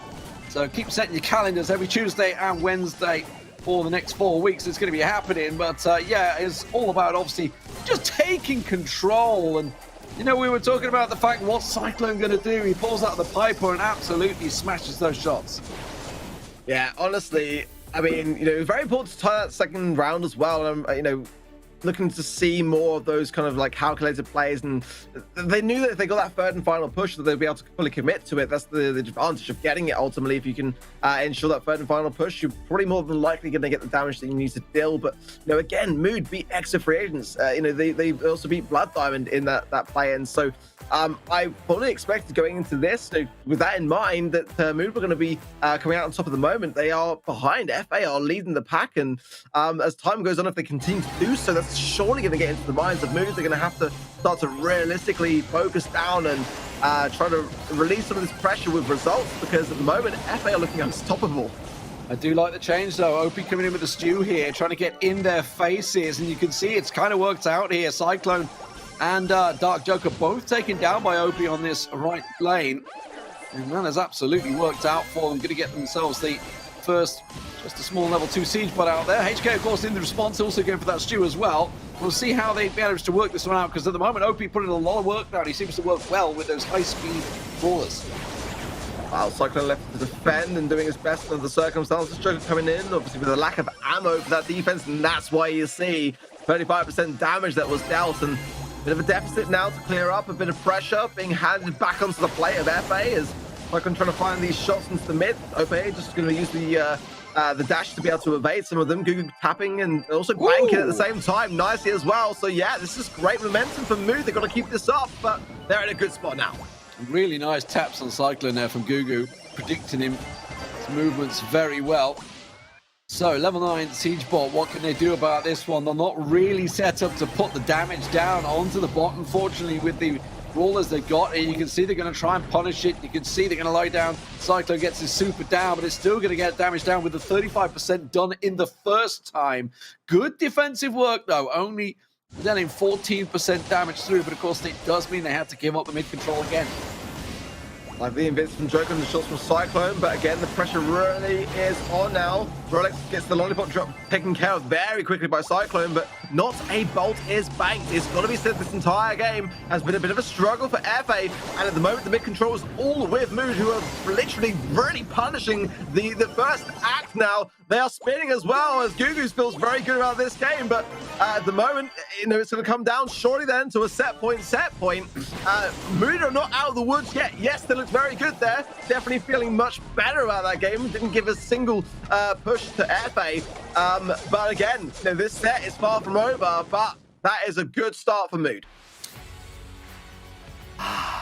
Well, I think I'm seeing a pattern for tonight laying out, and that is long series after long series. I feel this has legs, this one. This is looking like, Mood answered absolutely brilliantly there. They were pretty much punished, demolished, I would say, in the first one. But that was just about the perfect response. Yeah, absolutely. It really was. I mean, again, you got to shut down your opposition when they start to show signs of momentum. We saw this previously, though, in Brawl Ball as well, and it didn't stop the mistakes starting to show a little bit on Mood's side. So the question now is, can Mood keep this same composure? They've got to really continue it forwards with some conviction now, and not get too ahead of themselves, not underestimate FA, because again, they've shown signs of being able to turn this around when they need to most. Good shots though, Gugu connecting nicely there as well. The homie recipe, HK low. This is good mid control and an early start for Mood. Yeah, and I'm very interested to see the change. So Cyclone switched over to the stew, and HK going over to the Piper. So trying to switch it up, switch brawlers, see if it's going to anything that can work out in the favor, but it doesn't seem to be happening right now. They do have bolt control, bolt lead, but not bolt control. That switch is quickly going to switch away. If I could get my words out, over to Mood, or Mood, as I like by the tag. I feel like I'm going to be using that one later on. But Cyclone, let's see what he can do though on Stew. Yeah, OPA has been very cautious on this wall, and Cyclone not healing as a result of those shots that were being fired. HK couldn't quite get the damage onto Rolex, and that's a nice amount of aggression, but OPA looks like he's the weaker of the two. Yep, it's going to burn down there. Rolex gets the bolt, and that's the thing. At the moment, Mood are far more focused on the objective with 10 bolts banked. Yes, there are now 5 in favor of FA, much better than the previous round, but they have to defend a level 11 push coming in, and that's a big boy that's coming down the lines very thick and fast. HK getting his distance from the bot to be able to try to connect some shots, but not choosing to go for the bot, choosing to go for Mood, missing every shot along the way. This could be a one push. Well, we'll see what it is. He's going to get taken down heavily. They're trying to defend it, but you can see the punishment coming through. 13%. They're just going to push in and finish it off. 10% is all that remains as it burns down to 8%. A huge push from Mood, but now they need to get the bolts. 8 bolts already picked up for free agents. They're going to have to get a lot of work in. A comeback is possible. A comeback is absolutely possible, but they've got to stop this. You can see Rolex trying to get around the side there with the Leon. He can get that damage down. 8% is all they want. Gugu's going to go for it as well. Just wants to get a couple of shots through. Here comes the Leon. Takes it down. No, doesn't manage to land the shot. And that may backfire. A level 10 bot on the push. OP has got to go in for this. I don't know why he's been so hesitant, to be completely honest, at the moment. On the other side of things, Joker and HK going down, but honestly, it could be a different story on the other side of the field, but they've tried for it. Gugu's trying to defend this. The bot as connected with the damage rolling in. This could be a disastrous moment for Mood. It looks like 1% is almost in it. That is going to be it on the other side. Oh, Mood taken by 2, but oh my word. FA managed it. I don't know why OP was being so reluctant. He got some damage, but not enough in the end. Oh my god, how in the world? I have a tag from various other games of I do not believe it, but that pretty much was the moment there. And, you know, we were talking about 8%, you know, it's not over. We mentioned this in the previous game, in the NaVi match. It ain't over till it's over. And you absolutely can turn it around. And as you say, you know, for Mood, they were kind of hesitant. They were like, should we go for it? Should we try and finish it off? That's where they left it. And then they kind of came in one by one and just, the choice, the hesitation costs them. I think, like, I couldn't quite see, but I'm pretty sure that OP would have had some suppression fire there. I think that they were well aware he was definitely showing himself outside the bush prior to that moment. So he was definitely a threat that which they acknowledged on the FA side of things. I feel like Rolex as well was maybe a bit too obvious in his approach, but you know, FA were very much aware to the dive that you could see that they had those catches battened down. And I think, you know, honestly, when you're in that position and on the other side of things for Mood, maybe, you know, hiding yourself is not the best strategy. Just kind of go in and juke your shots and just try to push them back, you know, and just ignore the bot, completely ignore it. You know, at the end of the day, it's do or die in that position there. And what a turnaround. FA at the moment are just doing exceptionally well. And, you know, we're moving on. Moving on to Ring of Fire now for Hot Zone. And there's a possibility they take it 3-0 now. What was looking like this was going to go the distance, it may still well do. We could see a reverse sweep come through, but honestly, that is going to hurt Mood, no doubt about it. So we get the 8-bit coming out this time for HK, Stu still for Cyclone. Dark Jester also still on that Leon as well. Meanwhile, on the other side, we got the Max in there as well as the Leon. Gugu trying to go aggressive, not going to work out. Cyclone does go looking for Rolex. Rolex is going to have to back away. I like 8-bit, but I'm unsure without the Byron whether it's going to get the value that it can realistically do. I'm going to be punishing as well for HK, trying to get back into this mid quickly, so they need to get that damage booster down. And then I imagine he's got Cheat Card running alongside it to be able to get quickly back into the fight, but very close at the moment. Rolex going with a penny pick as well. He's got to get that turret down and in position realistically to assert the pressure that he would like to on the situation. Very low as OPA there at the top, and managing to stay alive in the mix. Joker coming in, gets the lollipop drop taken care of very quickly. The pressure is on Mood now as the lead advances in favor of FA. Great shots from Gugu there to pick off Cyclone, get that cross shot in. Dark Joker as well at the same time. OP tries to go aggressive onto the 8-bit, but the 8-bit's really causing no problem. Just sitting behind it. HK somehow survives and keeps that Hot Zone ticking. I love that, how cool HK was around that situation. He knew that he had the super, but he was very patient about when he chose to do it, and he's not finished yet. Getting the pick up there of OP. Gugu has to shut it down, but it could be too little too late. There's only 18% realistically now for FA to capture, and they're just continuing the pressure, cycling themselves in. HP goes low, they come back. HP comes back up, they go in. 8% now, and this is looking like a match point for FA. Yeah, I mean, the turret just took too long to get down and get going. And, you know, for free agents, they just piled in. And, HK, some hot stepping feet there to keep on dancing and getting that damage down. Because not only did he survive, he got 2 kills straight after it as well. I read in the chat earlier, people saying, I want to see these guys against the Clashes and the SKs, and I am all for that. Like, they are just proving that they've earned their spot, and I love the way they've got such great knowledge of the meta. They're really utilizing a lot of their patience and awareness of the game there. And like you rightly say, HK there was a great start in that moment, healed up accordingly as well. You can't put it all down to mistakes from Mood. I think that Mood are giving them a really, really good run for their money. It's just that they are playing this like a fiddle, and they're doing it. They're doing it, and it's been a long day for them already, but this would be what a way to start them. Yeah, match point, ladies and gentlemen, for free agents. Let's see if they could do it. Get it one and done, and they're gone with pretty much the same setup once again. There is the difference, obviously, the Crow coming in for Rolex there, try and switch it out. Also, Gugu switching over to the Sprout, and Piper for OP. So full change around to try and gain control of this one. But I'm not too sure if they've got the presence here, because already 17% and counted for free agents. Yeah, over time, the Crow and Piper synergy is going to have to be on point, because those slowing toxins can really allow Piper to thrive. So it's realistically down then to Rolex to get those shots on, to get the slowing toxin in and synergize. But at the moment, yeah, the objective is all with FA, and Mood have got to start making a play. Yeah, the overgrowth goes down from Gugu. Honestly, it just helps free agents. It just helps free agents. It gives them cover, and it's going to benefit them so much more. Gugu goes in. Dark Joker says, thank you very much. Okay, thanks for the free cover. 56% and counting. It gives HK a chance to get involved. He gets himself down, throws down the super, and that is just full control. I mean, looking at how this started, how it could be very much likely to finish, FA have been so dominant today, and they are looking like they're making this look easy. Let's be honest, they really are. It's complete domination. FA, what a start to today they have had. Unbelievable. That is what they were looking for. They take down Reply Totem, they take down Mood Gaming, they go to the top of the table with a 2-0 start to the season. And free agents, I tell you what, they're looking for a team, boys, in case you didn't know by the name, but they have delivered. They got my vouch. They got my vouch. Now, I love the way as well. I mean, it's a very minor point, but I love the way that Cyclone is never one to hold back from the pins. If things are not going this way, he'll drop the angry pin. And I don't ever see that from players. I like to see it because it gives you an insight of how they're feeling around the situation. It makes me laugh more than anything else. But I mean, in terms of their skill, they've got it. They've just absolutely got it. And it's a great thing to see.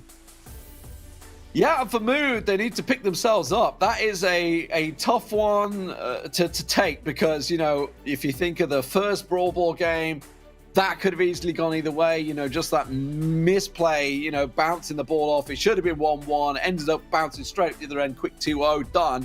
And then, in the Siege, to lose 5% to 3% is absolute kicker. And suddenly it's a 3-0 sweep. And now they face SK Gaming, the champions of ESL Mobile Challenge, the 6-time monthly champions of Brawl Stars.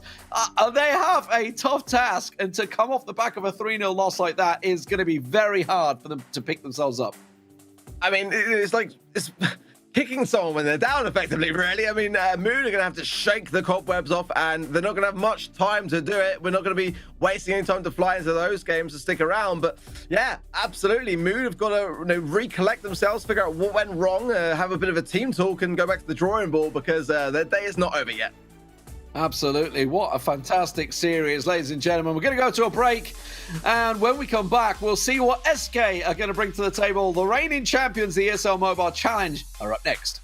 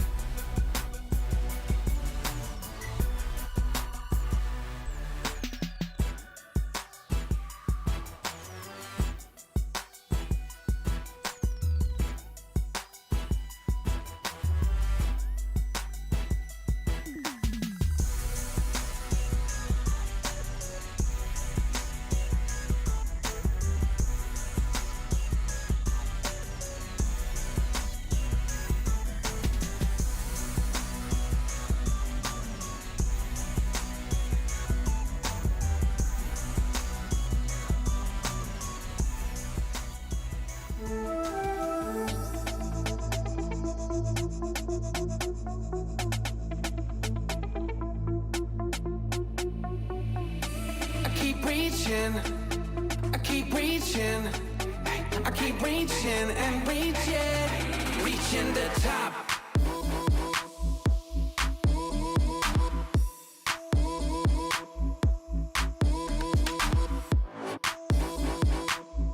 I keep reaching, yeah, I keep reaching and reaching, reaching the top.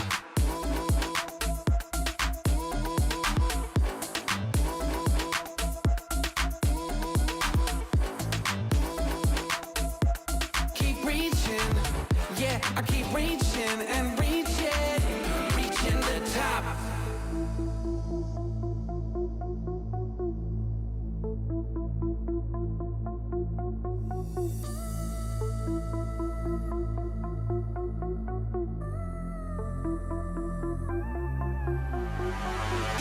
I keep reaching.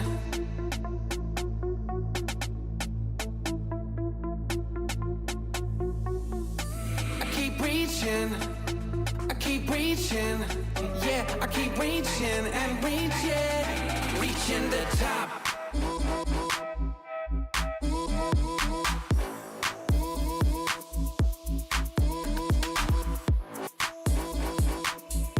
I keep reaching. Yeah, I keep reaching and reaching, reaching the top.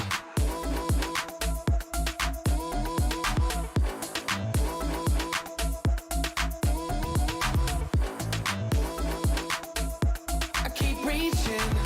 Yeah, I keep reaching and reaching, reaching the top.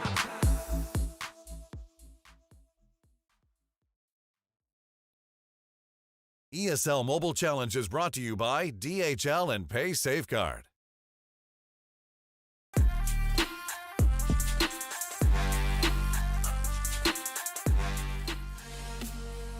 Welcome back, ladies and gentlemen. I'm Lee Demon Smith, and joining me is Lethal coming back in the tag team. He's done a high five as he goes out with Ark, and we are back in the hot seats. Probably quicker than you were expecting, I would say.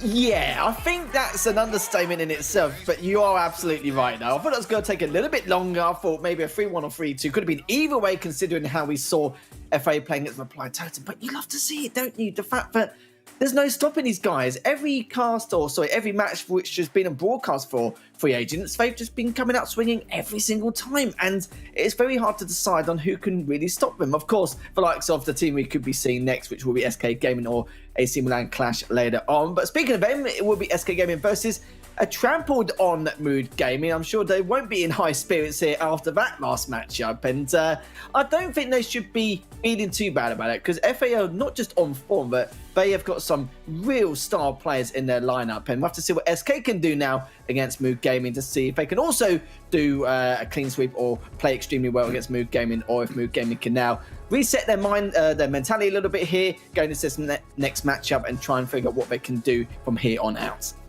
Yeah, Skyrix, Jet, and Semantic. I don't think you need to know who they are. We should also mention Pedro, of course, the coach as well in the background for SK Gaming. Up against the Mood Gaming, who you just saw on your screens, Gugu, Opie, and Relix in there. Also, I think Didi is around somewhere as in the lineup as well. So we don't know whether he's going to be playing or not. We don't know. We just saw, obviously, this lineup a moment ago. So we'll find out who will be on your screens. Maybe they'll have a switch around. Honestly, I don't know. OP did certainly very well. Young man did a great performance on Mortis. But I don't know whether he's going to be able to bring that to the table against SK Gaming, of course. We should talk about what bans they're possibly going to bring to the table. I don't know whether SK saw anything there. I would suspect SK are probably going to go with some sort of default ban strategy, as they tend to do throughout the season. Yeah, they normally do. We've seen a lot of Ash bans, Poco bans as well along the way. But I think you're right, Dave. They don't normally follow the trend like everyone else. They normally have their own picks and bans, their own bans, which they want to go by in terms of their own strength, which is perfectly understandable. A lot of teams like to play like that, not to other weaknesses, but just to what they're comfortable on in a lot of these matchups when we do go through the picks and bans very shortly. But yeah, I am excited to see what SK will bring, but I'm a little bit worried about Mood Gaming here. The fact that they did come on the winner's side in the first planes, which is very difficult in itself, an achievement in itself, you could say. But so far, not really, from what we saw so far in that last series, there was some good plays here and there, but nothing really to solidify the lead they had on a few of those occasions. But they can't really have, too much room for errors or any more mistakes here, especially in the likes of SK Gaming. Yeah, absolutely. I mean, the question is what sort of SK is going to turn up here? They're coming into this as by and far the number one team in Europe. They are ESL Mobile Challenge winners. I know they are out to prove a point. They want to keep their dominance going. They've won 6 out of the 8 Brawl monthlies. They have absolutely smashed it this year, and they are looking for really what is probably the best training they can hope for going into Worlds, going into the finals. The championships is what they're hoping for, and obviously to do that, they have a month of the ESL Mobile Challenge now ahead of them, and then go into the finals for that. That's going to be their goal, absolutely, to try and pick up those finals and then lead them, sort of leap them in there. So I know people in chat are talking about, maybe the least anticipated El Clasico, which would be coming up obviously after this week clash. But actually, both of these teams are looking to try and step up their game. They want to be at the peak at the right time, trying to get in towards those championships. And this is the time to do it. You don't often get a chance to play against effectively your European rival, which would be Clash, obviously, for SK, outside of an actual proper competition. You're not going to sit and practice with them because you don't want to give anything away half the time. So it's generally like you want to do it in tournaments, and this is the time to do it. And for Mood Gaming, they're coming into this trying to prove themselves. They've just got 3-0 swept. Not what they wanted. Not what they wanted in their first game. But there's a lot of takeaways from that game. Yes, Gugu made that one small mistake, bounced the ball, goes up the other end, scores. Classic Steven Gerrard back pass slip up. And that's me as a Liverpool fan saying that. But anyway, those things happen in Brawl Ball. And then they go into Siege and they lose by 2% in what was an epic first push, get it down to 10%, whittle it down to 8-5. I know it goes up the other end, they lose down to 3%. And they'll be thinking, what? And then they looked a bit shell-shocked. They looked a bit shell-shocked going into the third and final map. So they now need to get themselves sort of back in there, get themselves back off their feet and try and work something out. So the Brock and the Spike ban coming in, Sprout ban, coming in from SK. And for Mood, it will be, of course, the Byron and the Spike ban. So I think get the Spike in there at the right time. Julian Beetle's dry season double swoosh into safe zone and sneaky builds if we need it. Interesting bans though here. No Poco ban, no Ash ban either. So we're going to see if they play a part in some of these compositions in these maps later on. And I'm sure they will do at some point in some way. It's just a matter of how they can try and tackle this. And also going back to what you was saying earlier on, you're right, though, it is great practice. You can't really get any better practice from a scrim or social LAN or anything like that than an actual tournament setting in itself. Of course, they will have to readjust to being in an offline environment, but apart from that, they can get as much practice as they can leading up to those moments of the World Championships. But from here on out, though, this is where we're going to decide exactly how things will go for the likes of SK Gaming. You've already spoke about how Mood Gaming got absolutely swept aside with FA coming out swinging once again in their second win of the day, going 2-for-2 already, when we were actually deciding on how they were going to make it through losers round one of the actual play-ins, the second play-ins, which is pretty ridiculous in itself. But yeah, I'm also going to keep an eye on not just this match, but future matchups alone as well with SK Game in terms of their bans. Because with those two bans in particular, I'll be curious to see if they stick to those in every single matchup or just depend on who they actually play against later on. Yeah, and before we do jump into the game, there's a giveaway, guys! There's a giveaway! You may have seen it already if you've been here for all night, but get yourself into it with a chance to meet your favourite players, play with them. You can see some of the players you're going to be seeing right now, Jet and Skyrix, as well as YD and Curse from EXO Free Agents. You may have a chance to pick their brains, play with them, and have a bit of fun. So get yourself involved. You can do that and enter the competition. Plenty of prizes out there. Raffle will be ending in 5 days' time. That is on the 11th of October. So be sure to try and enter. There's plenty of prizes. Even if you don't get to meet the pros, you may get yourself some vouchers as well. ESL shop, for example, where there is a lot of things to be bought. A lot of the team jerseys from pretty much around the world, any esports team. ESL shop generally stocks them. So anyway, let's get into game. Let's talk about it. What we're going to be going into. Julian Beetles, we had it earlier on tonight. I think it was the NaVi 3X game, if I'm not mistaken. I think it was, yeah. Earlier on tonight. It is a pretty close thing. Obviously, with the hot zone, it's the single hot zone in the center. We were talking about it previously because there was the penny for 3X, and we were talking about how he wanted to be at the turret in the corner. With the Sprout ban, that's going to take away something. You know, the lock control. I wonder if we're going to maybe see some throwers coming in here. Maybe. Trying to think now because he's banned. I wonder if they're going to go like a brawler comp or something like that. Because Poco is not banned for the first time tonight. Although this map doesn't really favor Poco, I don't think. Yeah, if we do see a Poco, then we'll probably see a lot more of a tankier composition, which is pretty standard. So it's definitely going to be a few compositions we've not seen at all tonight, not just because of the maps and the game modes in itself, but just because of the brawler bans themselves entirely. I want to see how SK Gaming do on Siege once again, especially against the likes of Mood Gaming. We know it is one of their strongest modes, maybe not as strong as a few months ago, where they had like 100% win rate after like 30 maps or something silly like that. That was just just ridiculous, and thought it was a spectacle in every single map entirely. But now we're going to go into it now, into the first set. This is the 5th match of 7 of the day here. And we're going to see how SK Gaming will crack on against a beaten down Mood Gaming after their loss from the clean sweep against FA.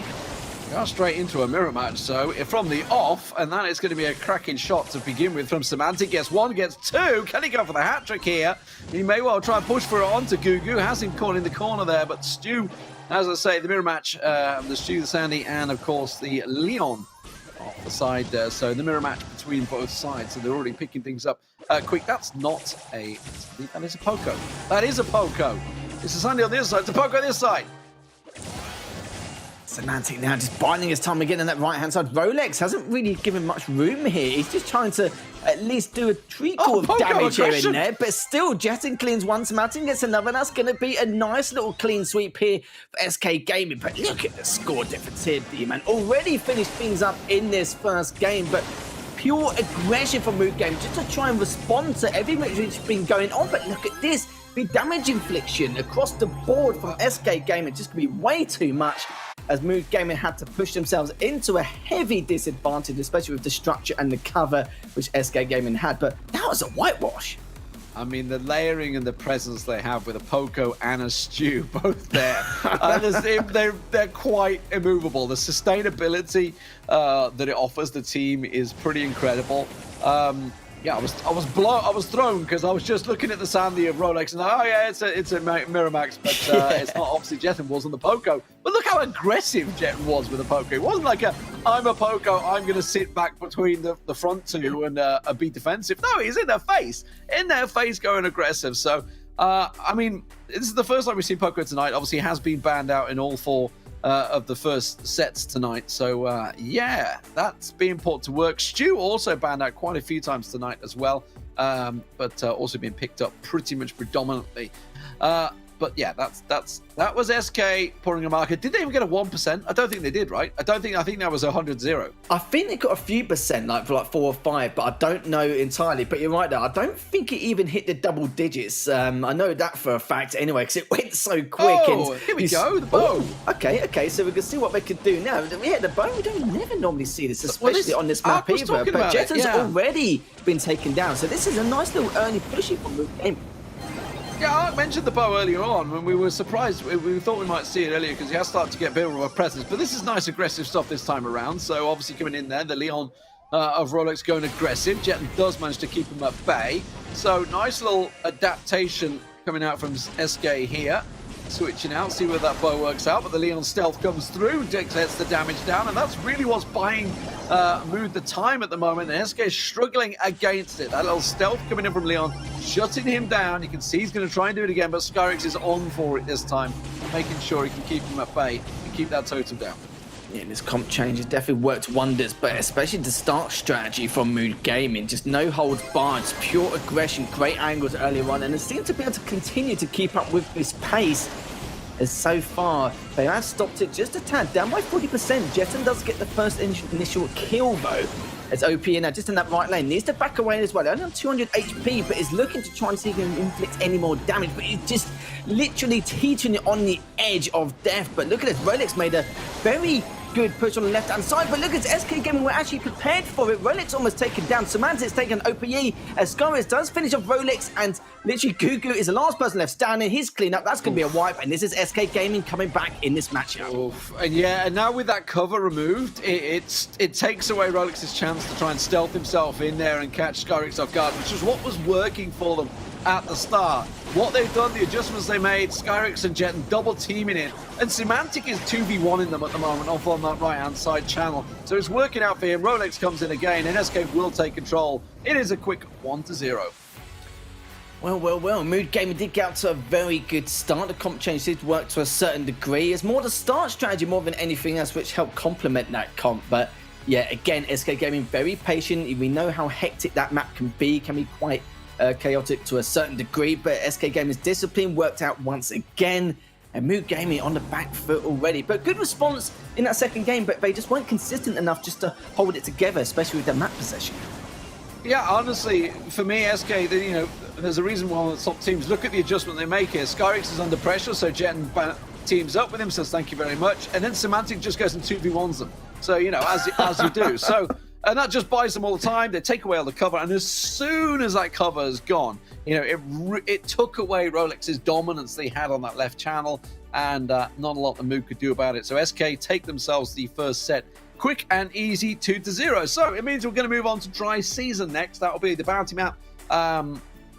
And you know what? We may see the bow in there. No, I don't think. I don't know. Honestly, I don't know. You know, Ark was talking about this earlier on today, how bow is starting to get more prevalent across multiple maps, not just on the couple of sort of bounty maps that we used to see him on now and again in and around Layer Cake and stuff like that. But maybe we'll get to see him more and more. Interesting that Sky's brought him to the table, and I like the adjustment there, because actually they could have quite easily just stuck with what they had in the first map, because they just smashed with it anyway, and it would have worked for them. Let's have a look what they bring to the table. Yeah, let's have a look and see what's going to be going on. The usual tick, which is not really too much of a surprise, but depending on how we're going to play this out, it can be quite passive for the composition. But at least with the Baron there as well, is going to help play a little bit of range and effect. And Rolex also playing the tick, but it's also been very aggressive with the tick as well. Already got one side of the map, and they're all very, very aggressive. And Gugu now needs to select exactly how he wants to go about making sure to heal his teammates, but also push on forward. But look how far Rolex is going in deep here. And Rolex managed to take down one, takes down another, and it literally jetting the last one left standing, gets the 5 stars, has the blue star as well, and this is a fantastic way to kick things off for Mood Gaming. Yeah, I didn't get a chance to say it, but I was really interested to see how OP was going to find his opening there, but it was all on Rolex. Going in with that tick, knowing he's got that tankiness, that he's going to be sort of the man that everybody tries to avoid, and I thought that the bee and the bow should be able to deal with it, but no, they got absolutely decimated there. So really nicely done there. Yeah, very quick entry. These now, SK Gaming, they may have slight advantage in terms of map control, but they've given that up quite easily here. As it looks so far, Mood Gaming looking a lot more healthier and a lot fresher compared to that first set. It seems like already Rolex had to pull all the way back, left them 92 HP. That gave SK Gaming the exploit which they needed in terms of that weakness, in terms of the damage count on Mood Gaming. But look how far up Gugu is. He's literally in the middle of them at this point, and OP now trying to push on up as well. Rolex just following on suit straight afterwards. Damage back in full. And finally takes down Jet and also pushes in, but Semantic actually takes down OP, but SK Gaming have no choice. They need to push this. No, it's going to be a hit and run, is it? Gugu is going to try and stick around with the poke. Oh, I thought he'd run out of bullets, but he managed to get himself the reset in there. In comes OP. And Mood will take the first game here on Dry Season. Wasn't expecting that. I wasn't at all. No. And even now, I can't remember who the tick player was on Mood Gaming, but the aggression there, he just didn't really have any care in the world. You just had to tank all that damage and have all the angles covered. SK Gaming were not expecting that at all, but that's not the first time we've seen Mood Gaming come out of the woodwork, super strong, super aggressive, and just making it work. Yeah, astonished with how aggressive and how they made it work. just sort of backing them up. And now whether that was... I want to check with Gugu whether he was like looking and realizing that they're maybe low on ammo or something and just like getting in their face, or whether he just got lucky with it. I don't know, but just kept pushing. I'm going to walk forward and keep walking forward, and I'm going to keep on hitting and swinging and hope something happens there, because, you know, with Poco, sometimes you just don't have the damage, but obviously you can have that super to try and keep them in there. So what are SK going to do to adjust? We already saw OP, obviously, with the Mortis tonight, so we know exactly what he can do with that. Do we see the Skyrick sticking with the bow? Maybe not. Maybe changing things there. And is the B going to come out again? Or are we going to go to a more traditional sort of long-range setup, maybe, to see if that's going to work out? You know, maybe the Piper coming back in. Yeah, we've seen some comp changes in the past. I remember instead of Tick, some of them would use the Brock. And we know it's more on a few of the other maps, but we have seen it in this matchup as well, just to make the lineup more aggressive in terms of the composition, to keep him at bay a little bit longer and try and trap him on the spawn if there's any kind of respawn cycle. But if they actually do that, then great. But it's going to be very tough the way Mood Gaming are playing, because they're just way too aggressive for that. But you're right, a comp change does need to be made, and there's going to be a lot of mind games behind it as well. Will they keep the Tick? Will they literally just remove it and go for more of an aggressive composition? We'll have to see. Yeah, absolutely. We'll find out. And let's not forget, you know, SK and Mood both came through from play-ins 1. Both from the winner bracket, both winning both their matches and going straight through there. SK, obviously, everybody knows the pedigree of those, but Mood, some of you may not be aware of, took down EXO on the way through there, and Blood Diamonds. You know, both EXO, obviously, formerly, and everybody knows who EXO free agents are, let's face it, formerly in the Spring Championship, got themselves 3rd place in that championship, and Blood Diamonds currently in here, looking great, by the way, at the start of this tournament. But we are going to switch things up, so we do get to see Semantic absolutely switching it as we would expect. I was kind of wondering whether that was going to be the case, but the bell coming in for him. Also, we've got the Ticks as well, and the Gene coming in for Skyrick. Right, let's see how SK Gaming can either adapt or respond from earlier on. So far, a little bit different this time around, but SK Gaming do have the 1-star lead, and Mood Gaming with that blue star to their name. Seems to be a little bit more patient this time around. SK Gaming are just more focusing on the map awareness, but Semantic takes down Gugu straight away. OP is actually still in that left lane, and Semantic just realised that as he actually was looking to push into the centre, but how's he going to go about this? OP is still just holding the angle, holding that left lane, and it seems like SK Gaming aren't going to try and challenge that as of yet. Yeah, he's struggling here with the Leon, I think. You can see he's trying to be aggressive, and he needs Gugu to try and back him up a little bit on that side. You can see Rolex is having a good old tick brawl with Jet, and it's like the epitome of like fighting with wet fish against each other, so slapping each other back and forward. Because you can see neither of them really being successful. As I say that, Rolex actually goes down. Skyrick's going hunting here for OP. OP having to go stealthy and try and get it close enough, but they realize the Gugu push was coming, and they have to back away and respect it.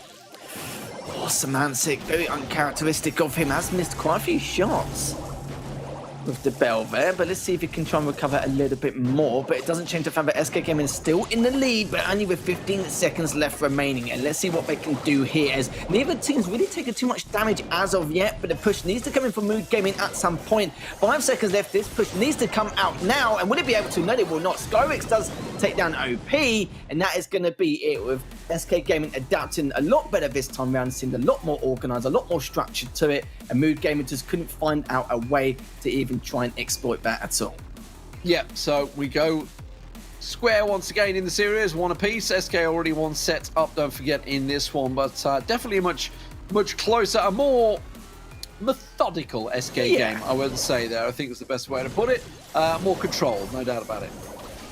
Yeah, it certainly was. It's a much closer affair in comparison to what we saw previously, where it wasn't exactly a mess. It was just because of the compositions, it was very back and forth. But this time around, SK Gaming were able to solidify that. And I think what was great about that as well, they knew that OP was just holding that left lane, especially on their side of the map, but they didn't really panic or get overzealous or overextend or try and take him out by trading or risking anything. They just let him sit there and just knew that his time would come, and if he does make that push, then they'll just wait for him to force out the first mistake, which is good to see. And it's nice to see that patience and discipline once again coming out from SK. Yeah, I mean, they didn't really push, did they? They just sat back and just said, all right, just keep picking on us, and we'll just keep picking you off. Do they make any adjustments to it? No, I don't think so. Yes, they do. They got a Ruffs. They've gone for a Ruff. Semantic switching over to the Ruffs here. And back to the Mortis. Now, that is going to be a struggle. We were talking about how's he going to get in earlier. Well, there's the Buzz. The Buzz is going to try and latch on. The Mortis of OP will try and come in straight. So it is pretty much a one-trick pony for Mood here to try and make sure they can get the kills down. It's going to be very hard, though, with the Ruffs in there. Yeah, and with the Max as well, just baiting out all these projectiles, and this could work in Mood Gaming's favour. It depends if they can just abuse the movement speed in the centre, but you can see that OP also just trying to find the right time to push it on it. Now is not the time, he's on 168 HP, but it doesn't matter. They've been completely cleaned up there, and this is a great start for Mood Gaming. It's just a matter of if they can hold on to this lead. And that was only the two of them. That was only Rolex and Gugu going in. OP was on the back foot running away. Yeah. So that was just a 2v3. They went in. OP goes in, gets one down. And now they're chasing on to Semantic. Semantic gets himself as much cover as he can, but it doesn't matter when Gugu comes in. And Mood Gaming are looking nailed on right now. 10-1 already. This is not what we even anticipated here, but they really are making this composition work. But as they come on in, though, Gugu takes down Skyrix. They're literally just trying to pull back as fast as possible, but they cannot. The trade comes in, and Gugu managed to stay alive. Didn't really take too much damage anyway, and Skyrix is, of course, not too happy about it. 35 seconds left. They need at least 2 team wipes potentially in order to try and overtake Mood Gaming, but it's looking highly unlikely. As OP's already taken down Semantic as the trade comes out again with Jetton, and it's left Jetton, just the last person left standing in the center, not looking too good for SK. Just a small warning sign to Mood there. It's like, yeah, let's not lose too many. We have a lot of stars we could lose here if we're not too careful. OP goes in, it goes down to 18-11. Suddenly SK going hunting, 7 seconds left. Why not go for it? 18-13, go looking for more. OP goes in, 18-15, 2 seconds to go. 1 second, oh, they couldn't quite get it. They had him pinned in the corner and they knew what they wanted. Oh my word, SK in the end lose out, and Mood even up the series, 1 apiece. Yeah, fair play to whoever's playing that Max as well, just keeping himself alive for as long as possible, all about that life value as well. He literally had, what, maybe 2 or 3 more seconds, he definitely would have been done for, but good way to try and start things up. I actually try and make a comeback here with Mood Gaming now, managed to win that second set. We weren't really too sure considering how well SK Gaming adapted, but I knew at some stage there would be like an aggressive composition to try and counter this. They did actually come out with a great comp nonetheless, and they really did make it work for the majority of this set. But let's see what happens as we go into set number 3. But we're all tying up here, D-Man. Could be another long one. I mean, Gugu just gets in the corner. He's like, "Hi, don't come near me." You know what? Mood would have been kicking themselves after the loss they had earlier on to free agents. You know, to go from that 5%, 3% to lose that with I think it was an 18-1 lead at one point. To lose that would have been an absolute nail in the coffin, I think, for the night. We would have seen them just going out of this series without a bang, but. You know what? They just took a series. They just took a series of SK Gaming. We're all square 1 apiece. And now we have ourselves a game on. We're going over to Double Swoosh next, if I'm not mistaken. So, yeah, here we go. Over to the gem grab. Obviously, everyone knows the gem grab. Everyone's pretty much used to it. But with the Double Swoosh, let's see what they're going to change up here. SK Gaming is certainly bringing something new to the table, I would say. So, I'm very interested to see what they can pull out this time. Yeah, I think I will do as well. It just depends on how Mood Gaming will see or go about this next set. I'm still surprised that we're able to take that in the end, as SK Gaming was still able to recover from their losses and be able to adapt a lot better. But yeah, you kind of saw that composition on paper on that last game. They knew that SK Gaming would be in a world of trouble, just being able to execute it correctly. And it's nice to see that Mood Gaming are showing signs of life. After that 3-0 earlier on, it's, you know, and then you've got to go straight into a match against SK Gaming. It's kind of like, I just want to end my night now at this point, because it's going to be a real tough road indeed. But at this point, you know, you've still got to try and bag that top 4 spot to make it to ESL Mobile Challenge finals. And if they do somehow be able to capitalize against SK Gaming and take this series, then that'll definitely give them a little bit of leeway later on in the future playdays. But let's see how things will pan out. This time around, it looks like Rolex is just coming in with the pan straight away, making a very aggressive push here against Skyrix and Semantic there. And it looks like already trying to do his best, but not exactly good enough, as Gugu just sitting back on that 1 gem. With OP was pushing in the right-hand side, but looks like he can be sitting back just a little bit and just biding his time for the right opportunity to push it. Yeah, the Poco for Gugu once again is kind of enabling OP. I know it's kind of like baiting him into taking that. But at the moment, the gem lead is in Mood's favor. Now it's going to swing, and now he can see Jet's getting in position. And that's a danger. The Rolex is going to be the one that has to try and flush him out of the bushes, and he's going to have to face tank all of this, which is why he's taking the 2 down. It is setting up, though, for OP to go in, and that was the plan. He goes in, gets Semantic down. Now, if he can get himself onto Skyrix, he should be able to turn it in his favor, but he has to get out. The support comes not in time. The heal wasn't quite there for Gugu. Yeah, Mood Gaming need to be careful. They're kind of overextending quite a lot and get baited into a lot of his attacks. Like SK are literally just throwing out a lot of these traps just to make them think they've got the opportunity or the opening moment to make that push, but they're just playing for them with that numbers advantage. Rolex coming in with the PAM though. Will he take a huge amount of damage? But OP is also coming in with the mortars, and will he be able to take him down? Yes, he does, which is going to be huge. Mood Gaming doing that gem lead. They're going to pull all the way back. They've got the numbers. This should be a winner for Mood Gaming. I love the way it's working. It's, I wouldn't say unorthodox, but slightly. It's all about Rolex sacrificing himself as the PAM, slinging himself in the front there, and it just buys enough time for Semantic or somebody to get separated, for OP to get in there in the Mortis. He gets the punishment down, either picks off the Mortis, picks off the Skyrix there, or picks off Jetten, and just upsetting the balance of SK there and completely disrupting them. I tell you what, while we're talking about the Mortis, I think the Poco ban or non-ban has kind of been the key really for Mood here. It's working in their favor really well. Yeah, it really has been. It's been a bit of a surprise here. And you're talking about that Mortis as well. And one thing I'm happy with what OP did is he made a really bad play at the start. He got baited out heavily. He knew that. He tried to pull back, and then he was like, I'll try and go for at least one attack and do a little bit of damage before I get taken down and come up on the respawn. But it didn't affect his mindset at all in the slightest. He didn't start playing a little bit more passive and a little bit more weary about what he should be doing. He's still playing very aggressively and also making sure to get his initial flanks in order to help out with the rest of his team. And, you know, there's a lot of players out there where they've made a massive blunder. They really struggle to reset how things will go about things later on in the matchup and try and play how Mortis should be played. But it seems like they didn't affect him at all in the slightest, and he just continued to do absolute work there with that Mortis. But Mood Gaming looking so solid compared to what we saw in that first set. Yeah, I mean, obviously, we shouldn't discount like the Poco's obviously giving enabling the Mortis to keep going and keep the damage down. So, yeah, okay. Set point over to Mood. Could they take it 2-1 here against SK? Could they start things off? It is a best of 5. We have a lot more games to go tonight. But this is more like the Mood that we wanted to see. This was kind of like the life that we thought they were going to bring to the table and almost did against Free Agents. For SK Gaming, I think they've been a little bit rattled here. I think they've been caught a little bit by surprise. They're going to switch things up. Is that... is that a spike I just saw? That's banned. Spike is banned by Mood. SK Gaming have just thrown this game. I was just trying to remember, was that Spike or was it the Sprout which was banned? From the top of my head. Spike was banned. Oh, Spike okay. Well, and Sprout were both banned. SK Gaming have just thrown this game. It is now 2-1 to Mood.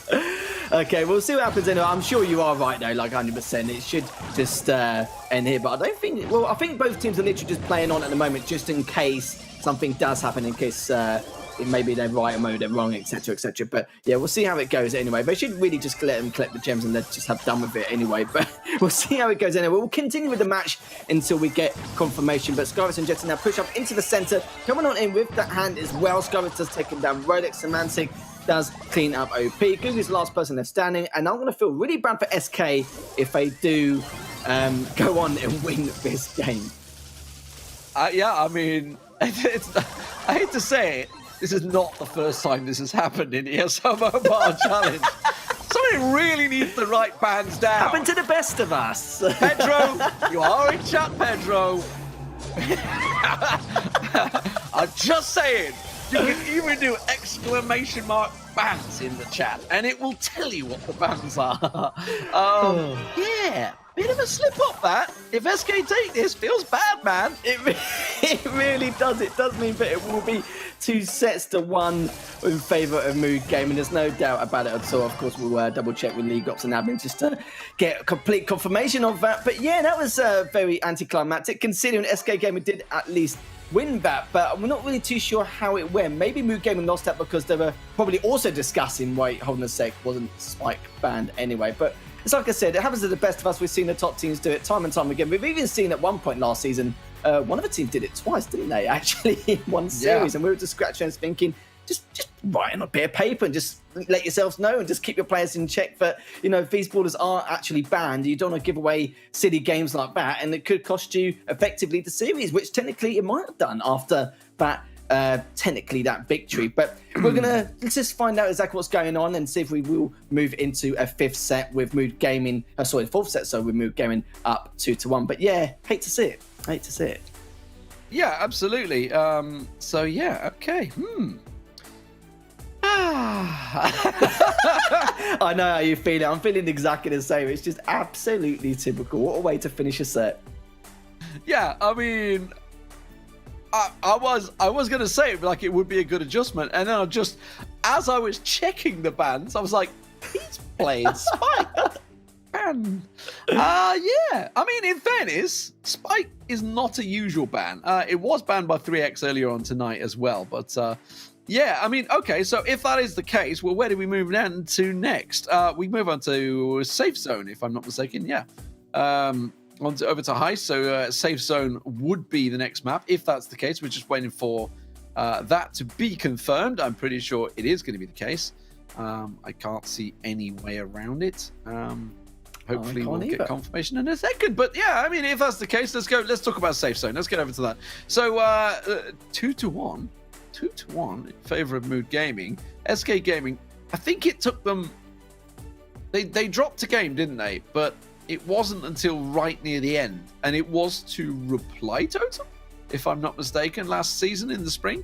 Mood indeed get to the point. So the lobby just needs to be remade and reset. Okay, so there. Yep, so Mood 100% are now 2-1 up in sets over SK Gaming. And it does mean we're moving on. So there we go. Confirmation from admins and production, and it means that we are now on to Safe Zone. Wow, this is just turned into a surprise. I've got to say, you're bringing the 5-set series equation to you. How are you looking forward to SK versus Clash next? I don't mind a long night, D-Man. You know me. I always get these 5 sets all the time, so I'm all for it. I'm all right. I don't mind that. But yeah, it's gone from a long night to a very long night, and you know what? More games, the better. We can't complain at all, especially if there's going to be another upset as well. Mood Gaming losing to FA earlier on. Obviously, Reply Totem losing to FA was definitely upsets in themselves, considering even though FA are very good, they're just not well established in the scene as of yet. But SK Gaming potentially losing to Mood Gaming, it's just been upset after upset, which is going to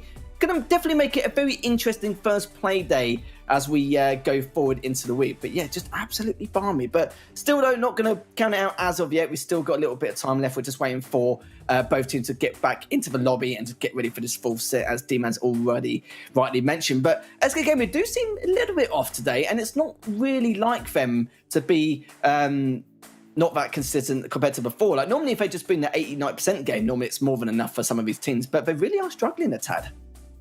Yeah, absolutely. Yeah, I mean, it's a bit of a shocker for them. Okay. So, Safe Zone. Okay. Well, I mean, we're going to kind of go back to the standards. Probably just going to double check the fans again. Yes, we will have Bell. I think we'll have a bit of a Piper Bell. Actually, you know what? Will we have a Piper Bell? Because you've always got the danger zone that OP could bring Mortis to the table again and be charging on you with the Poco backup. So this is a very interesting one for SK to see what they're going to bring to the table here. Would we go back to the tried and tested of like Colette on the heist and stuff like that? I mean, maybe going back to a tried and tested sort of setup. A little bit of safety maybe, because I wouldn't be surprised to see that Mortis again, even though this is a map that's going to be really tricky for him to close the gap on. And Poco will probably come back out straight afterwards just to obviously support him as much as possible. And I think we was always wondering why, over the last 4 or 5 matches, why we haven't really seen, not really seen Poco, but why it's been banned so many times. We're getting like clear examples as to why now and why it could be a real pain in the backside. But at the same time, SK Gaming, because they rather go for their own preferred bans, technically they should be used to playing against a lot of Poco compositions because they just avoid that ban entirely. So you would have thought maybe SK Gaming have got a bit more experience on that. I don't know. Yeah, I'm not too sure. I'm just trying to wrap my head around the fact that I don't blame you. SK are 2-1 down to Mood right now. as they just fail picked. You know, we've sseen many teams. I do recall EXO doing it a number of times, picking band champions as well, brawlers. Got another game in my head there. But yeah, safe zone. You know, long range, snipe fest, Piper, Bell, Nanny. Potentially. Normally we do see a Nanny in some of these compositions, though, don't we? Maybe a Brock. We'll have to find out. Depends what they're feeling, Brock's really. banned, isn't it? Brock's banned. Yeah, Brock's banned by SK. Yeah. I'm just as bad as them. I'm just picking all the banned. Yeah, Brock and Byron banned. Yeah, but brawlers. along with the Sprout and Spike. Don't you start picking bad ones as well. I'm trying not to. I'll be banned caster as well as a banned player at this point. But Ash is open, but would Ash work on this?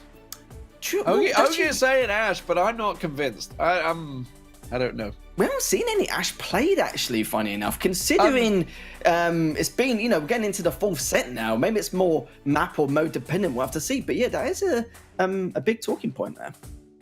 Yeah, and just also point out, I know there obviously people were talking about is Bo globally banned. 2 skins of Bo are banned at the moment. So that's why obviously we didn't see him used. But Bo is actually allowed to be played. So yes. Yeah, I think the teams are sort of figuring out what's going on. They're trying to get themselves back in, so that's why the lobby's just being resorted and done and shuffled and etc. But honestly, I'm really liking what I've seen. You know, obviously, you know, we could talk about the superstars of SK and Clash that are in the series, and yes, they're sort of doing very well. But I love the fact that we've had this open ladder play, which has led to a play-ins, which is brought in these teams we haven't seen in the ESL Mobile Challenge before, and haven't really had that much exposure through the Brawl Stars monthlies either. So, you know, they're sort of stepping it up. You know, Mood Gaming coming into this one, they've been in and around the qualifiers and the monthlies before, but haven't really had a big showing. This has given them a nice highlight. The free agents, they had a great highlight. They're 2-0 at the top of the table right now. That's fantastic for them. You know, if SK were to drop a series here, this would be massive. This would be a massive start for them, you know, because then they're going up against Clash. They could find themselves 0-2 by the end of today if they drop this map suddenly. So real pressure, I would say, suddenly, while everybody's talking about SK. I talked to SK. I've interviewed them. I know what they've said. You know, without giving any spoilers away, they're talking about this being the perfect practice ground for them approaching Worlds. They're 100% focused on winning this. They want to win the ESL Mobile Challenge because they want to use this as their launch platform, their confidence booster, effectively, to go onto the championships and take dominance there. You know, and to suddenly be up against it in their first game of the series is a mega kick. Yeah, not the best of statements, is it? Let's be real. To start things off here, it is a Mobile Challenge. But you're right, though. You know, if they win this and win the entire thing, or win the majority of their matches, then yeah, you're right. They will be oozing with confidence. And there's nothing.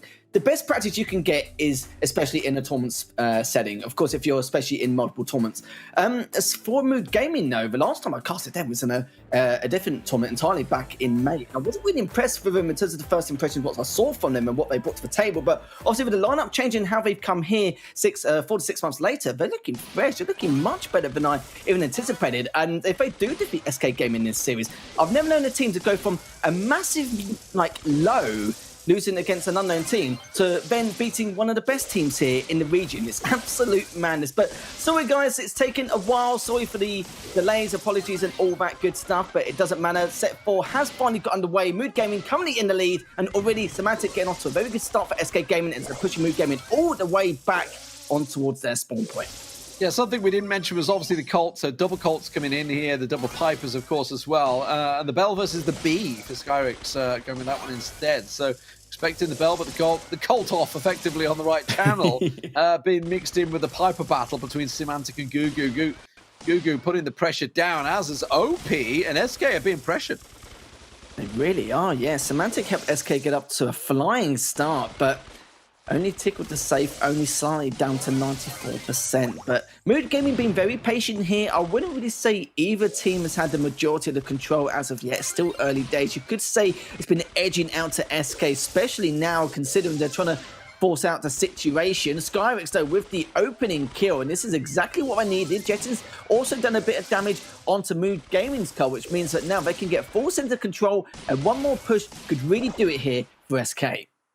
Yeah, absolutely. Gugu does find Semantic, as SK did try and press forward, but Jet doing a good job at keeping them at bay at the moment, but there's going to be a couple of shots coming through, and they will land. So the first pressure coming out from Mood as well. So giving themselves a small lead. But now Mood would go down 1 and 2. And now Semantic tries to press forward, but couldn't quite land the shot onto OP. That would have bought time to get some damage on that safe, wasn't to be.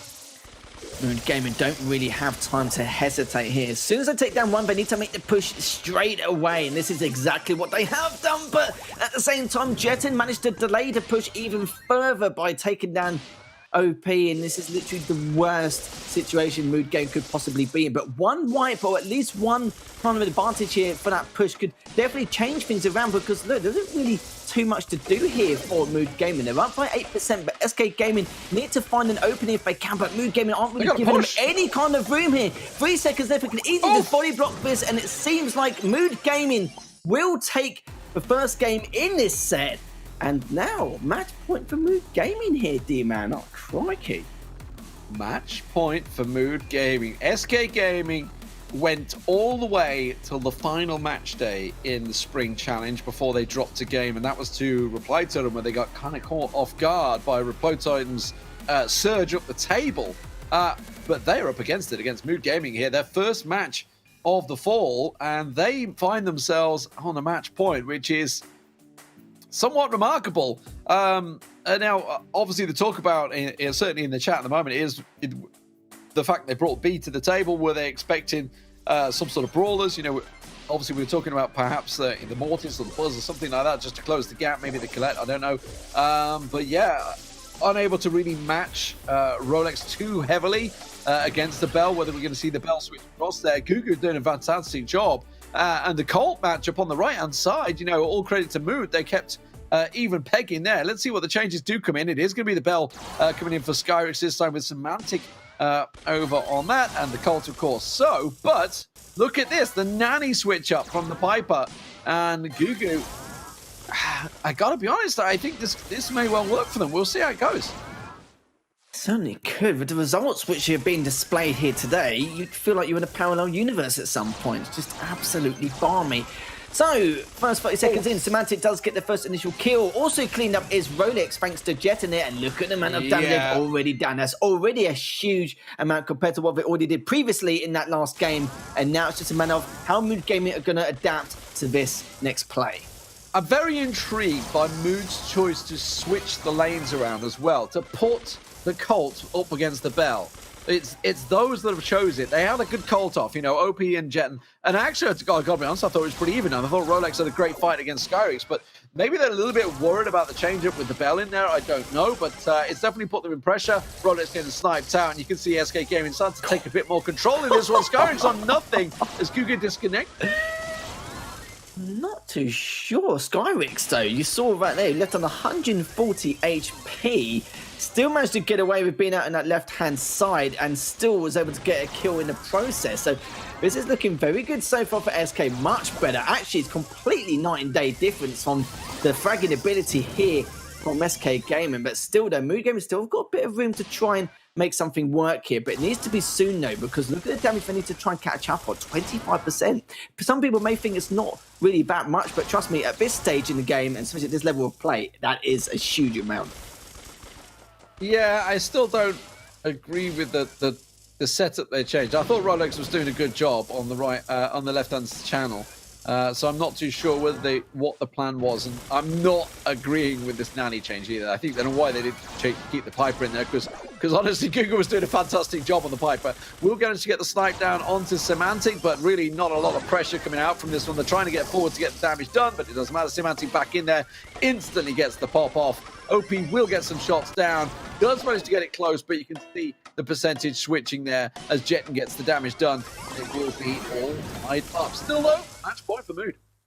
Certainly is, yeah. Mood Gaming second match point, but SK Gaming now has a much better performance in comparison. It was a very similar start strategy with what they anticipated in last time round, but this time they were able to take advantage of the situation. Just went more for the objective then their opponents inflicted damage there instead, and it seemed to work out better for them, which means they can just hold them to their advantages, because we know that SK Gaming, people would say they're the more organised team, and if they've got that defensive posture afterwards with the lead, it's going to be a tough nut to crack here in terms of their setup. Yeah, and I'm pretty sure we're going to see the Nanny switching back over to Piper for Gugu. Definitely did much better on that one. I'm very interested to see this channel switch that they did here. I really felt that it was pretty evenly matched on both sides, and actually Rolex had the better of it. Yes, it was obviously against the B in the first game, so very different there, but they didn't fancy the Bell versus Bell, which is a little concerning, I think. That tells me... I don't know, actually. Now that I think about it, I think that's quite clever from Mood, because they're thinking, are we as skilled to go in a straight head-to-head mirror match? And it's SK Gaming. Maybe not. So maybe they're trying to find something different to use, which actually is not a bad idea. Yeah, it's tough. It depends if they want to force out the mirror match. But from what I've seen from Mood Gamer, I wouldn't say, in terms of their aim skill, they're off in any way. I know Semantic had a little bit of a balmy here and there. It didn't really look too good in terms of his attacks and what he was doing, but that was much earlier on in the series. He's probably done a lot better now in comparison, and Skyrix is looking quite fresh with the Bell as well, especially in that left-hand lane. He was getting away with murder on quite a few of the occasions, left on 140 HP, and I kind of feel like a lot of the occasions, they're just letting him get away with it, and it's going to be very tough for Mood Gaming. They need to try and capitalise or try and go for these trades if they can. If they trying to... But I feel like on a lot of the occasions, on numerous occasions actually, they do make it hard work on themselves sometimes, and we've seen that quite a lot. But they need to be very careful of how SK Gaming come out from the get-go, right from the gates, because we saw both times they've come out very aggressively with that start strategy they use, and then just try and get as much damage done to the safe, and then have that defensive posture straight afterwards, unless there is a huge opening later on in that game. But we'll see what SK can do here. They might even do the same thing. We don't know. I'd be surprised if Mood Gaming don't find some kind of fail-safe way to stop them from having that aggressive push at the start this time around. Here's a thought. Go on. If they're expecting SK to come out once again with their squishy long-range brawlers, do they try and throw OP in there with a Mortis and try and close that gap and jump on them? Well, it would be unorthodox, but it'd be one hell of a statement to win it that way. I feel like I can understand that, but it's a huge risk because there isn't really a lot of space for Mortis to go by. Like, if he's in center, I suppose it's okay, but maybe like before I would have said a Colette, but at this point in time, I'm not really too sure now, because at least with the Colette, he can one of the players can at least try and dive into the safe and get a little bit more damage done. I'm not really too sure. And yeah, we do, normally do see a Colette or something like that in these kind of matchups. But this time around, both of these teams should be more focused to be on more range dependent in comparison, which is understandable. Like I said, in terms of movement, there's not really too much you could do. It's like you're both on each other's half, and then you push into the center, then it's done. And it's very hard to even get to the safe itself, which is why I said maybe a Colette. But then again, the range is gone. Well, most of the range is gone anyway. Not enough DPS is going to be inflicted onto your opponents to even make the Colette work. So yeah, there's a lot of talking points there to discuss in terms of how, if they want to stick to the same comp, but if they did change anything, I'm sure it's going to be something very minor, or maybe just the odd change. You're saying it's minor. I'm thinking there's some completely serious different discussion. We're in a long time to set up this game. I think there's some serious discussions. Mood realize there's still a match point, as do SK. Realize they're up against the match point here. By the way, if we do go the distance, we're going to be going over to Sneaky Fields Brawl Ball if we get to that fifth map. But yeah, Mood Gaming. I mean, this is their best chance to take down SK. It's like, do you roll the dice and throw out something unorthodox? I mean, don't get me wrong. Obviously, it's safe zone. It's a big, long, open map. Yeah. So, Bruisers is literally a do or die. It's if you get in, you've got them. If you don't, you're probably going to lose the game. Yeah. It's literally do or die move. So it's going to be a tricky one for them to call. Do they go with the tried and tested, the basic stuff, or do they go with a risky maneuver? Is this the time to do it? They are, let's face it, they're already 0-1. To go 1-1 and lose, they lost 3-0 to F. I know, you wouldn't think so, would you? It was such an unfair score. Such an unfair score for them. They definitely doesn't deserve. I feel like I said that a lot for NaVi last year and last season. Sorry, throughout spring, which I did, and they went best of fives a number of times and ended up losing and ended up like 0-10 or something horrible. Their scoreline until they got obviously the free win from Tribe, but. you know, for Mood, that certainly that game against Free Agents did deserve it. I mean, it was a 2% difference in nuts and bolts, and a miss hit by the smallest of margins from Gugu on Brawl Ball. They won't want to be playing Brawl Ball next, trust me. No, I don't think they would at all. Let's let AC Milan clash, but I'm sure very well. But I do know your idea in terms of just throwing out that composition, just having something entirely different. It would throw them out, but it's just a matter of how which team can adjust or adapt quicker, really, I suppose. Normally wouldn't see something on that map, but I do like the idea at the same time, because it only takes that one game, and Mood Gaming can throw this game if they want to, because they've still got plenty more opportunities. But I don't think they want to go to another set, because the longer this series drags on, the worse it is going to get for them. But sorry guys, sorry for the delays so far. Sadly, our caster button is currently broken and we can't use it as of yet. But for now though, just to wait a little bit longer for the players to set up and get it ready. D-Man's still trying to get it working as we speak. But for now though, we do have an interview with one of the players from Mood Gaming, as we'll be back in just a couple. Okay, I'm joined by Nico from Mood Gaming. Welcome. Let's get straight into it and talk about the ESL Mobile Challenge. We'll start things off talking about how you got here.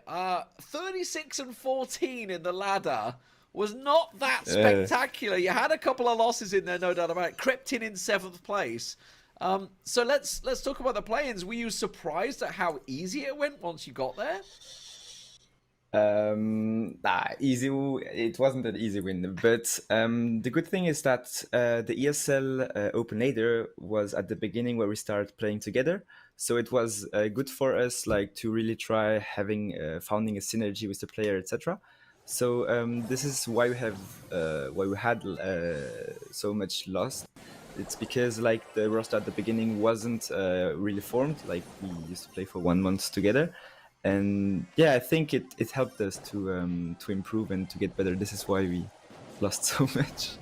Have you got any main threats that you feel within the league, or maybe any unexpected teams that you just didn't expect to be there? I think all the teams that are here, like, they did a great job, so, like, they deserve their place. But yeah, there's a lot of teams like Big or whatever who we are surprised not to see. But I think it can be interesting also for the viewers, etc., because they will see players who are not used to be in the big competitions. And yeah, I think it can be really interesting for us also to meet new players on the pitch, and also for the viewers, like, to see new players. So, final question: how do you guys expect to perform in the league overall? Do you expect to reach the finals?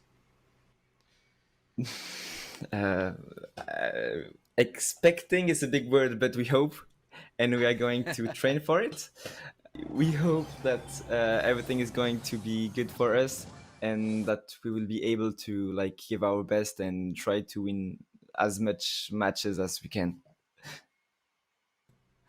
Excellent. Well, I do wish you all the best, and I hope to see you guys perform well. I'll see you next week. Thank you.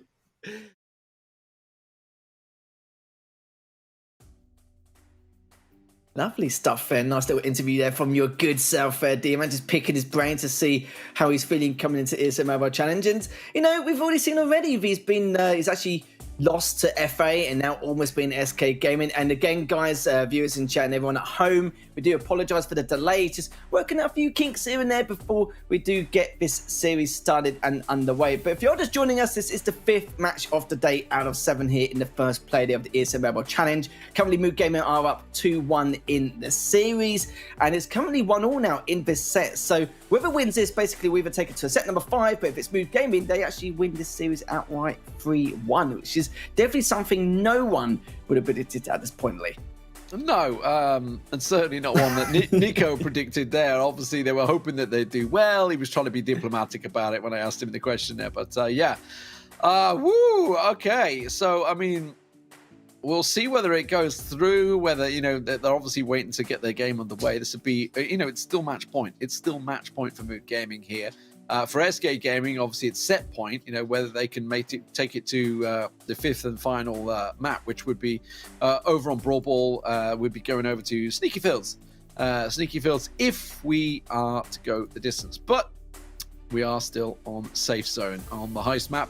and we are tied at 1 apiece at 2-1 in the series for Mood Gaming. And at the moment, we're just waiting to see whether or not. Well, I mean, it is going to be played out. We're just going to wait to see who's going to be playing the map at the moment. As Mood Gaming are just delaying for the moment. Maybe they're just building the tension up, you know. And Dance, I love it. I love the fact you're saying, you know, we got to go to bed yet, but we do have 2 more best of 5s to go here. That one of those is AC Milan Clash versus SK Gaming. Oh gosh, yeah, that's the next one as well. Yeah, and and let's not forget, it's Blood Diamonds versus Clash at the end as well. You know, which is also going to be good. Blood Diamonds picking up a really strong win earlier on tonight over 3X, and they're a team to certainly watch. They're an up-and-coming team, Blood Diamonds. The Spanish guys have been performing very well, and Clash are going to be coming off the back of probably going to be an arduous game against SK. So it's going to be a very interesting games to finish off here. We just want to get them going.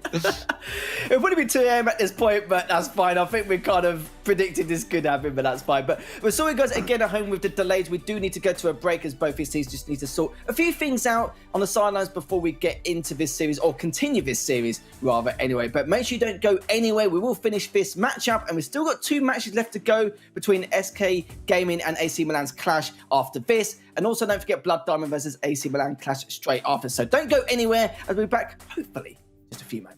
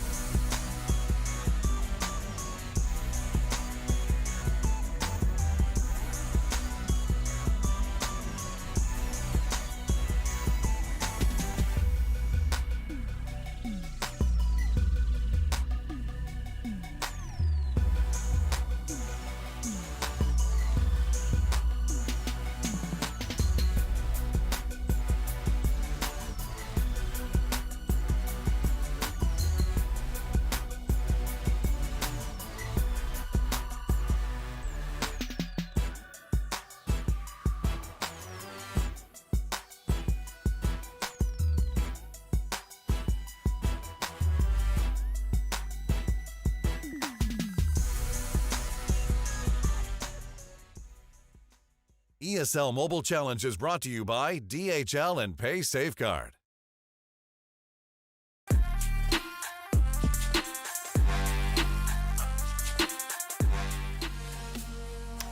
And there we have it. We're back here, D-Man. Back once again with the series between SK Gaming and Mood Gaming. We're sorry for the delays once again. We do apologise. We're just trying to get both teams underway and ready to continue this series, as it's currently 2-1 for Mood Gaming. And in set number 4, they're currently all tied up here as Mood Gaming on a second match point. But D-Man, we'll get it in the end, won't we, mate? Yeah, we're going to have a player change. So I assume DD's coming in for Mood Gaming. So looks like Rolex is going to step out. DD's going to come in. And we'll see. That's not what I mean. What a crucial time to change The player. super sub. Yeah, super sub indeed. I mean, it could be a super sub moment for him, no doubt about it. Obviously coming in. Oh my word, I hope he's ready to go, because this is... he's got to get his warmest thumbs up, get himself ready, because this could be a huge moment for him to suddenly be stepping in for his team against SK Gaming on a potential match point. Yeah, it certainly could. I'm still just flabbergasted with just what's been going on so far. Now we're getting a super sub in. Mood Gaming just coming back from a 3-0 defeat against a team which not really many people know about. You couldn't really make this stuff up, in all fairness. And still though, guys, we are currently going to get underway very shortly. So all I can say is thank you for your patience and just sticking with us at the moment, because definitely your patience will definitely be paid off, especially with later on as well. We've got some more incredible matches straight after this, so make sure you guys do not go anywhere. Make sure you stay tuned for that as well. But getting it in the end though, I was just trying to think exactly what occurred. Do you know what? It's been so long after the fourth set got underway. I'm trying to think exactly what's been going on in terms of this matchup and how it's actually gone, because we already know Mood Gaming were looking very good in that first game in the fourth set, thinking to ourselves, well, they could really just end it right here. But I don't want to keep up with this longevity of this series. The longer it's going to go on, the easier it's going to be for SK Gaming. Yeah, no doubt about it. So hopefully we'll get this series wrapped up ASAP. We're sat waiting just as well, but the difference is we're getting paid to talk about it, and you're sat waiting in your bedrooms or wherever you may be. Maybe we're on the big screens, maybe on a cinema screen. Yeah, I'd like to think that, but I don't think anyone wants to look at me and you on the cinema screen. That's for sure. They want to see the game, and we'll get it on your screens as soon as possible. Now let's refresh our mind. Let's get back into it. Right? Okay. So, in terms of picks, what did they have? Well, they had a Bell, they had Piper, they had Colts. That was for SK Gaming. They had a B at the start in the first game. That didn't work out for them. For Mood, they'd switched the nanny in the middle. I didn't agree with that one. Probably going to stick with the Piper. They got the Bell and the Colt as well. So we'll see whether they decide to switch back to the Bell. With Didi coming in, what is he going to play? That's going to be the adjustment for Mood. What are they going to switch around at here? Are they going to keep it the same? Is Gugu going to be the same man in the middle, on the middle channel?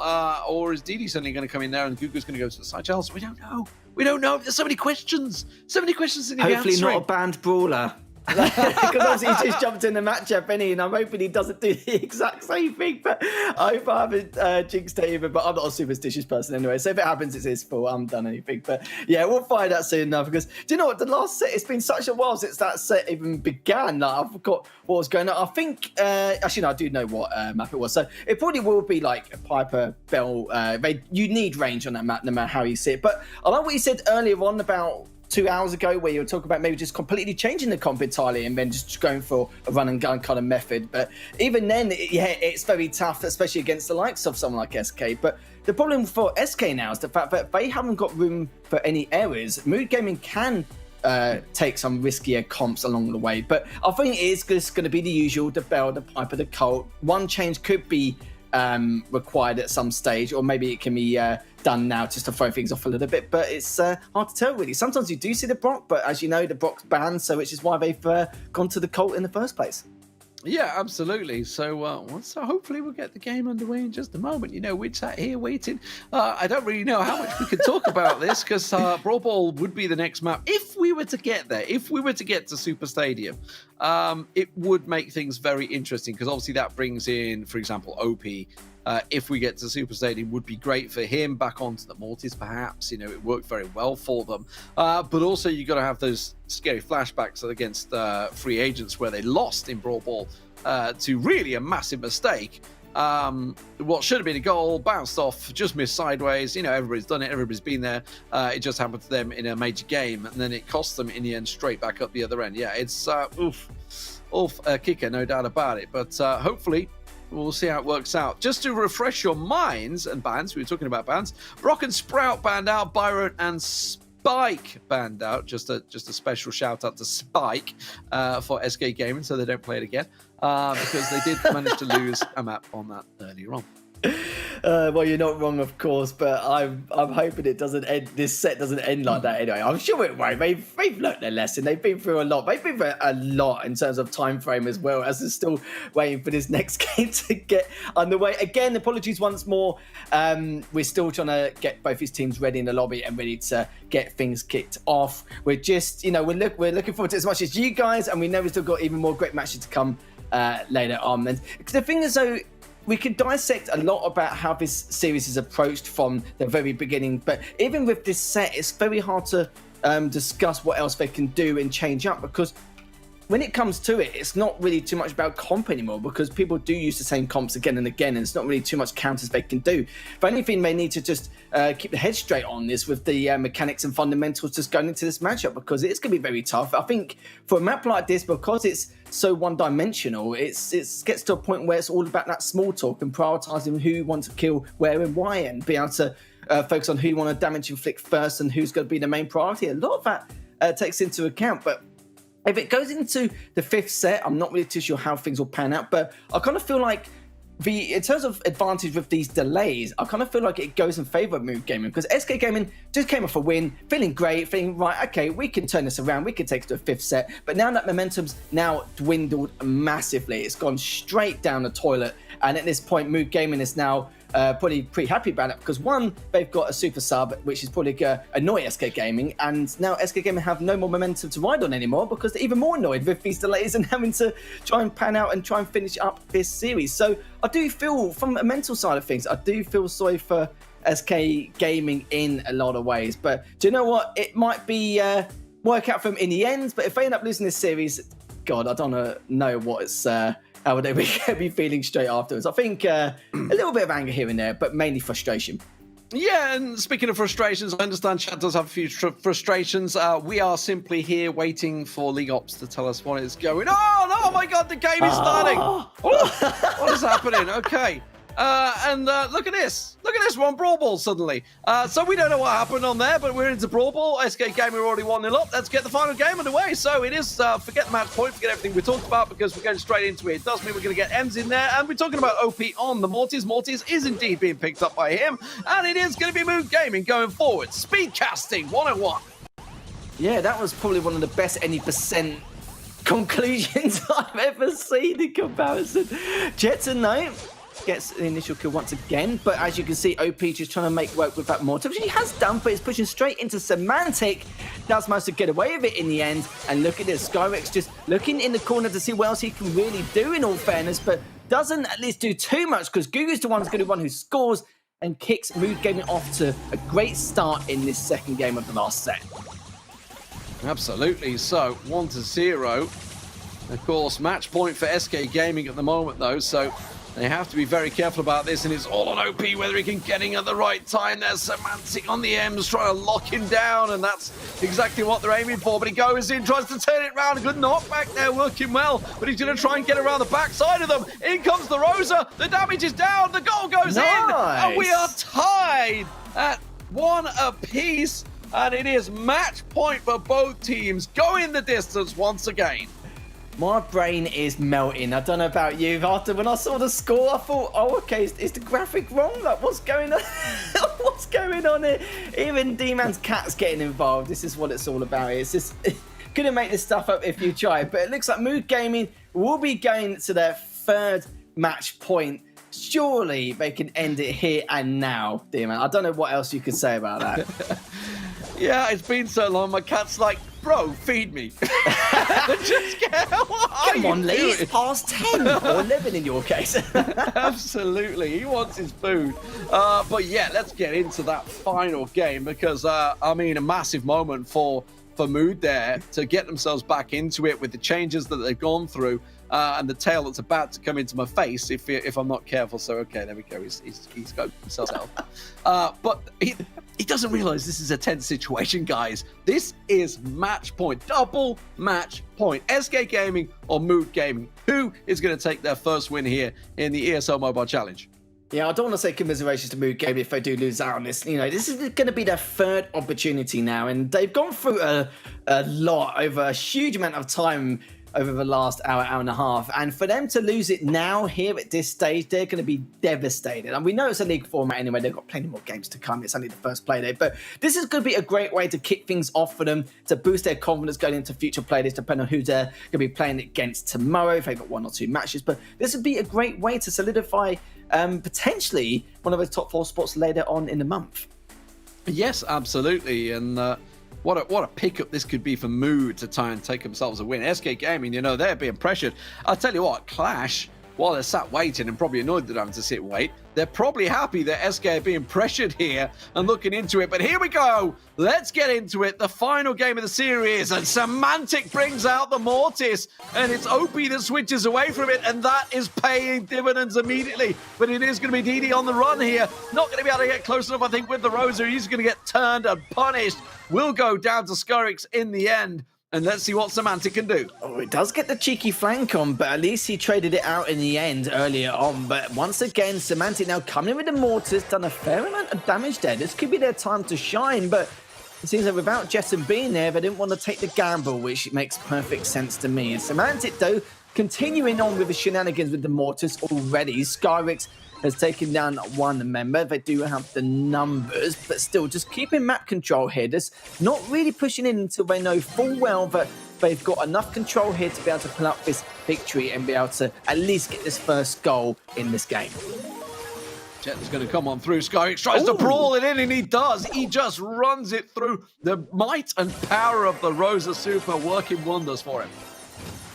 It certainly does. Jetson taking a huge amount of damage already, but Semantic, would he be able to get in the way? No, he does not. As DD does manage to get that one initial goal, and literally this match is going to come to just one final goal, and there's still a little bit of time left to play with. Oh my word, the speed and power. Gugu's going to try and run it again with a max. He hasn't got the speed available this time, and this time he will get caught off guard. DD tries to just muscle his way through, and SK will be able to punish him, but he's going to take Jet down. No, can't get the Poco done. And meanwhile, in the background, Semantic is going off. Wide open game. Gugu back out there. OP having to run away from this one. Gugu tries to run it, and every time he tries to dash, it's losing out. They're trying to be as defensive as they can. DD once again tries to get it clear, but SK Gaming slowly forcing them forward here. And can they stop Skyrix running it over the line? No! Oh, he will take it, and SK Gaming will come out on top. But boy, did they have to fight for it.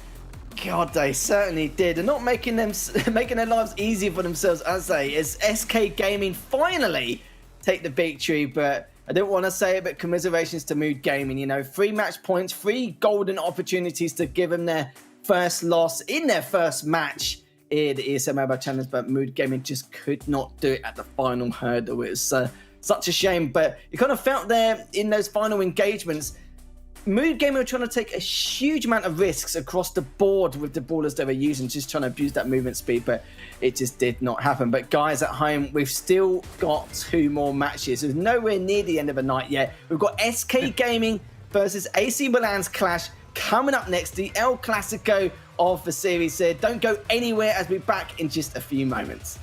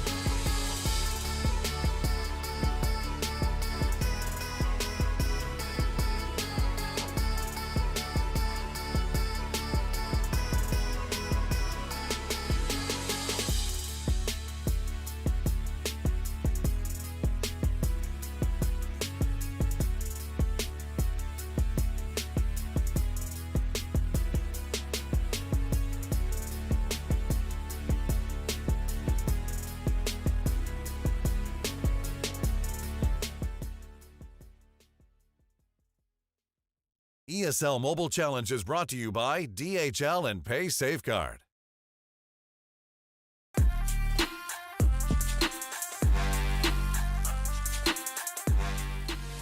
Hello everyone and welcome back to the ESL Mobile Challenge. We do apologise once again for the very long-winded series, but it was definitely worth it in the long run as SK Gaming finally was able to secure that victory. Mood Gaming 3-match points, 3 opportunity to try and stop SK Gaming from bagging their first W, but just not on the cards for them sadly tonight, but we'll see later on in the future play days. But back in the hot seat, we do have Ark with me once again for this El Clasico we all know and love here in this region between SK Gaming and AC Milan Clash. I can see the sparkle in your eye, Ark. You're ready for this one, aren't you, mate? I just got my channel points on Twitch, mate. Yeah, I'm absolutely, absolutely got to know what side my bread's buttered.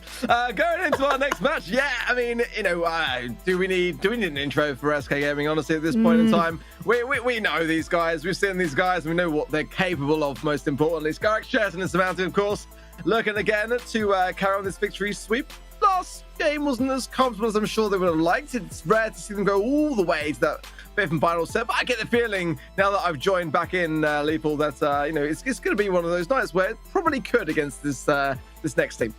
It really could, yeah. Do you know what? I don't want to say it, but I'm going to say it. I think it's going to go the distance here, Mark. And normally it always does. As we're not going to see... The reason why is because we're not really going to see a lot of mischief from these two teams in terms of the brawler picks or maybe a certain set strategy in terms of style of play. I think it's going to be very standard Brawl Stars from what we normally see day in, day out. We're not going to give anything away. They still got the ESL Mobile Challenge Finals coming up at the beginning of next month, but of course they need to qualify for it first, and of course they have the World Championship straight after. So they got a lot on their plate leading up to those moments. But we're going to kick things off. We've got the maps of bans here, starting off with Safe Zone, Super Stadium, Summer Assembly required, parallel plays, and then to end it all, it will be double swoosh. But very interesting bans here, I can say the least, for you, Ark, as you're going to break it down. Yeah, I mean, I'm not surprised to see the Brock ban. Again, I've been saying a long time now that it's underbanned, actually, in my opinion. So SK taking no chance on that. AC Milan Clash been banning Gene a lot recently, and today is no exception to that. And taking no chances either on the Ash, which again, I feel is a good one to get out of the mix. It will leave Byron open. We've seen Byron being banned a lot today, as opposed to, well, sometimes with the Ash, of course, but it might leave some options available. Ultimately, Bell is a brawler we've rarely seen banned today, actually, one that I still feel is in a great spot despite that recent nerf. So I feel like these bans are really decent, really just, and, you know, not really too surprised to see that Gene on the side of AC Milan Clash. Yeah, we saw the Poco, he's available as well, but I've noticed they've banned a lot of those range comps as well, which is interesting to say the least, which means we will see some more interesting comps along the way, depending on what maps we have. But we do have a competition for you guys at home on standby here. Make sure you access the link down below, esl.gg/PSC-Meet or Meet Pro rather, and you can play with some of these guys and maybe get some tips or given a hard carries. Depends how you want to go about playing with them. We both definitely need a hard carry, of course, and we'll have to see how you guys crack on. But not only that, there's lots of other prizes, vouchers for lot, you name it, we've got plenty there. So make sure you access that link down below and make sure you get yourselves involved, because you could be a chance on potentially winning. We'll have to see, and that will be announced later on. You've only got 5 days, so make sure you access that quick as well. But going back to this matchup, predictions, you know, we spoke a little bit about the win conditions coming on forward, but it's going to be tough to call when you see two teams not really giving anything away, but also at the same time playing very standard Brawl Stars in terms of this, or at this competitive level. It's very hard to kind of predict how this will go about.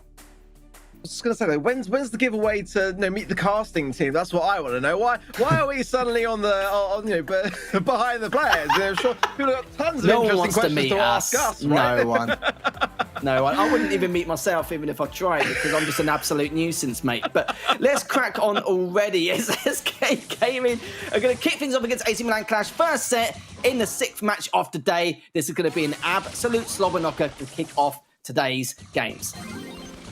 I do like the Poco, Max and BB out of the gates. And again, that was a Poco ban that wasn't placed, that we've seen a lot today. they've been a good one to have, but it doesn't seem like AC Milan and Clash are finding it that difficult to deal with as the team wipers there. Chaos starts to connect, and Lenan then following up with Yoshi to get into position for what has to be a defense from SK, and a valiant one at that, because this is a lot of damage raining down. It certainly is indeed. Chaos just hovering around that left-hand side, just distracting Semantic and Skyrix, which he's done a good job of, don't get me wrong, but look at this, Semantic is not falling for any of his shenanigans there. He literally pushed straight on up, knowing but he's getting heavily distracted, and you can't really afford to waste any more time actually having to deal with that battle, as Chaos has taken down Jet, and Semantic actually traded out Chaos, and Lenan also took down Semantic. But Skyrix, they're still trying to do something with that Mortis there, still on their side of the map, but Chaos will clean that up. But look at the objective efficiency here from AC Milan Clashes. SK going down all the way to 40% and dwindling even further. Yeah, Semantic actually missed that spitball as well, which is a very rare thing to see, because Skyrix is a very accomplished BB, and you saw at the end just how Jetson himself just decided to call it quits there. They realized that, you know, this was what Clash could kind of foresee coming. Starting to see that strategy failing more often than not now, which is kind of interesting to see. People were still bringing it out, but I can't realistically remember the last time that it really wasn't counted, if I'm being completely honest. We're seeing a lot of those long-range brawlers, you know, really shine now on Safe Zone, but you know, that was well taken care of. It can overthrow a lot of those long-range brawlers as well if done correctly, and not to say that SK weren't doing it correctly, but I think it just goes to say so much about the way that Clash prepare for their matches in advance. Yeah, I completely agree with that. With SK Gaming, I was wondering, like, because last season they were doing the same ban picks again and again and again, and I was wondering if it's going to be the same thing. This time they haven't, and you're right, they have gone for those long-range baller picks and bans in terms of what they want to do. Of course, the Piper still comes out in play. He has to, in terms of, it's the only viable option, really, isn't it? There really isn't nothing left. But yeah, we saw from there that was very clean cut there from AC Milan Clash. We saw a lot of great plays, a lot of distraction tactics, what we saw there, especially from Chaos in that left-hand side. They did it a couple of times as well, just to help Clash get a little bit more map control, a bit easier than we even anticipated here. But SK Gaming will have to see how they're going to adapt and respond to a lot of the plays AC Milan Clash even made just then. I mean, I don't see SK bringing in that same comp again. I just don't. I feel like, you know, the ending of that game for me kind of said it all. They're going to go long range. I think they're going to see that kind of like Piper mid still, you know, very, very strongly. Again, with that Bell ban being rife, I don't really see necessarily what other mids you would want to go here. If I'm being completely honest, I mean, I think that SK probably just match the same ideas more often than not. I think that, you know, that's the better comp for me, in my opinion. Cole is one of those bros which SK don't necessarily bring out that often, but again, they're all accomplished players, so I just wouldn't be surprised to see them just kind of play it safe here and just kind of match the AC Milan Clash idea. But this is what I always see happening a lot of the time when a risk is taken early on, is like you're kind of playing catch up to that now. You know, ultimately that could have been a good time to bring in that comp though, because it's a high risk, high reward thing. You know, you take people by surprise, you go in, you get the job done, and then you go back to the more traditional ideas, but it didn't work out. So I just feel like they're going to be able to go back to the more longer range approach. Let's see whether they take my advice, and they are going to do just that, which again, it's a good sign. Jetson on the Colt, exactly, yeah, he's normally the go-to Colt as well. So but the Nanny is an interesting choice that I didn't actually see coming, but it makes a ton of sense. Skyrix might be onto something here.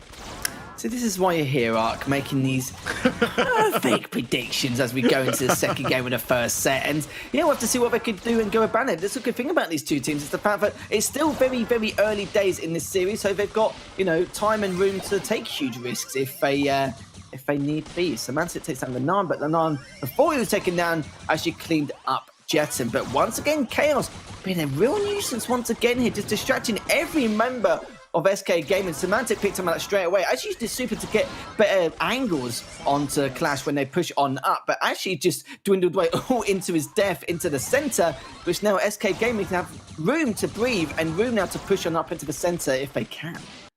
I gotta say, I really like the way that SK approached that whole situation there. I mean, they quickly isolated the fact that wall was gonna be a problem. Semantic actually came back from contesting the mid to actually take care of it so it wouldn't happen again, which I think is money in the bank value there, and only 7% behind. One tap from Semantic and 2 to follow will change that as quickly as that, really. Jetson can break this side if he chooses, and Semantic not wasting any time. That homemade recipe down the middle as well to follow up with shots onto Yoshi. I think that SK have done a much better job of this early game, but they've got to continue it forwards until the late game. They certainly do already. They put it down to 72%, but Jetton has not really had enough, actually. He wants to do a little bit more, a lot more, in fact, down to 46%. And this is where Clash have to make a real impact towards these later stages of this game. But speaking of Devil, Chaos, look at what he's doing. Again, causing a lot of mischief in that left-hand side lane. And now, actually, he's going to take down Jetton as well. I'm gobsmacked he managed to win that duel. And still, after all that, not really too much has been done, apart from the fact that SK Gaming had to deal with a lot of that pressure there from Chaos. But what did Clash get out of it? Not much. Exactly that. It didn't give them the value which they were looking for, and as quickly as Skarx was able to come in to help out, he goes straight on the hunt with the peep and brings back the flow of the action. This is why NaVi's a great choice of brawler, but as that happens now, Lenan coming in with taps in the middle. There's a lot of work to be done. 10 seconds to do it is enough, but look at Semantic just jumping into mid, quickly taken care of. I don't think there's enough time though. That is going to be running out the clock despite Yoshi's attempt there. Not enough time, and SK going to tie it up. Yeah, it was optimistic, but let's be honest, what can you do in that situation? Not really much, can you? So it does mean that SK Gaming have brought it back in this set. Now all tied up one apiece. We did say it's going to go the distance, and it looks like it is definitely going to. I'm going to be absolutely sweaty by the time this series is going to be all finished up. But yeah, we'll have to see so far. Because you've got to remember, SK Gaming just came out of a really long-winded series, not just as a time frame, but just in terms of mental fortitude there. Now have to come against AC Milan Clash, where they're definitely feeling fresh. Haven't even competed yet. This is going to be their debut match, and it had to be against SK Gaming. And then they've got another one straight afterwards against Blood Diamonds after this matchup, which will be our last match of the day. But what I've seen so far, SK Gaming, good response there straight afterwards. I do feel sorry for Chaos a little bit towards the end of that game as well. He did a great way and a great job of just being able to inflict a lot of damage. Won some duels he really should not have won at all, and trying to keep Clash into it as much as he could, but just wasn't enough, sadly. Yeah, I feel that's absolutely fair. I feel like he was definitely doing a ton of work on that lane side. I feel like Semantic, although on the other side of things, was absolutely popping off that game for SK. And, they are such a good team when it comes to their ranged brawlers. I feel like they just really came in strategic with the right ideas in mind. Getting that wall taken down was a key turning point in that game for them, because they only conceded like 8% damage at the time of that. And that was honestly such a great thing to do. You get Erika behind that, you could see what a problem it was going to be causing. And to eradicate that option very quickly early on is a great thing to have. It's also on the other side of the field great for brawlers like Nani to be able to walk portal in and get behind that wall and stay there. It just brings back everything, and whilst everyone has to come back to defend and take care of that situation, your team can then push up as well. So I'm looking to see more of Nani myself. I think that's a great brawler to have going into this next game. Yeah, SK Gaming so far in this set produced a great recovery. Just depends what Clash is going to do next in terms of how they're going to approach this next game. We knew it was going to be very back and forth. And this is the problem. So when they play a lot more standard than what they normally do, then we expect close series. We expect it to be going the distance in every single set. And unless maybe somehow, some way, they will bring something out of the woodwork to maybe throw them off a little bit, I can't really see it happening. It's way too early days in the season, and I can't really picture how they're going to even try and bring out any of these little strategies or unorthodox plays just to try and get a win on the board like for this season, because I don't really need to. It's not really necessary at this point. It's way too early, like I've already mentioned, but we have to see so far as SK Gaming looked much better this time around, definitely a lot more stable. And I kind of feel like as well, they've got to keep an eye on Chaos, because it's two games in a row where Chaos has got away and just caused a huge distraction for SK Gaming, just hovering around in the bottom of that left lane. Doesn't need to do any damage, just needs to be there long enough, just linger around so that the rest of his team can bag map control into the center. Okay, well, I feel like this is the way to go. I didn't see SK going back to that Poco BB and Max idea. So this is they worked in the last round. Why change a bit? Look at Chaos again, and Semantic hasn't got something to break this, so he needs to try to find some shots really to be able to come back to do something about this, to help out his team. Getting just trying to get Silver Bullet down the line then to make something out of it. But look at that. That's exactly what SK didn't want to have happen. Now they've got so much catching up to do. Look at the damage he's doing. I said it like literally 30 seconds ago. We need to keep tabs on Chaos. It's just having that map awareness. We spoke about this back in match number 3 quite a while ago for some of these teams, but sadly for SK Gaming, they let them get away with it. Maybe they're a little bit tired, a bit flustered, especially from that last series, and it'll be perfectly understandable. But doesn't matter, no, the damage has already been done. Now Clash it up by 50%, and let's see how they're going to capitalize. Semantic, great kill there onto Chaos, just inflicting a bit of damage with that Piper in the left-hand side, and still continue to do so as Chaos looking to body block a bit whilst having that respawn immunity, but as well taking a huge amount of damage. That is going to be a wipe in favor of SK Gaming. Still with map control and still got plenty of time to try and make this work. I think SK have recovered, in honesty, pretty well under the circumstances, but it's not over yet. I mean, but they have brought it back pretty well. Clash are looking to recollect themselves in the mid here, but look at those taps and the pinch between Jet and there and Samantha, keeping Yoshi back at the same time as well. Juggling their plays, but at the same time, Nana's looking fierce, not connecting necessarily, but the shots were on target. That's the most important thing. Jetson now trying to get that super to connect, and keeping everyone low is the way to go realistically here for SK. The land fighting back hard though. Can Clash recollect this enough to get some damage? It looks like they can. Oh, dearie me. Lenan was just dodging and weaving twice in a row against Skyrix's Nani in the center. And that was a very important way to try and finish things up. But even then, they had an 18% advantage, but that literally was just for extra insurance. That literally sealed the deal there. So, again, good adaptation once again from AC Milan's Clash.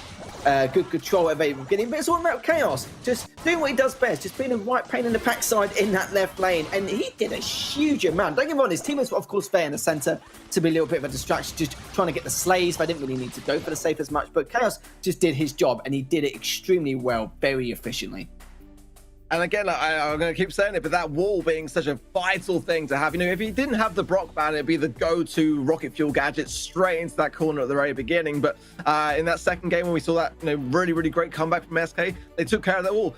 Clash knew that they couldn't allow that early feed to Semantic. Giving him that super would have allowed him to do exactly the same thing again, but Chaos getting into that pocket, knowing at the time that he did, so that there was going to be not very much that SK could do about it, was the perfect thing to allow that early damage. And after that, SK played a good job of playing catch-up, in all fairness, bringing it back down to like 40%. But after that, regaining that control in the mid just led to that onslaught. At that point in time, so much free damage has already been dealt that there's very little comeback possibility off the back of that sort of thing.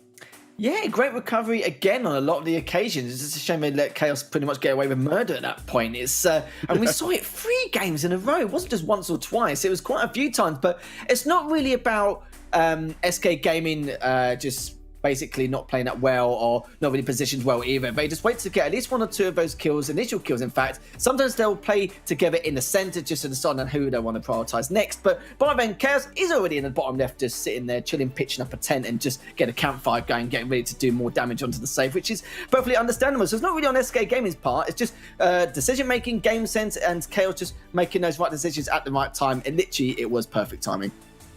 I mean, they forced out the silver bullet from Jetton, and after that, it wasn't quite enough to really open things up necessarily. And playing catch-up is never where you want to be. But, quickly as that, going through Heist and straight in then to Super Stadium for Brawl Ball. I mean, Super Stadium for me, is, again, one of my favorite one of my favorite Brawl Ball maps, I should say, rather. So great to see a really balanced one coming in here. We've seen so many times today, like very aggressive brawlers thriving, and Stu is one that comes to mind as one that Semantic would be going to probably here. He likes to go on the aggressive. It's normally banned, and it has taken a bit of a backseat. But Mortis's Spike, again, we've seen be doing pretty well in terms of the mid side of things here with the Bell ban. I'd kind of expect to see something along those lines now, more so in the mid areas. But ultimately, again, Clash do tend to have a bit of an advantage in Brawl Ball.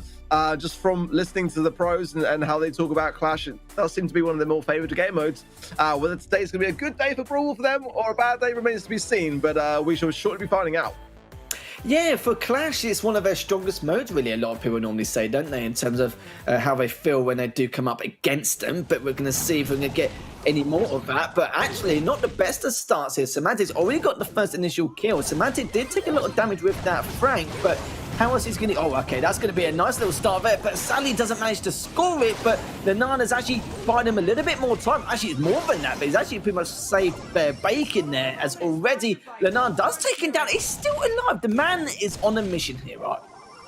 I'm sure about the screeching solo use there from Skyrex. I'm sure, from Jet, and I'm sure they would have probably preferred to hold on to that for a defense. But either way, in a good spot in terms of the meta. So he wants to get damage and try, I guess, to keep that top right under control on some level. But nice to see Magic trying there, but didn't kind of connect with very much at all.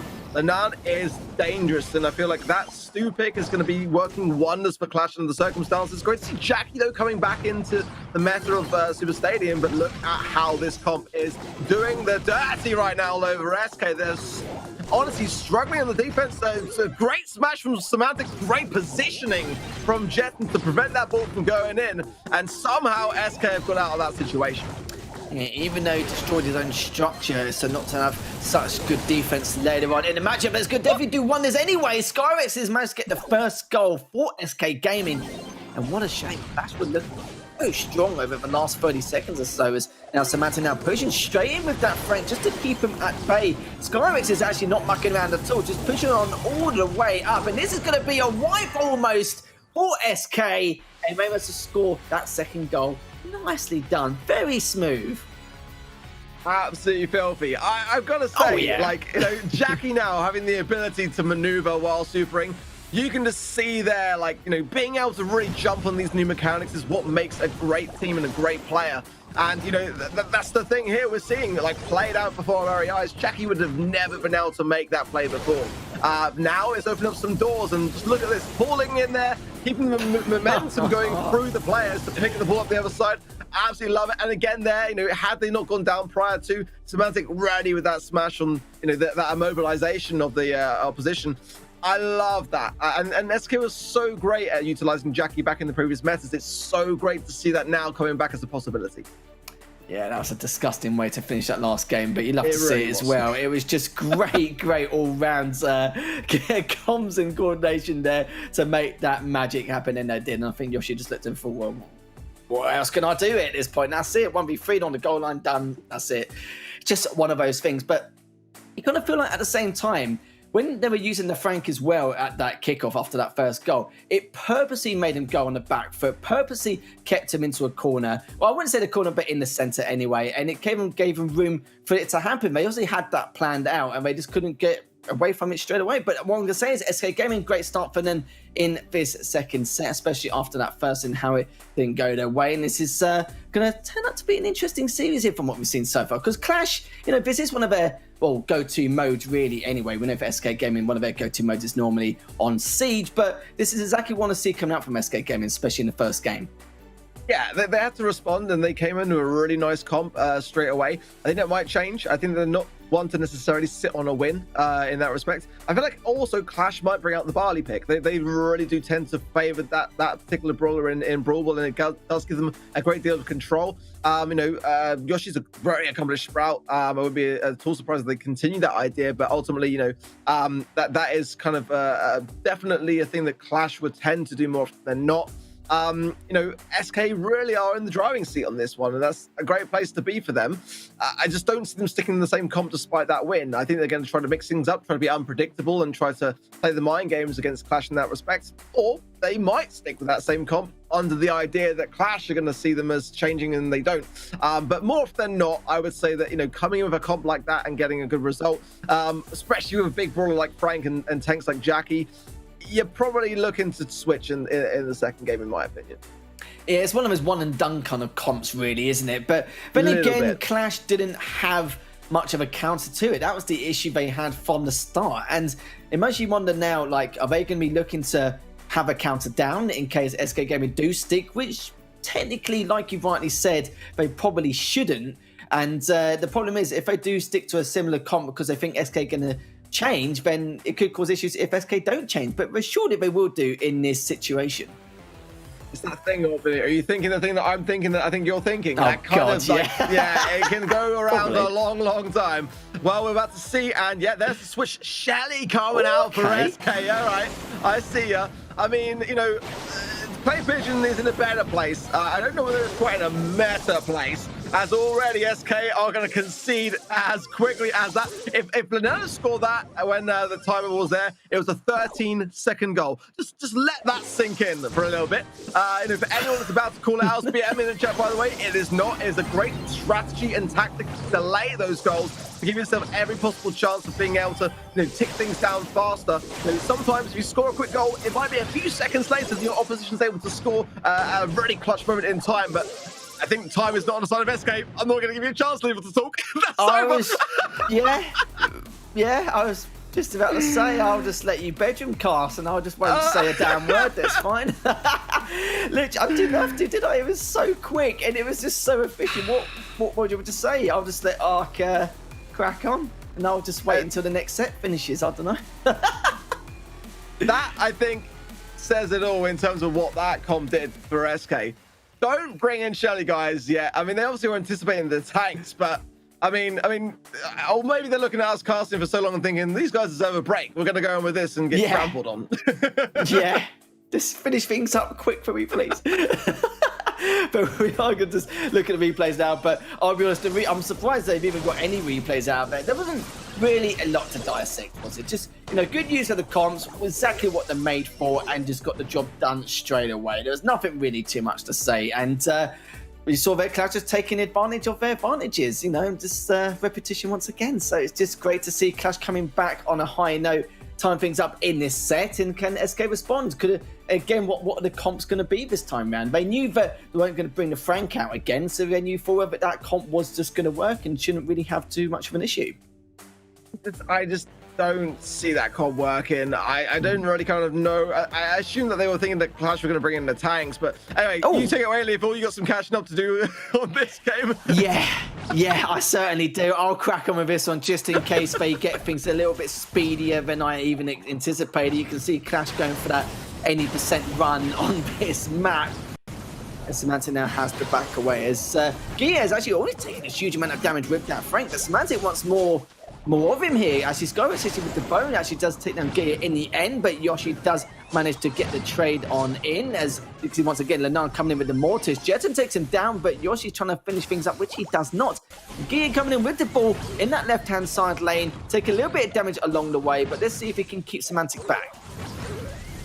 I like the comp from SK for sure. I think that if they can play this right, they can dance around the Frank, but Lenan is looking dangerous, going in with one shot and knows to not outstay as well from too long, and just enough time for Yoshi to come in off the back of it and scores a lovely little goal there for Clash. Certainly was indeed. If Clash win this series is going to go a little bit pear-shaped here for SK Gaming. He's ready now, geared, pushing in with the Frank. Oh, this is looking quite... Oh, surely this is going to be a goal. Yes, it is. And I'm glad Ark maybe start that matchup because I don't think I would have got a word in edgeway once again. Clash coming up 2-0, potentially a 3-0 sweep here, Ark. Balmy. I mean, you got to hand it to them. You got to hand it to them. There was a ton of pressure, and SK had a phenomenal start. But as quickly as that, I mean, I felt this comp had much more promise, it has to be said. There was moments there where, it could have gone either way, but ultimately when it really started to turn the cogs, Clash were able to make it work in their favor. And just, plays like that where Yoshi off the back wall there, just carried on going through it, just to be able to get a shot in the meantime. And then Guillet there with the hill coming in as well. The synergy was all there, and Lenan was right on that line as well, just to ensure that it crossed over as well. Really, really nice play there from Clash and Brawl Ball. Yeah, I didn't expect Gear to come out with the Frank either. I thought SK Gaming might bring it back at some point just to give himself a little bit of leeway later on because of what happened in that last game. But instead, Gear was like, oh, I'm going to give him a bit of a bash and see what I can do. And that was a really strong showing as well, as you saw Semantic on a couple of occasions really did struggle to try and keep him at bay, but at the same time did a huge amount of damage to him. So there was a lot of trade potential on a number of ways. But Clash up 2-0. This is going to I'll be surprised if this is one of the quickest series of the day, even though early on we saw Blood Diamond absolutely create a tear early on. Do you know what? That feels like it was 30 matches ago because of how long today has actually been. But that was against 3X in their second match because I feel like, what was it? Blood Diamond only dropped one game, didn't they? And we'll have to see if Clash can sweep SK Gaming, which is something we will not expect at all in the slightest. And the other thing to remember is that Bloodhound are still waiting to play their final game of the day against AC Milan Clash. They're not done yet. So yeah, like we feel you guys. We've been with you all the way.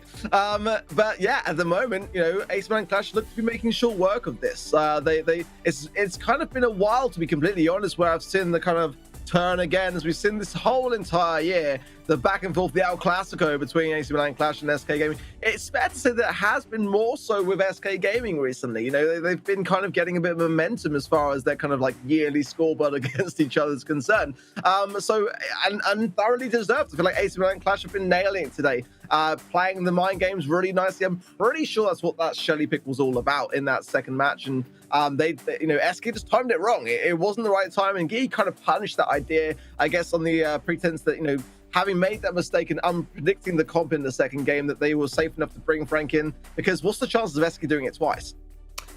That is a very good point indeed, and there's no reason why they shouldn't do it. You know, that's why it's quite difficult to decide what picks you want to make on, you know, a lot of those Brawl maps. It's very, very tough indeed. But we are going to go into our first set, potentially the last set in this match, which is definitely something I did not expect to say. As Sky wins that little duel there on the right hand side, but Chaos does take down Semantic in the end, does create a 2v2 scenario here. Jet has to pull all the way back, will be a tied siege, so both players did only have 2 bolts, but Skyx again taking down Linano, just making his life a misery at the beginning of this set so far. Pressure being applied by SK as they take a bit of mid-control. Chaos slightly outside, and Skyx punishes that with a nice stun onto him. Linano doesn't connect his, and that's going to be enough time for Skyx to bank the bolt on the left. 7-8 now to SK. 4 to Clash. The mid-control, though, definitely still with SK as they continue to bank, and it's going to be a big bot coming in surely now. And most importantly, that mid-control off the back of that first time, very important to have.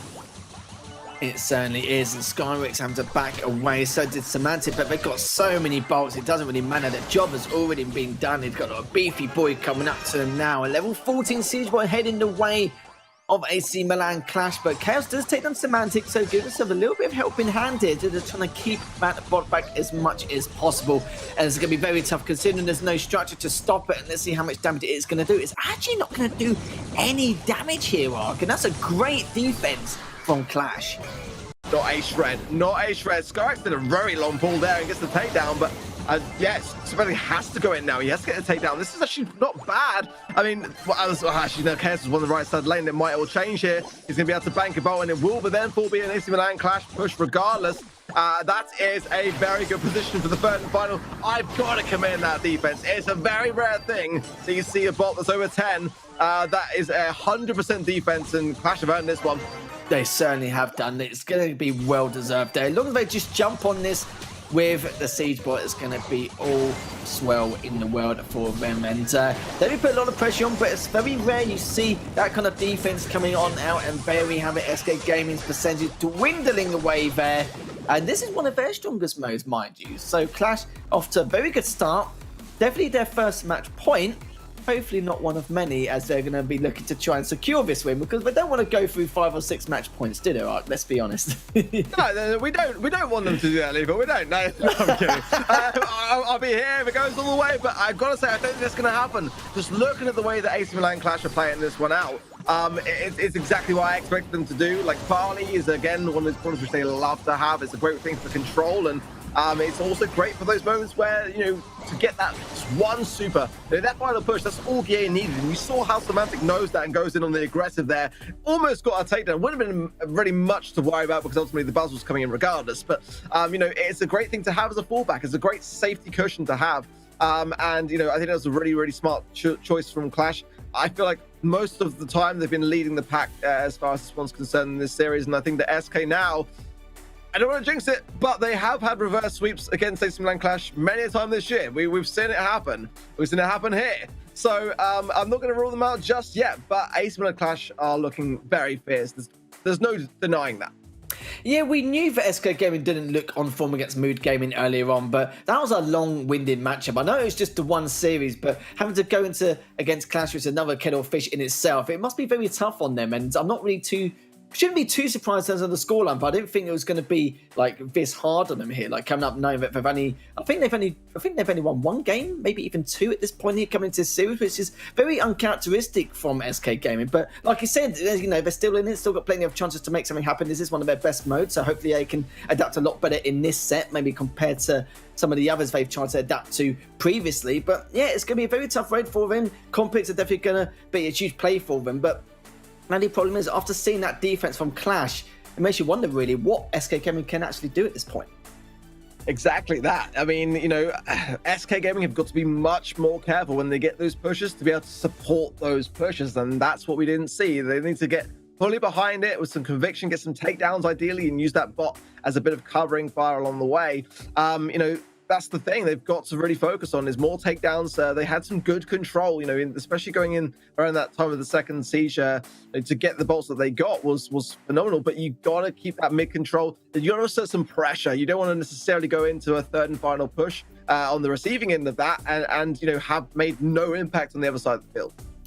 You got to remember, we've still got one more match to go after this series. Blood Diamond are on the sidelines here, probably keeping an eye on what Clash are going to be up to, and they are looking really solid. So I hope Blood Diamond still will continue to bring their A game. They did look very good early on against 3X, but again, no, this is Clash we're talking about. If they're going to 3-0 SK Gaming, then yeah, we're either up for a slobber knocker for the final matchup, or it could be a close affair. I'm not really too sure how it's going to go, but we've got to focus on this matchup anyway, because we've seen SK Gaming come back from worse deficits anyway, but not against the likes of Clash. It's going to be very, very tough, and we'll have to see if Clash can close this down. They're definitely going to try and bring something to the table in order just to finish things up, because the more games they play, the more information you could say they could give away later on in the season, which of course they don't want to, especially when they've got another matchup against Blood Diamond next.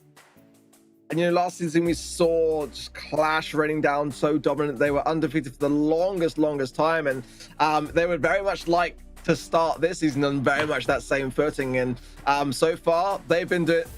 Go right there. Just a tad. Yeah, they've been doing phenomenally well. I just don't see at the moment how they're going to be able to, you know, not do anything but seal the deal here in Siege. At the moment, SK... been putting up some good resistance, it's fair to say, but against Match Point, it's a really tough place to find yourself. It really is, and we're sorry for the delay so far, guys. The match is just about to get underway, and this is first of potentially many match points here for Clash. You can see how we're going to crack on from the get-go already. A bit of a scuffle there on that right-hand side. Lenar's trying to keep that right lane, but he's got to deal with Jetton as well as Semantic. But even though, actually managed to take him down in here. So Lenar with a very good start, just trying to play ring around the rosy to keep away from Jetton. But Gia is the one who has to try and get involved as well. Good teamwork there, good clean-up. Even though it's a tied siege, at least he's got a little bit of map control to start off with. Wow. This is where Gia is going to really come into his element. I think Skarx may have used the gadget there and went straight into even more damage, so it could be a wasted one there. It's very tight to see, but let's see now as Semantic lurking on his right-hand side, has got that super to hand and looking to get a stun on Lenar. Didn't time it there on the bolt, but comes now behind it. Does manage to save it as well, so that's a very good pickup there from Semantic and great value for them. Again, that first push was tied yet again, so I think SK have to be very, very careful now as to whether they go really on the commitment to these bolts. Again, it can go for or against you sometimes. Semantic doing work still, but those two are going to drop very close, but SK going to get a push out of this, and they've got to make more progress off the back of it. They certainly do. A nice chunky level 10 siege book coming the way of AC Milan Clash. Let's see how well they defend this one. It's not going to be a huge amount though, because they're already in other engagements, so there's still going to be a fair amount of damage being taken off. Let's see how much though. Already dwindling down a nice amount, down to the 60s. We're getting more than 62% there, which isn't too bad, but at the same time, it's all going to be about this last siege spot here. This is where it's going to turn the tide here, but they need to win these engagements. Clash has a 4-bolt lead and still trying to continue back on. They've got full map control here almost. But as I said, I know SK Gaming come out on top in that last engagement with Skyrix still in the front line. Semantics now taking his place, and SK Gaming still trying to catch up. It's not going to be enough, but at least they can stop the blow just a tad. And let's see how Clash will be the aggressor on this portion of the map. Yeah, Skids decided to stop collecting bolts because they knew it was coming in regardless. So the Sky gets the max stack and a nice stun there as well. So Semantic on the top part. Jetson trying to juggle between the bot and the mid here. Chaos coming with a cracking super, and it is going to be enough. Ace with the Clash have done it, and they've had a wild start to this season already against the giant of last season. That was, I didn't expect a 3-0. Let's put it that way, Ark. I thought it would be a lot closer than that, but there we have it. AC Milan Clash will come out on top 3-0 over SK Gaming, but we do see a little bit wonky early against Mood Gaming, so that may reflect how they were performing against Clash, or maybe they just don't want to give anything away. It could be a number of things, but I'm sure we'll find out later on in the future of the playlist here at the ESL Mobile Challenge. But it was a good series nonetheless here, Ark. Yeah, it's always a joy to watch these two teams face off, and you never know what day it's going to be. It can genuinely go either way. It can go until the very end. It can be 3-0 in favor of either of these two teams. But yeah, like you rightly say, SK struggled a bit to mood. So going into this one, we kind of felt like they may be struggling going into it, but always so exciting to watch. The level of skill, so class. Certainly is indeed. And guys, the night isn't over yet. We've still got one more match left remaining. We do have the likes of Blood Diamond against AC Milan's Clash. Let's see what Blood Diamond can do in comparison and see if I could put up a better fight. So make sure you stay tuned for that one as we're back in just a few minutes.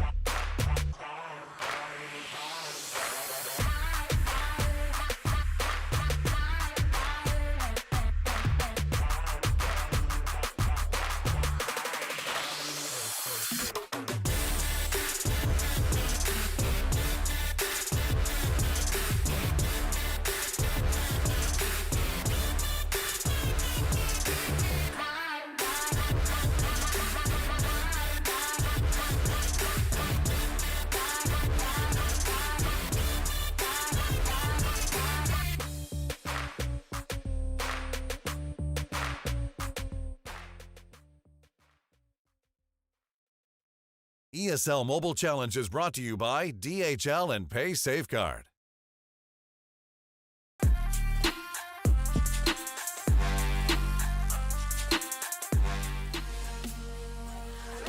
I got a cattail, boys. I got a cattail. I'm back. Yes, the cat. I tell you what, it's like he knows when I'm about to be on camera. He's just like, I'm going to jump up here and get involved. But okay, yes, it's the final game of the night. getting underway. Oh wait, okay, we gotta do the normal parts talk. I'm Needy Smith. This is Ark. You know who we are. We've been here for the last 7 hours. What feels like something like that, but has been 7 hours. Would you believe it? Yeah. So, you know, SK swept side 3-0. Big surprise. Not playing at their best. You know, they definitely had a struggle against Mood earlier on, but Clash, on the other hand, are looking fantastic. Very, very strong today, honestly. I hope we see more of your cat team, and he's a very pretty boy, I've got to tell you. Kie, IKS, we've seen him today already, and they're looking fierce. As we fully expected they would. Say again. and Yoshi. Yoshi's in there somewhere. And Yoshi, yeah, someone did mention Yoshi and questioned him earlier. Yeah, he is around there in the just not quite yet into the overlay, but we'll see to that soon enough, I'm sure. You know, they were honestly on top form last season, and this season looks to be no different to that. But the question now is, will Blood Diamond be able to stop them at the earliest stage possible? Rafa, Black Sea, and Javi again, you know, a dark horse coming into this, and I've got to say, do not underestimate them. They are also looking very, very strong right now for me. Yeah, and they had a great game earlier on against 3X, didn't they? It's really strong performance from them. So they're both teams coming into this one 1-0 up in the league. Obviously, quite a few games still to go, but to start things off, you know, especially as the Spanish team coming up against Clash, they're absolutely going to want to deliver this time around. So Blood Diamonds, you know, they've been sat very patiently in the chat waiting, and I cheekily said reverse sweep, and Javi's like, no, no, we do not want to reverse sweep. We need to finish this. I want to go to bed. So yeah, let's get into the game. Let's talk about it. We're going to be starting things out. We're still waiting for the bands to come in, I think. We haven't got the bands in there just yet, which means, but we can talk about the first map. We're going into Siege. Now, predominantly, Clash are very good on Siege, and they just proved that against SK. Yeah, in all fairness, you know, you couldn't realistically ask for a better mode, you know, being Clash just coming straight off the back of that last game. So they're going to have their thumbs warmed up to it, and, you know, Blood Diamond have been out of the games for a while, so their thumbs are going to be cold, it's fair to say.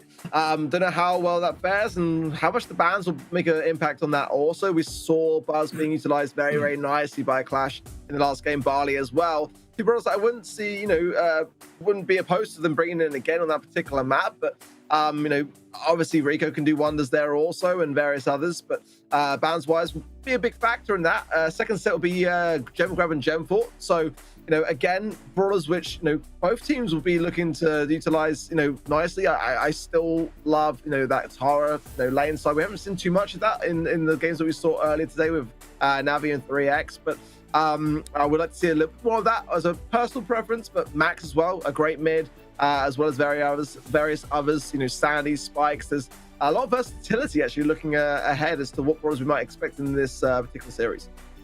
Yeah, and I gotta be honest, you know, map pool wise, this really is strong, because, you know, Siege into Gem Grab into Brawl Ball, they're fantastic, as we just saw that. Obviously, we know. I mean, they've got AC Milan in their name. Yes, they are kind of linked with it, obviously, as the Clash team. So, you know, they kind of got to be good at the football side of things, and they absolutely have delivered. They were fantastic against SK Gaming just a moment ago. So let's have a look. What are the bans they're going to go with? The Barley ban coming in from Blood Diamonds, both going with the Ash ban in there. We kind of expected that one. Ash and the Gene and the Ash ban from Clash, so staying with the exact same bans they just had a moment ago. And as we just pointed out, we're starting out on Siege, so nuts and bolts into Gem 4, into center stage. If we need it, we go to Purple Paradise and then Ring of Fire to finish off the series. If we go the whole distance, I think we'd be looking at about a 1 a.m. finish. Yeah, hate to burst your bubble, dude, and it's a Rico ban, but I can see why you might say. Oh, Rico, sorry, yeah, not Barley. yeah, but I think that's a really smart thing, I've got to say. Ultimately, you know, Gem Fort, we've seen a lot of Rico lanes. Nuts and bolts, great for controlling the mid, center stage as well. You can utilize that wall on the either side of things to try to, see of where people are lurking in those bushes. So it's not a common ban, but I like that about Blood Diamond. They're kind of looking specifically to make map related decisions on their broader choices. So I think that's not a bad idea. You know, IKS very, very dominant on those Rico picks as well. So trying to level out the playing field and that side of things. No surprise to see the Gene and Ash ban on the side of AC Milan Clash. We saw that already today. thoroughly expect, if we don't see any meta changes, to kind of see that same pattern recurring into other weeks as well. But I've got to say, you know, having Ash out of the mix is always, at the moment, a good thing for both teams. So less of those kind of like fire and hills coming in on the back of that. Yeah, absolutely. Rico, Bender, I'm not sure. You know, there's definitely the same face. There's no, you know, you're not fooling me, guys. I know you brought it in and called him Rico, but it's definitely Bender. But anyway, let's talk about what you guys can win. What you guys can win? Well, you guys can enter the Pay Safe Meet Bros giveaway for a chance to win some awesome prizes. Well, of course, two of you can meet either, well, Jetten or Semantics or Skyrix, sorry, in there. Whitey, Cursed, and at the moment, you may want to meet Clash as well, because they're certainly doing very well. But anyway, you guys can get involved. Two, you will have a chance to meet pros. You're also going to be picking up some vouchers for PaySafe Card, ESL Mobile Shop, ESL Shop, ESL Mobile Shop, maybe a mobile shop. Maybe that's a new thing. Maybe I'm giving ESL some ideas here. But also 10 other winners are going to get some 10 euros as well from there. So the raffle will be ending on the 11th of October. So don't worry, I'll be reminding you tomorrow of the exact same prize. Don't forget to enter though. Please do, please do. Right, okay. Let's get serious. Let's get into the final best of 5 of the night. Who decided 7 best of 5s in one night would be a good idea? I don't know, but it is a long one.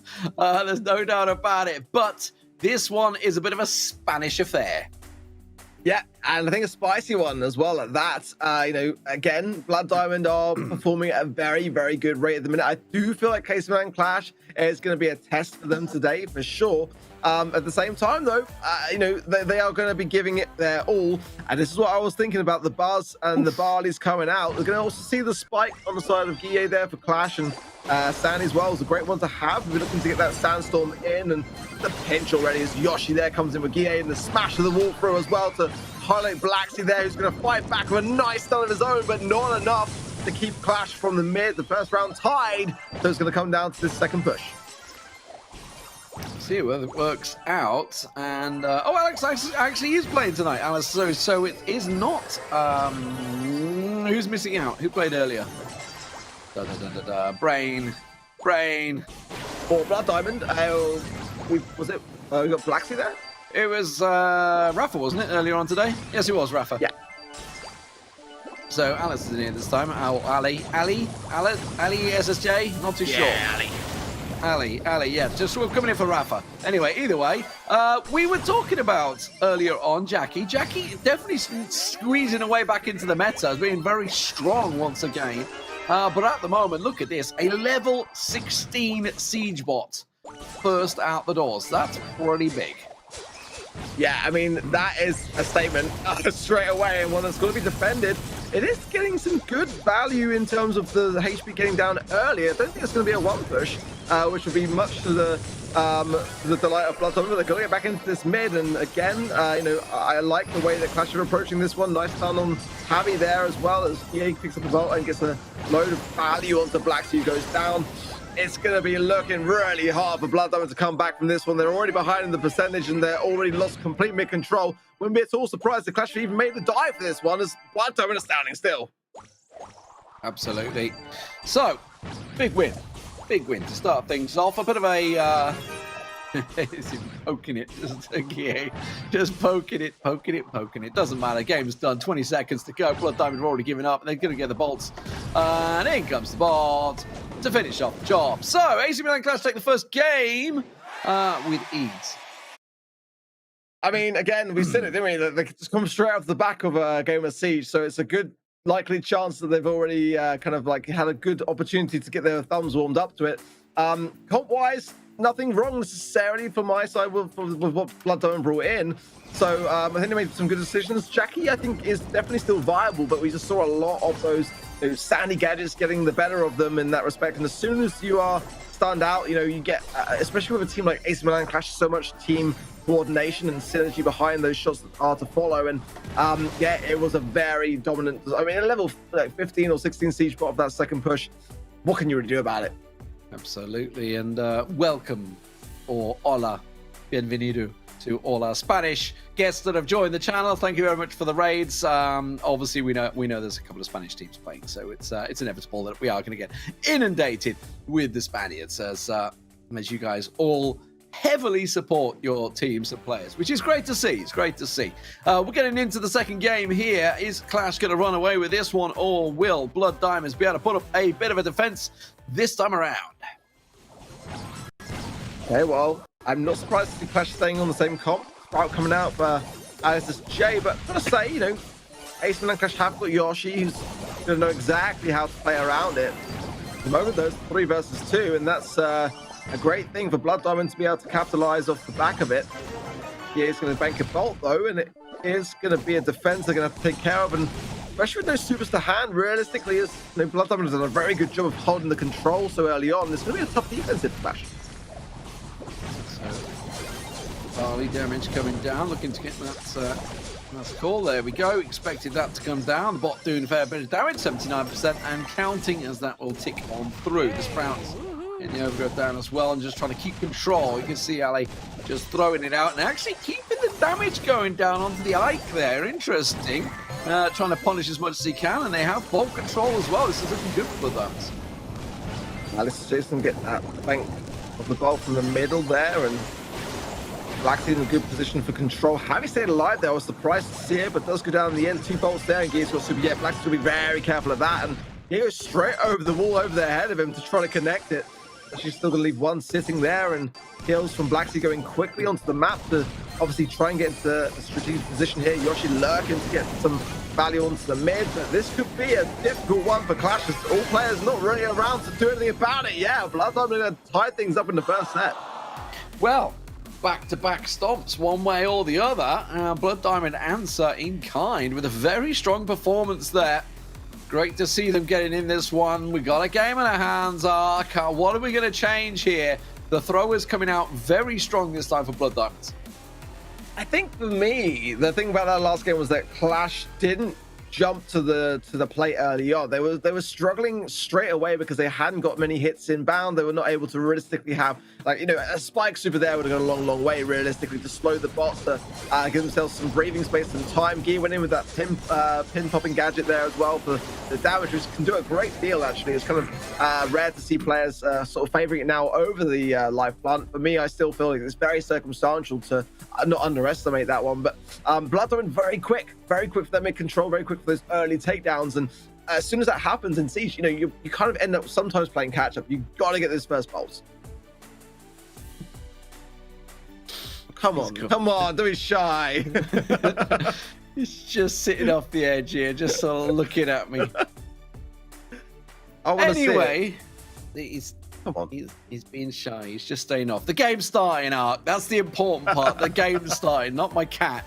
Oh, one of many cats, but this one's definitely the one that likes the camera time the most. Here we go, though. Gia, Yoshi, and Chaos switching things up there. Is that what's he switched over to? Okay, it's the Christmas skin that's thrown me. Either way, Blakesy, he's not going to get away with that one. Gia will catch him out on the barley there. So Blakesy trying to sneak his way around the side. Have he putting the damage down? Maybe with the Jackie? No, can't get close enough. They backed away from him. Good job making it work there.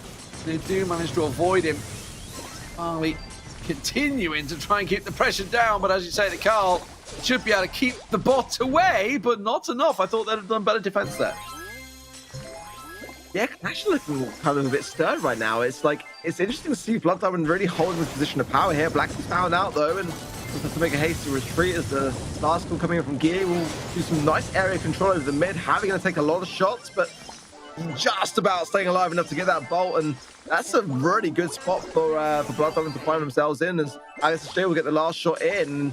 Still going to be a 2 versus 2 until both teams establish themselves in the mid. Javi going in with a nice super there as well, but the knockback is inbound. It's going to get damaged there by the going to have to go down.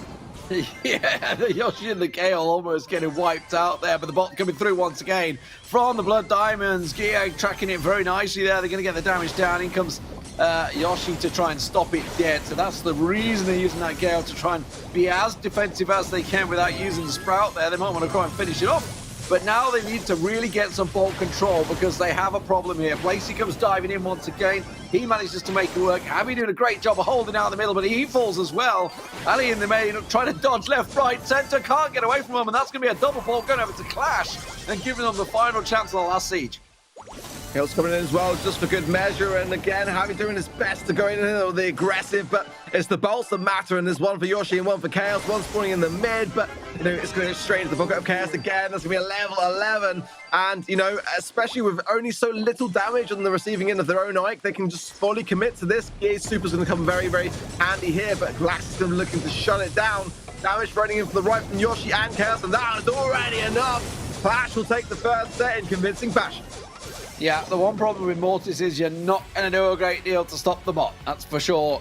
And the Jackie can only do so much with the super to try and slow him down. So Clash will take it in the first. It was looking a little precautious, though, in the very first moments of that game. They looked like they were very much on the cosh, but it does mean we move on to Gem Fort now, as Blood Diamonds are trailing 1-0.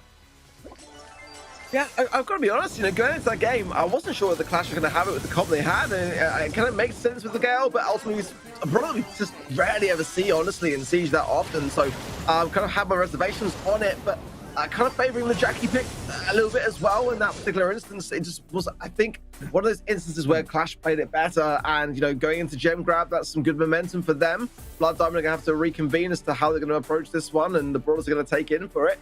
Again, you know, they've got to get those decisions on the money. Realistically, they've been waiting a long time for the game, so they're going to want to you know, draw this out a little bit longer in that respect.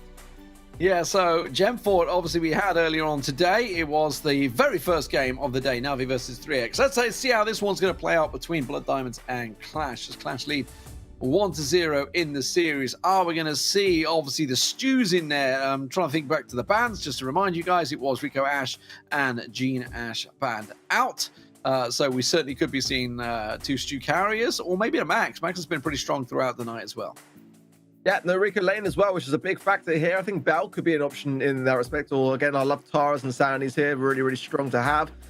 Could be Spikes as well. Yeah, like you rightly say, Max Mid seems to be a very nice flavor for the moment in Gem Grab here. You know, just trying to think, I've seen a couple of Pams. I wasn't a massive fan of it myself, but you know, it was a very strong lane. I've been seeing it a little bit around the mid every now and again recently, but you know, for me, I'd probably prefer to go with something a bit more traditional. Probably, you know, go with the Sandy or go with the Max there. Amber, maybe?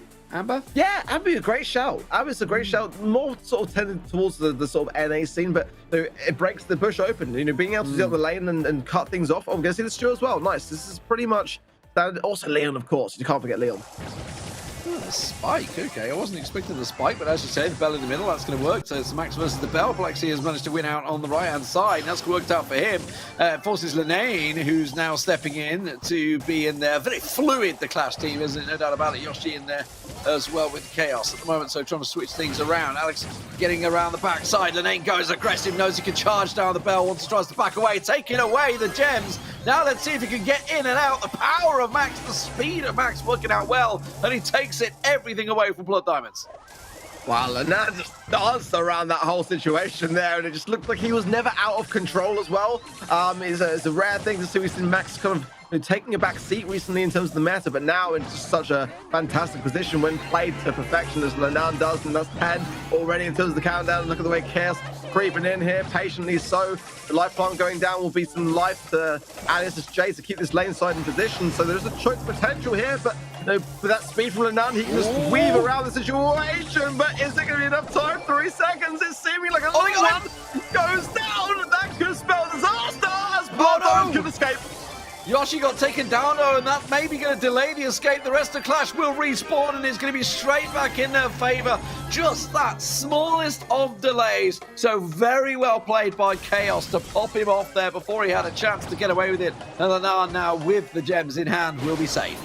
Oh, the beam is real from Clash as well. The bombs down, the Christmas pins, and the supers on themselves. Everything's out to play today. But, I mean, they've earned the victory. It was a very convincing shutdown. It was a possibility that the Blood Diamond were able to escape, and they were able to shut the idea down quickly as you have to. You know, being able to respawn him with no ammo now in Gem Grab can be a really difficult thing to stop those moments in their tracks. So I think that in all fairness to the situation, Ace Man Clash did very well.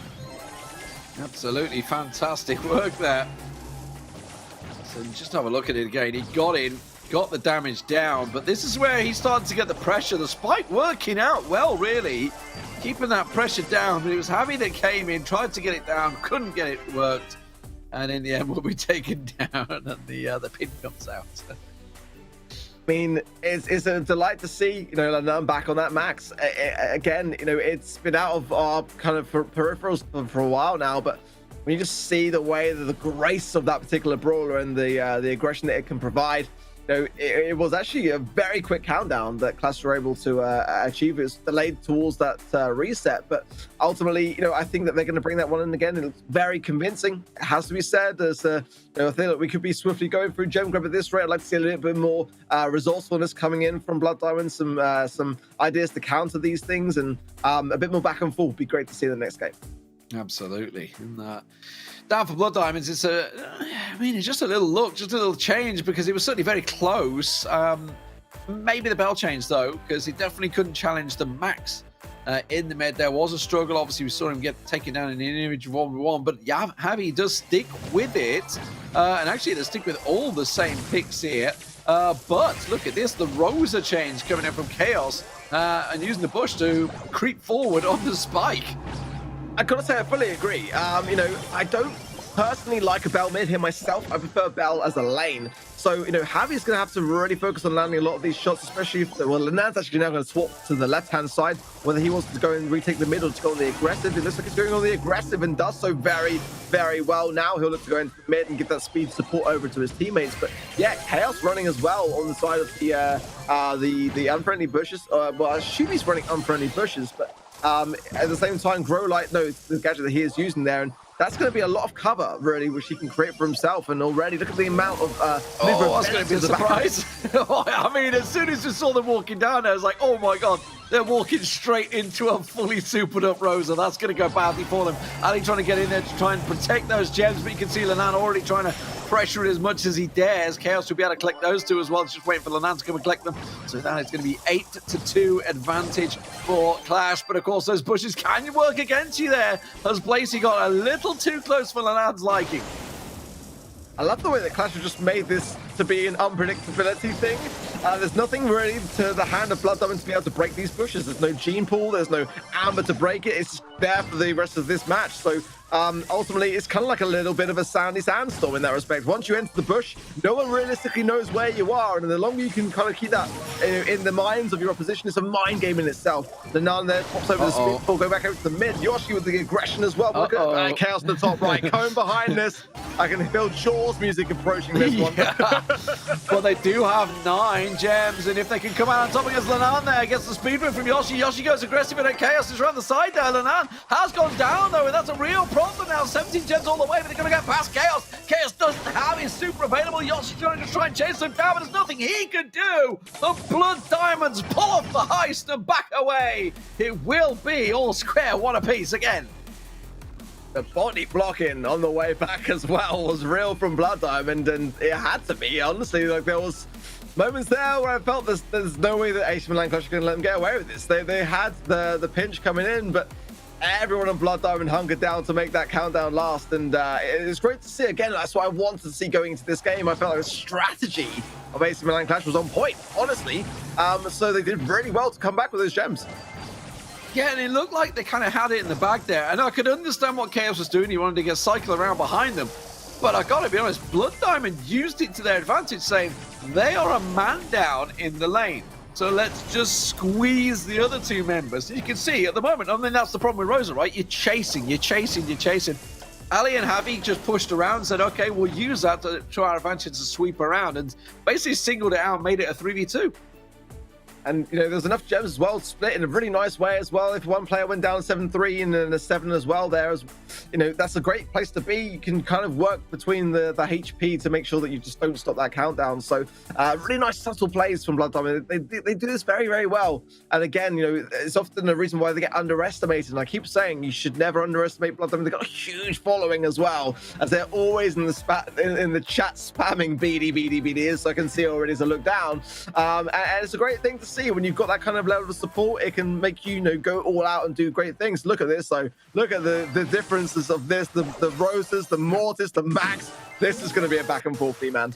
Yeah, with the Poco to back it up, we're talking about how Poco picked up ban pretty much all night long, has been very strong, but Blood Diamond's being very aggressive this time around. Chaos tries to go in, but he's getting surrounded. Leneno giving the time and pace. Is he going to be able to get in there? No. And now Chaos trying to get himself those bushes back down to give himself as much cover as he can. Yoshi finally getting back in position, and Clash slowly taking control. I wouldn't say they have control in the mid because they're already being pressured.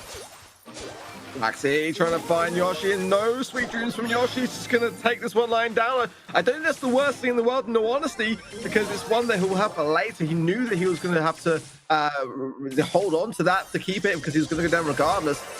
Actually still continuing this aggressive stance, though. Yoshi just staying alive, and that's going to be allowing Clash then to try to retake the mid as Lenan finds Javi as well. Speed over, not actually over to Chaos, so a bit of a miss there from Lenan, but either way, going to be forced out, I think. It's 3 versus 2. Trying to keep that stealthy strategy very much in their favor with the Sandstorm as well working out, but Javi keeping the pressure down. Chaos comes out on top again with Lenane. He should be able to take Javi down here. The super shield just buying enough time, but finally gets the reload just in time there. And I'm pretty sure I saw him hit the auto on the Rosa there, which actually swung in the wrong direction, which you could easily just juke in and out of his melee range there. Yoshi will go down though, and now gem control back in Blood Diamond's favor. It's a rare thing to see, AC Milan clash up against the Mortis and struggling because they have got such a great ability to play that particular brawl. But look at this Ace, all of AC Milan clash back on the back ball. Blacksy go in and is actually going to bring a gem on a platter. That's going to be 8-8, and they're going to have to work hard to hold this mid now with Javi and SSJ waiting then back to spawn back in, and the speed coming in a bad time. It's going to be set for Blood Diamond. Yeah, it's going to try and sweep it around there. 9-9. It just wants to get one closer, wants to pick up that gem. He commits. Blacksy goes diving in, but he doesn't get it down. And now Yoshi puts the pressure down. 10-10, tying things up, so there's no counter just yet.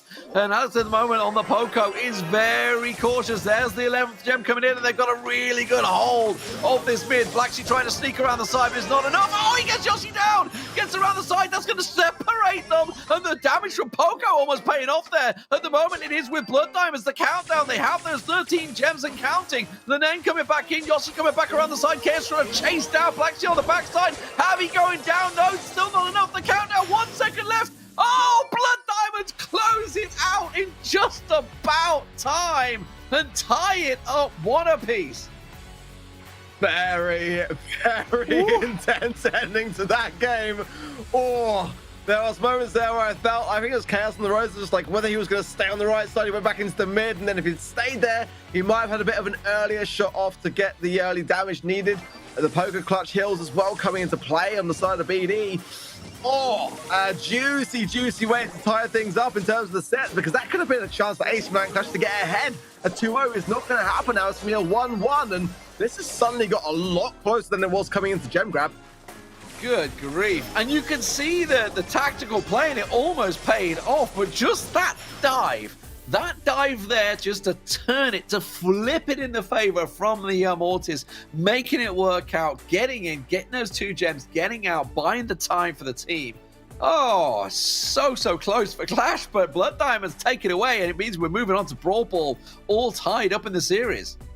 Making Clash work for it. I love it. I love it. I mean, again, it's one of those things where a team like AC Milan Clash have had such a good year that when it comes to an underdog story, I've got to be honest, I'm just with the underdog. I mean, for today, I'm going to be biased. Let's just say that. It's great. Have you got points on it though? That's the question. I don't this time, no. But if I did, I would have put them on BD on this one for sure. Because you got to root for them. I mean, it's the thing that I love about these kind of tournaments is seeing the underdog take on the big boys. And again, I think at the moment BD are playing a fantastic game.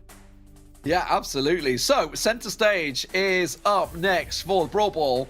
And now we saw this the very start of the day, when we went the distance in one of the many best of 5s today. NaVi coming out on top against 3X in that game. But it was a tight game, no doubt about it. Center stage, obviously a very close map so for them. But, ooh, I got to miss. I mean, ordinarily I would say Clash will take it because they are so strong on these maps, but I don't know. With Blood Diamonds playing the way they are, they may get caught napping here, but I do suspect we're going to see quite a bruiser-centric team here. Max, Rosa, Poco, I feel like would be a good way to go here. And it's the thing that I feel like Blood Diamond have a very, very good awareness when it comes to the meta. They analyze a lot. They look into their opposition. I think that they're going to come out with the same comp off the bat. I think it'd be very difficult to kind of counter that. I like that Rico ban as well, going to come into play here. Can get kind of easily overrun by that kind of Max and Rosa's synergy. So, but it can cycle very well off the back of that HP. I think that not having the poker ban either way is actually all very different ideas. Okay, so Brock is now going to come out to play. B as well, I feel, is a really good thing to have on this particular map. But as time goes on, those Brock rockets are going to be breaking up in more and more of the map. So that's why it's great to have B in your back pocket, ultimately. Yeah, I forgot about Brock. He's been banned that much tonight, to be honest. But immediately we see NaVi popping off. Won't be able to get the goal in time. Yes, they will. I thought it was going to be a little bit longer, but of course he took down the two bales on the left side there, and that opened it up for Blood Diamonds to take themselves the first goal. This is a best of 5. I just want to reiterate that. A best of 5 series. So while it is the last game of the night, it's certainly not the last map. I had to shut my hearing then, and it was the great throw from Blacksy. Oh, but no, it's actually a bit of a choke. I thought he found the angle, but off the corner. Yeah, that evil spike pin just going hard now. I've got to get used to it. It's a great BM. I love it. But, Clash, again, very much in the back of this form. Blood Diamond are placing down so much pressure upon this situation. Blacksy going straight through the break. I love it. NaVi now looking for the pass through, but being patient about it. The break of the wall, but the shot goes straight to Yoshi. A nice defensive measure, but can Clash get out of this position? Yeah, they are being pinned once again. And at the moment, Blood Diamond's keeping them very much under pressure, waiting for those respawns to come through. Is the burn damage going to be enough to take Yoshi down? No, he manages to survive just now, but NaVi is landing everything on the Brock at the moment. Blacksy's got super. That's going to be it. Yep, he was very aware of that shot that he needed, and he was in the perfect range to do it. Got to look out for those Stu picks. It's a very easy brawler to gain a super from, and played so well. It's a rare thing again to see AC Milan Clash struggling in Brawl, but I also worry for Blood Diamond because I feel like there's going to be a response to this, and I feel like it could be a strong one at that. Absolutely. I mean, that worked very well. Now, the question is, do you bring a Mortis to the table? Does Lene maybe pull that out? Because that would be very good to chase down the likes of Brock. This is the thing. I was actually very surprised to not see that sort of like Rosa Max, speedy, tanky comp. It's a bit of a risk, to be fair. Again, like you rightly said, we've seen so much Brock ban. You kind of forget when it is actually a viable option to have. So there has to be a lot of wall breaking abilities. Maybe they'll avoid that simply because of those just one pop gadgets and you got nowhere to run and can leave you a bit like a sitting duck. B as well in combination with that. I don't know. It's a Brock and B here. I don't think anyone's going to switch away from it. But like you say, if they bring in a Mortis, there's definitely some cycling potential there. Yeah, but Clash getting caught out on their own backyard on Brawl Ball. And if Blood Diamonds were to take the series 2-1 here, it would really upset things, to come into this. And, spoilers aside, I spoke to Roll and he said, I'm very impressed with Blood Diamonds. He knew what he was up against here tonight. He was very astute and knew, obviously, the coaches doing their homework and making sure that their teams are aware that this won't be an easy game, guys. This is going to be a tough one. Not that I think they needed telling, because Blood Diamonds obviously came into this, made a bit of a statement on the way through. Let's have a look at the game, though. Let's get underway and see what changes will be made. Yeah, I think that's the wise one, to keep the spikes and to keep the Brocks and Stu for the aggressive plays. I don't think they're going to deviate away from this, in all honesty. It just seems like it's with the current bans. Oh, Yoshi though, the pass through to Chaos from the cards. Yep, there it is. That's the reason why you want to keep Stu. Yep. Very quick goal, 20 seconds on the clock only, and already again, I did say I was worried about this kind of response. Ash know how to assert the pressure back onto the other side of the field. And that's just simply came from Chaos, landing the shot, getting Blakesy down, and quick and easy opening up that left channel. And as you say, and that's what this is all about at the moment. It's about finding that early pick. Yoshi has gone down. pressure now from the Blood Diamonds, but immediately Guille does try and turn that pressure back around, tries to pin Ali off in the left-hand side there. Didn't quite work out for him. Blakesy is going to get the push. Chaos does manage to get the damage down, gets himself his life generation up as well. Ali, though, is in trouble at the moment, but I say, is he in trouble? I think is Yoshi in trouble? I'm not too sure which way, who was in trouble of who there, but he managed to get around the back of him. But at the moment, it is even, and the ball played to the left. Chaos. Well, that's the super onto Black. See that life plant going to help him out to stay in position as well. Guille takes care of business on the left. Yeah, the ball though still in that back pocket, and why not? Ultimately, Clash have got the lead, but now they're looking to make a statement. They want to finish this game. They can sense the momentum going in their favor, and Guille just being very cautious to not allow Blacksy to get around behind him there. To throw it over to Chaos. And it's shown the right very low as well. Curveball as well. Can they make the moment happen though? Guille in the mid, breaking things up. And going to, that is it. Oh, he should be able to get a shot. Goes to the left. Oh, nicely done. Absolute fake shot. I thought he was going to go right, and I think that's what Blakesy thought as well, because he sort of stepped to the right and then had to quickly try and dash to the left. But we're all square once again. This game's going to go the distance, guys. I was worried. I thought, I know he hasn't shot it yet, so there's the potential to clear off the line, but the pressure in those situations can be really difficult to keep that sort of composure for. But yeah, I didn't expect anything less, in all honesty. Clash are a team that are able to handle pressure better than most. So now, having said that, sometimes I'm not playing them at their own game. So again, I don't want to jinx it, but I feel like this one could go all the way to you, man. I think it certainly has legs. There's no doubt about it. This was the moment, actually, that I thought if Yoshi would have come out on top, that would have been a quick 2-0. As it was, Guille applied so much pressure with the Brock on that left-hand side, kind of dominated the left, and you saw Blakesy so close to getting it, keeping the safe. Big save at the end there. But it means we do have a third map. Do you see any changes, or are we going to stick with the same? It would be a good time to change. I'll put that one out there for sure, because ultimately, people have been showing a stubbornness to swap away from it, but it just kind of covers a lot of bases. That's kind of ultimately what we see from the best of the teams in the world, is that they are going through the motions in their scrims every single step of the way and just looking as to what's available, what's banned, and kind of with that in mind, what gives the best possible outcome. And I do feel like this is kind of it, really. There is that kind of Max Brozer idea, but at the moment, I think that the Brock is the key to not being banned in the situation, to keep that whole idea alive, really.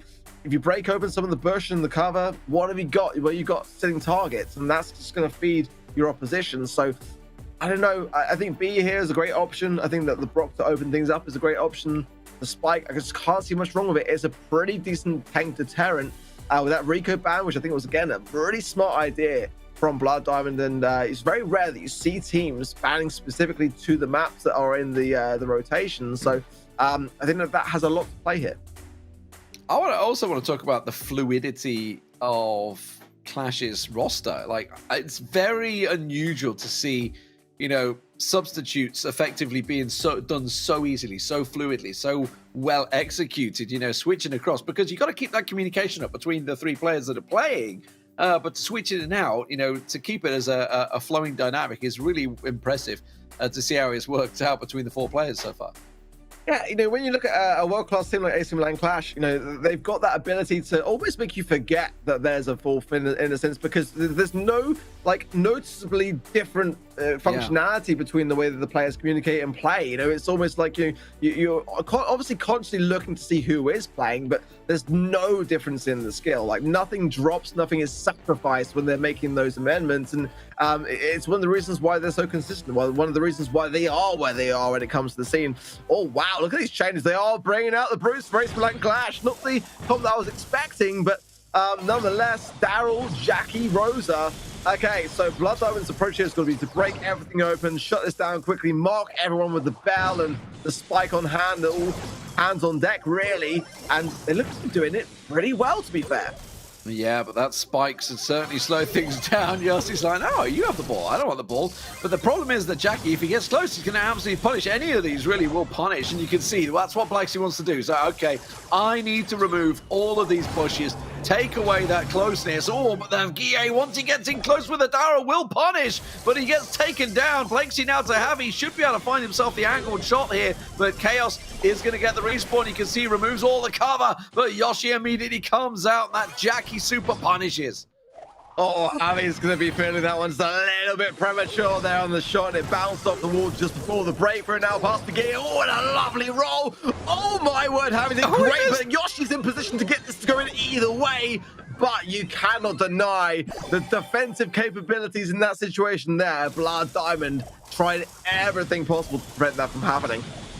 The hit points advantage that these bruisers sometimes offered, but the problem is it is now carved wide open. So if they do manage to take them down, which they are doing here, you can see the shots, but Guille stops that one clean in its tracks. Javi though get pinned against the wall. Chaos just swinging at the bushes. He didn't know that where he was. He's just swinging away, trying to find him. And for Clash, this is looking like a real chance to get a goal in here. Guille's just going to run it in with the Darrow. Gets around the side. Nothing you can do about that as Yoshi pops the super. And just brute force win from Clash, taking the series. I love the back pocket Daryl there. A brawler that we don't tend to often see. I think many have forgotten. I was saying this just the other day to the players in voice chat. I miss the Daryl messes. I'm missing that mechanic and just what Daryl can do under those circumstances. And, you can see why there. Guille, just really came in so clutch to be able to get those rolls and to get the ball straight off the back of it. And very, very daring from Clash to go in with a tank comp under the circumstances, because that could have been easily shut down, and it almost easily was. So 2-1 now to Clash. Will this go the distance? Purple Paradise up next for the two teams. It means we go to a long-range duel, or do we? Do we go to a close-range bruiser fight? I've got a tendency to jinx these things, so I don't think so. But I would love it to. I mean, I'd love to see both teams come out with a Max, a Rosa, and a Poco. That would be awesome to see. Well, think of the game earlier. Who was it earlier on? Oh, was it Opie? Was it? I think it was Opie, right? They used the he was coming in with the Mortis. They also used the what's his name? Damn it. Slipped my mind. But they had the Poco to back up. Yeah, OP is often on that Mortis and has the heals behind it. You can go super on the aggressive with that. Yeah, this is what I thought we would standard, see. Standard, yeah. I think it's better to play it safe, especially now that Brock's not banned as well. We saw the Brock ban earlier, didn't we? We saw the Gene come in as opposed to the Brock in that respect, and keep Nanny and keep Piper. I think it's safer. Nanny's able to get so many good peeps in and great value off the back of it. It's almost a guaranteed kill as long as you're able to be accurate with it and composed enough to find the right target. Ooh, Chaos bringing in the rocket laces, and that is a gadget that I have not seen for a long time, and I've been saying and wishing for it to come back in. Chaos, I love you for that, mate. Honestly, I do. It's been years since I've seen the rocket laces in competitive. Yeah, and used to full effect, managing to dodge out the damage. Exactly what he did right there. Perfectly done. So at the moment, 7-0, make that 9 as Clash look to lock this one down. 11 and counting. 14-4. So, okay, I mean, what we're talking about here is the fact that they've once again switched player, by the way, in case you hadn't noticed. Guille subbed out for Linnaeus, but not that you'd know it, because the way they're all playing magnificently well. This is exactly what we were saying, wasn't it? Like, when there's a sub out for Clash, you just genuinely don't notice because the skill remains the same. And 16 stars to 4. The blue star getting in favor, but that's an important thing. And Yoshi's just going straight into the eye of the storm. I do not vouch for that play. Gotta be honest, and now the peep can come in and just make this even closer. Going to connect from Lenon's going to bounce off the top of that one. Is there going to be a peep on the other side of things? It's going to be returned by Blacksy, but bounce back. Not enough to take the kill, but only 3 stars in it. Oh, 10 seconds. They've got to hunt them down here. 16-13. Who they're going to focus on? They have to try and get one target. Lenan does get caught out. A little hit there. Has to use the super to back away. Yoshi will answer in kind. 19-17 in the end as they do trade shots from what was a 14-4 lead. I felt that could have been a Blood Diamond win. When Yoshi jumped in, there was not many stars that they needed to get on the board, but ultimately they were able to bringing things back under some level of control there. Oh, juicy, very, very juicy. Well, let's just see if that was the moment there. I just felt, oh my word, that's not the play you want to make, but obviously just a bit of a miscalculation. You do want to get quickly back into the fight and try and get your supers to be cycled in as much as possible. But yeah, there was no way that I saw that ending up rather than Yoshi's demise. Well, I don't expect too many changes, if anything at all. The only thing that you could bring really in is probably a bell, but I don't think that's going to be really a case. I think they'll stick with it. Yeah, maybe. Oh, banned. No, Gene's banned. Yeah, Gene's banned. So it's really the bell, I think, is the only change that you could possibly make, but I don't think it's going to be the case. The Byron. I was about to say the Byron is not banned, and it has brought it in, so a little bit of healing coming in for Blakesy. I like it. I didn't think to go for it, but it could go for or against Blood Diamond here. I mean, ultimately, as long as they're able to keep a nice, healthy balance between the shots going out of the Byron and the shots coming in for the healing qualities, then that's just the problem. It can get overran kind of sometimes if you're not able to land some of those heals, or maybe you lose some side lane pressure. Chaos going to miss his super though, and a homing recipe from Alias SJ will connect into Lanan. That will be giving a little bit of momentum to Blood Diamond, but very passive so far. Everyone being very cautious on giving over too much of a hand too early. Lanan getting caught out there. Switching out on the side, but that's quickly traded in kind as Yossi picks it up. Look at the focus onto Blakesy. This is what you were talking about, getting caught out, pinned out, and hunted down by both Yoshi and Lanan, managing to make it work. 5-2 in their favor. Well, nice shoot from Lanan there. That homing recipe just not paying off for BD. Nice takedown from Lanan again, but tapped back does Alias SJ. Only 2 stars needed then to tie things up. They got the blue star. The peep coming in could be enough to then tie this one up and give them the lead. Peep traded through, and it does indeed do that. So and Yoshi just about survives there. You can see Chaos just stepping away because Ali's shot was on target. That second shot coming out from the Byron of Blakesy, almost catching Yoshi, and he is realizing how close that one was as he steps away. 8-8, and of course the blue star in favor of Blood Diamond. Clash after chase. I thought Yoshi was going to tick down there, but he didn't. But look at the pinch there, going in strong. That's going to give the lead back over to Ace Milan Clash. The jump in the valley in the 10th. Lanana punishes big with the bombs. AC Milan Clash are going to take it.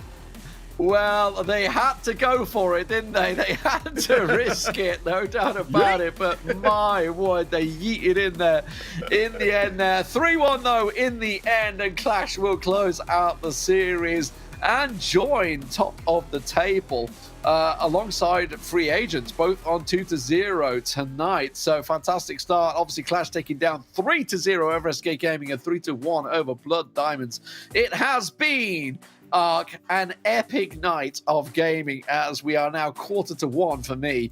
It has been a long night, considering we started at 6:20. Yeah, that's fair to say. I mean, we live to serve, guys. We live to serve, and what an exciting day it's been, though. So much back and forth, so much that we obviously some of the things that we didn't expect to see. I've got to say, free agents for me, a massive highlight. Very keen to see what they go on to do later on in this competition. A great start for them. Ace Milan Clash again. How long are they going to keep this up for? We saw, didn't we, the win streak maintained for a very long time, and they've already set a very high precedent, as we fully expected. I do love this moment there. That was got to be a highlight there, but you can just see how happy they were to get things tied up very quickly. They're just like, we need to go, boys. We need to go. Send it. Leave it in there, trying to make it work. Didn't quite pay off for them. But yeah, congratulations. I tell you what, though, there's more to come from Blood Diamonds, I feel, because they are looking like they could really challenge out one of those top 4 spots. Don't forget, this is all about reaching the finals, and you have to be in the top 4. This has only been the first night. We have 7 more play days to work our way through, Tuesday and Wednesday. And yes, that does mean we're back at it tomorrow from 6:20 onwards, and we're going to be giving you all the action once again. Hopefully not as long, but yes, it's going to be another 7 matches tomorrow. Here is the summary of the night's action. We started things off with a real long series between NaVi taking down 3X. 3X then swept aside by Blood Diamonds in a cracking 3-0. Real strong performance, despite the fact 3X probably feel aggrieved by that one. Speaking of, Free Agents then went on to take down Reply Totem and Mood Gaming, back-to-back Mood Gaming in an incredibly close, losing out by 2% in one of those series. And yeah, a little unfair by them, which is why we saw them then meeting a 3-2 series to SK Gaming. SK Gaming only go 1-1 tonight, though, as they got swept aside by Clash. And Clash, as you just saw, taking down Blood Diamond in the final match of the night. Ark, it has been an epic night of games. Any favourites in there? Again, I've got my new favourites for this season. I feel Free Agents. I've got to say, I think that they are the biggest of underdogs coming to this competition, and what a way to start. Reply Totem again, they are no easy feats, and Mood again are no easy feat, taking the 3-2 against SK Gaming to put it into perspective. So I cannot wait to see what happens with them. They're facing up tomorrow against AC Milan Clash as the first game. So for everyone in the chat who was saying, I want to see them take on the big dogs, well, that's what was kicking off with tomorrow. That is going to be one that I'm going to have my eyes on big time. Absolutely fantastic stuff. Be sure to join us tomorrow. As I say, there's those matches. You know, we've had really a brilliant night of gaming, no doubt about it. And obviously tomorrow, I expect to see more, like you say, double clash tomorrow against Free Agents, both 2-0 at the top of the table. We're going to be deciding who's going to be at the top of the table from the very first game, which will be kicking off at 6:30 Central European Summer Time. In a roundabout, how many hours is that from now? Around about 16 hours from now, I think that is, isn't it? Somewhere around about there. Maybe a bit less, actually. I'm not sure. 12 will be one. Yeah, around about maybe 15 hours. 15 hours from now, I think we're going to be back at it. So get yourself a good bit of sleep. Get yourself some food in you, because, you know, we all need that. I've not had it yet. I've got to go have my dinner now at 1 a.m. And then we'll all be back there. Thank you very much, Ark. Thank you very much, all the hard-working production around the world that are involved in this one. Let's have a quick look at the leaderboard before we finish things off, as my producer quickly says, don't finish yet. We've got a leaderboard. Just to remind you, I feel like this is one of those football things where you show the leaderboard after the first day's play and you're like, yeah, it really doesn't mean much. But it does, because Clash and Free Agents will be playing each other tomorrow. We're finding out who's going to be at 3-0. And for Mood and 3X, I feel sorry for them. They had some great games, yet they're at 0-2 at the bottom of the table. Yeah, I feel you on that one for sure. And, you know, Mood tomorrow are going to be facing against AC Milan Clash as well. So that's going to be a rough one for them. But ultimately, a chance to get some rest and come back and reconvene. But I fully agree. 3X also great games today. You know, I don't necessarily feel like the leaderboard fully reflects just how close some of these games have been. In all honesty, I genuinely feel like all of these teams are pretty well evenly matched. So again, very keen to see how things may separate, or, you know, how things may change come tomorrow. But honestly, there's been a lot of 3-2s today, D-Man. There has been some very close games. This looks like it's going to be a close league. We weren't sure how it was going to be with so many new names, so many new teams compared to the spring, but it has been a fantastic night of action. We'll be back tomorrow, 6:20. See you then. Have a good night. Goodbye!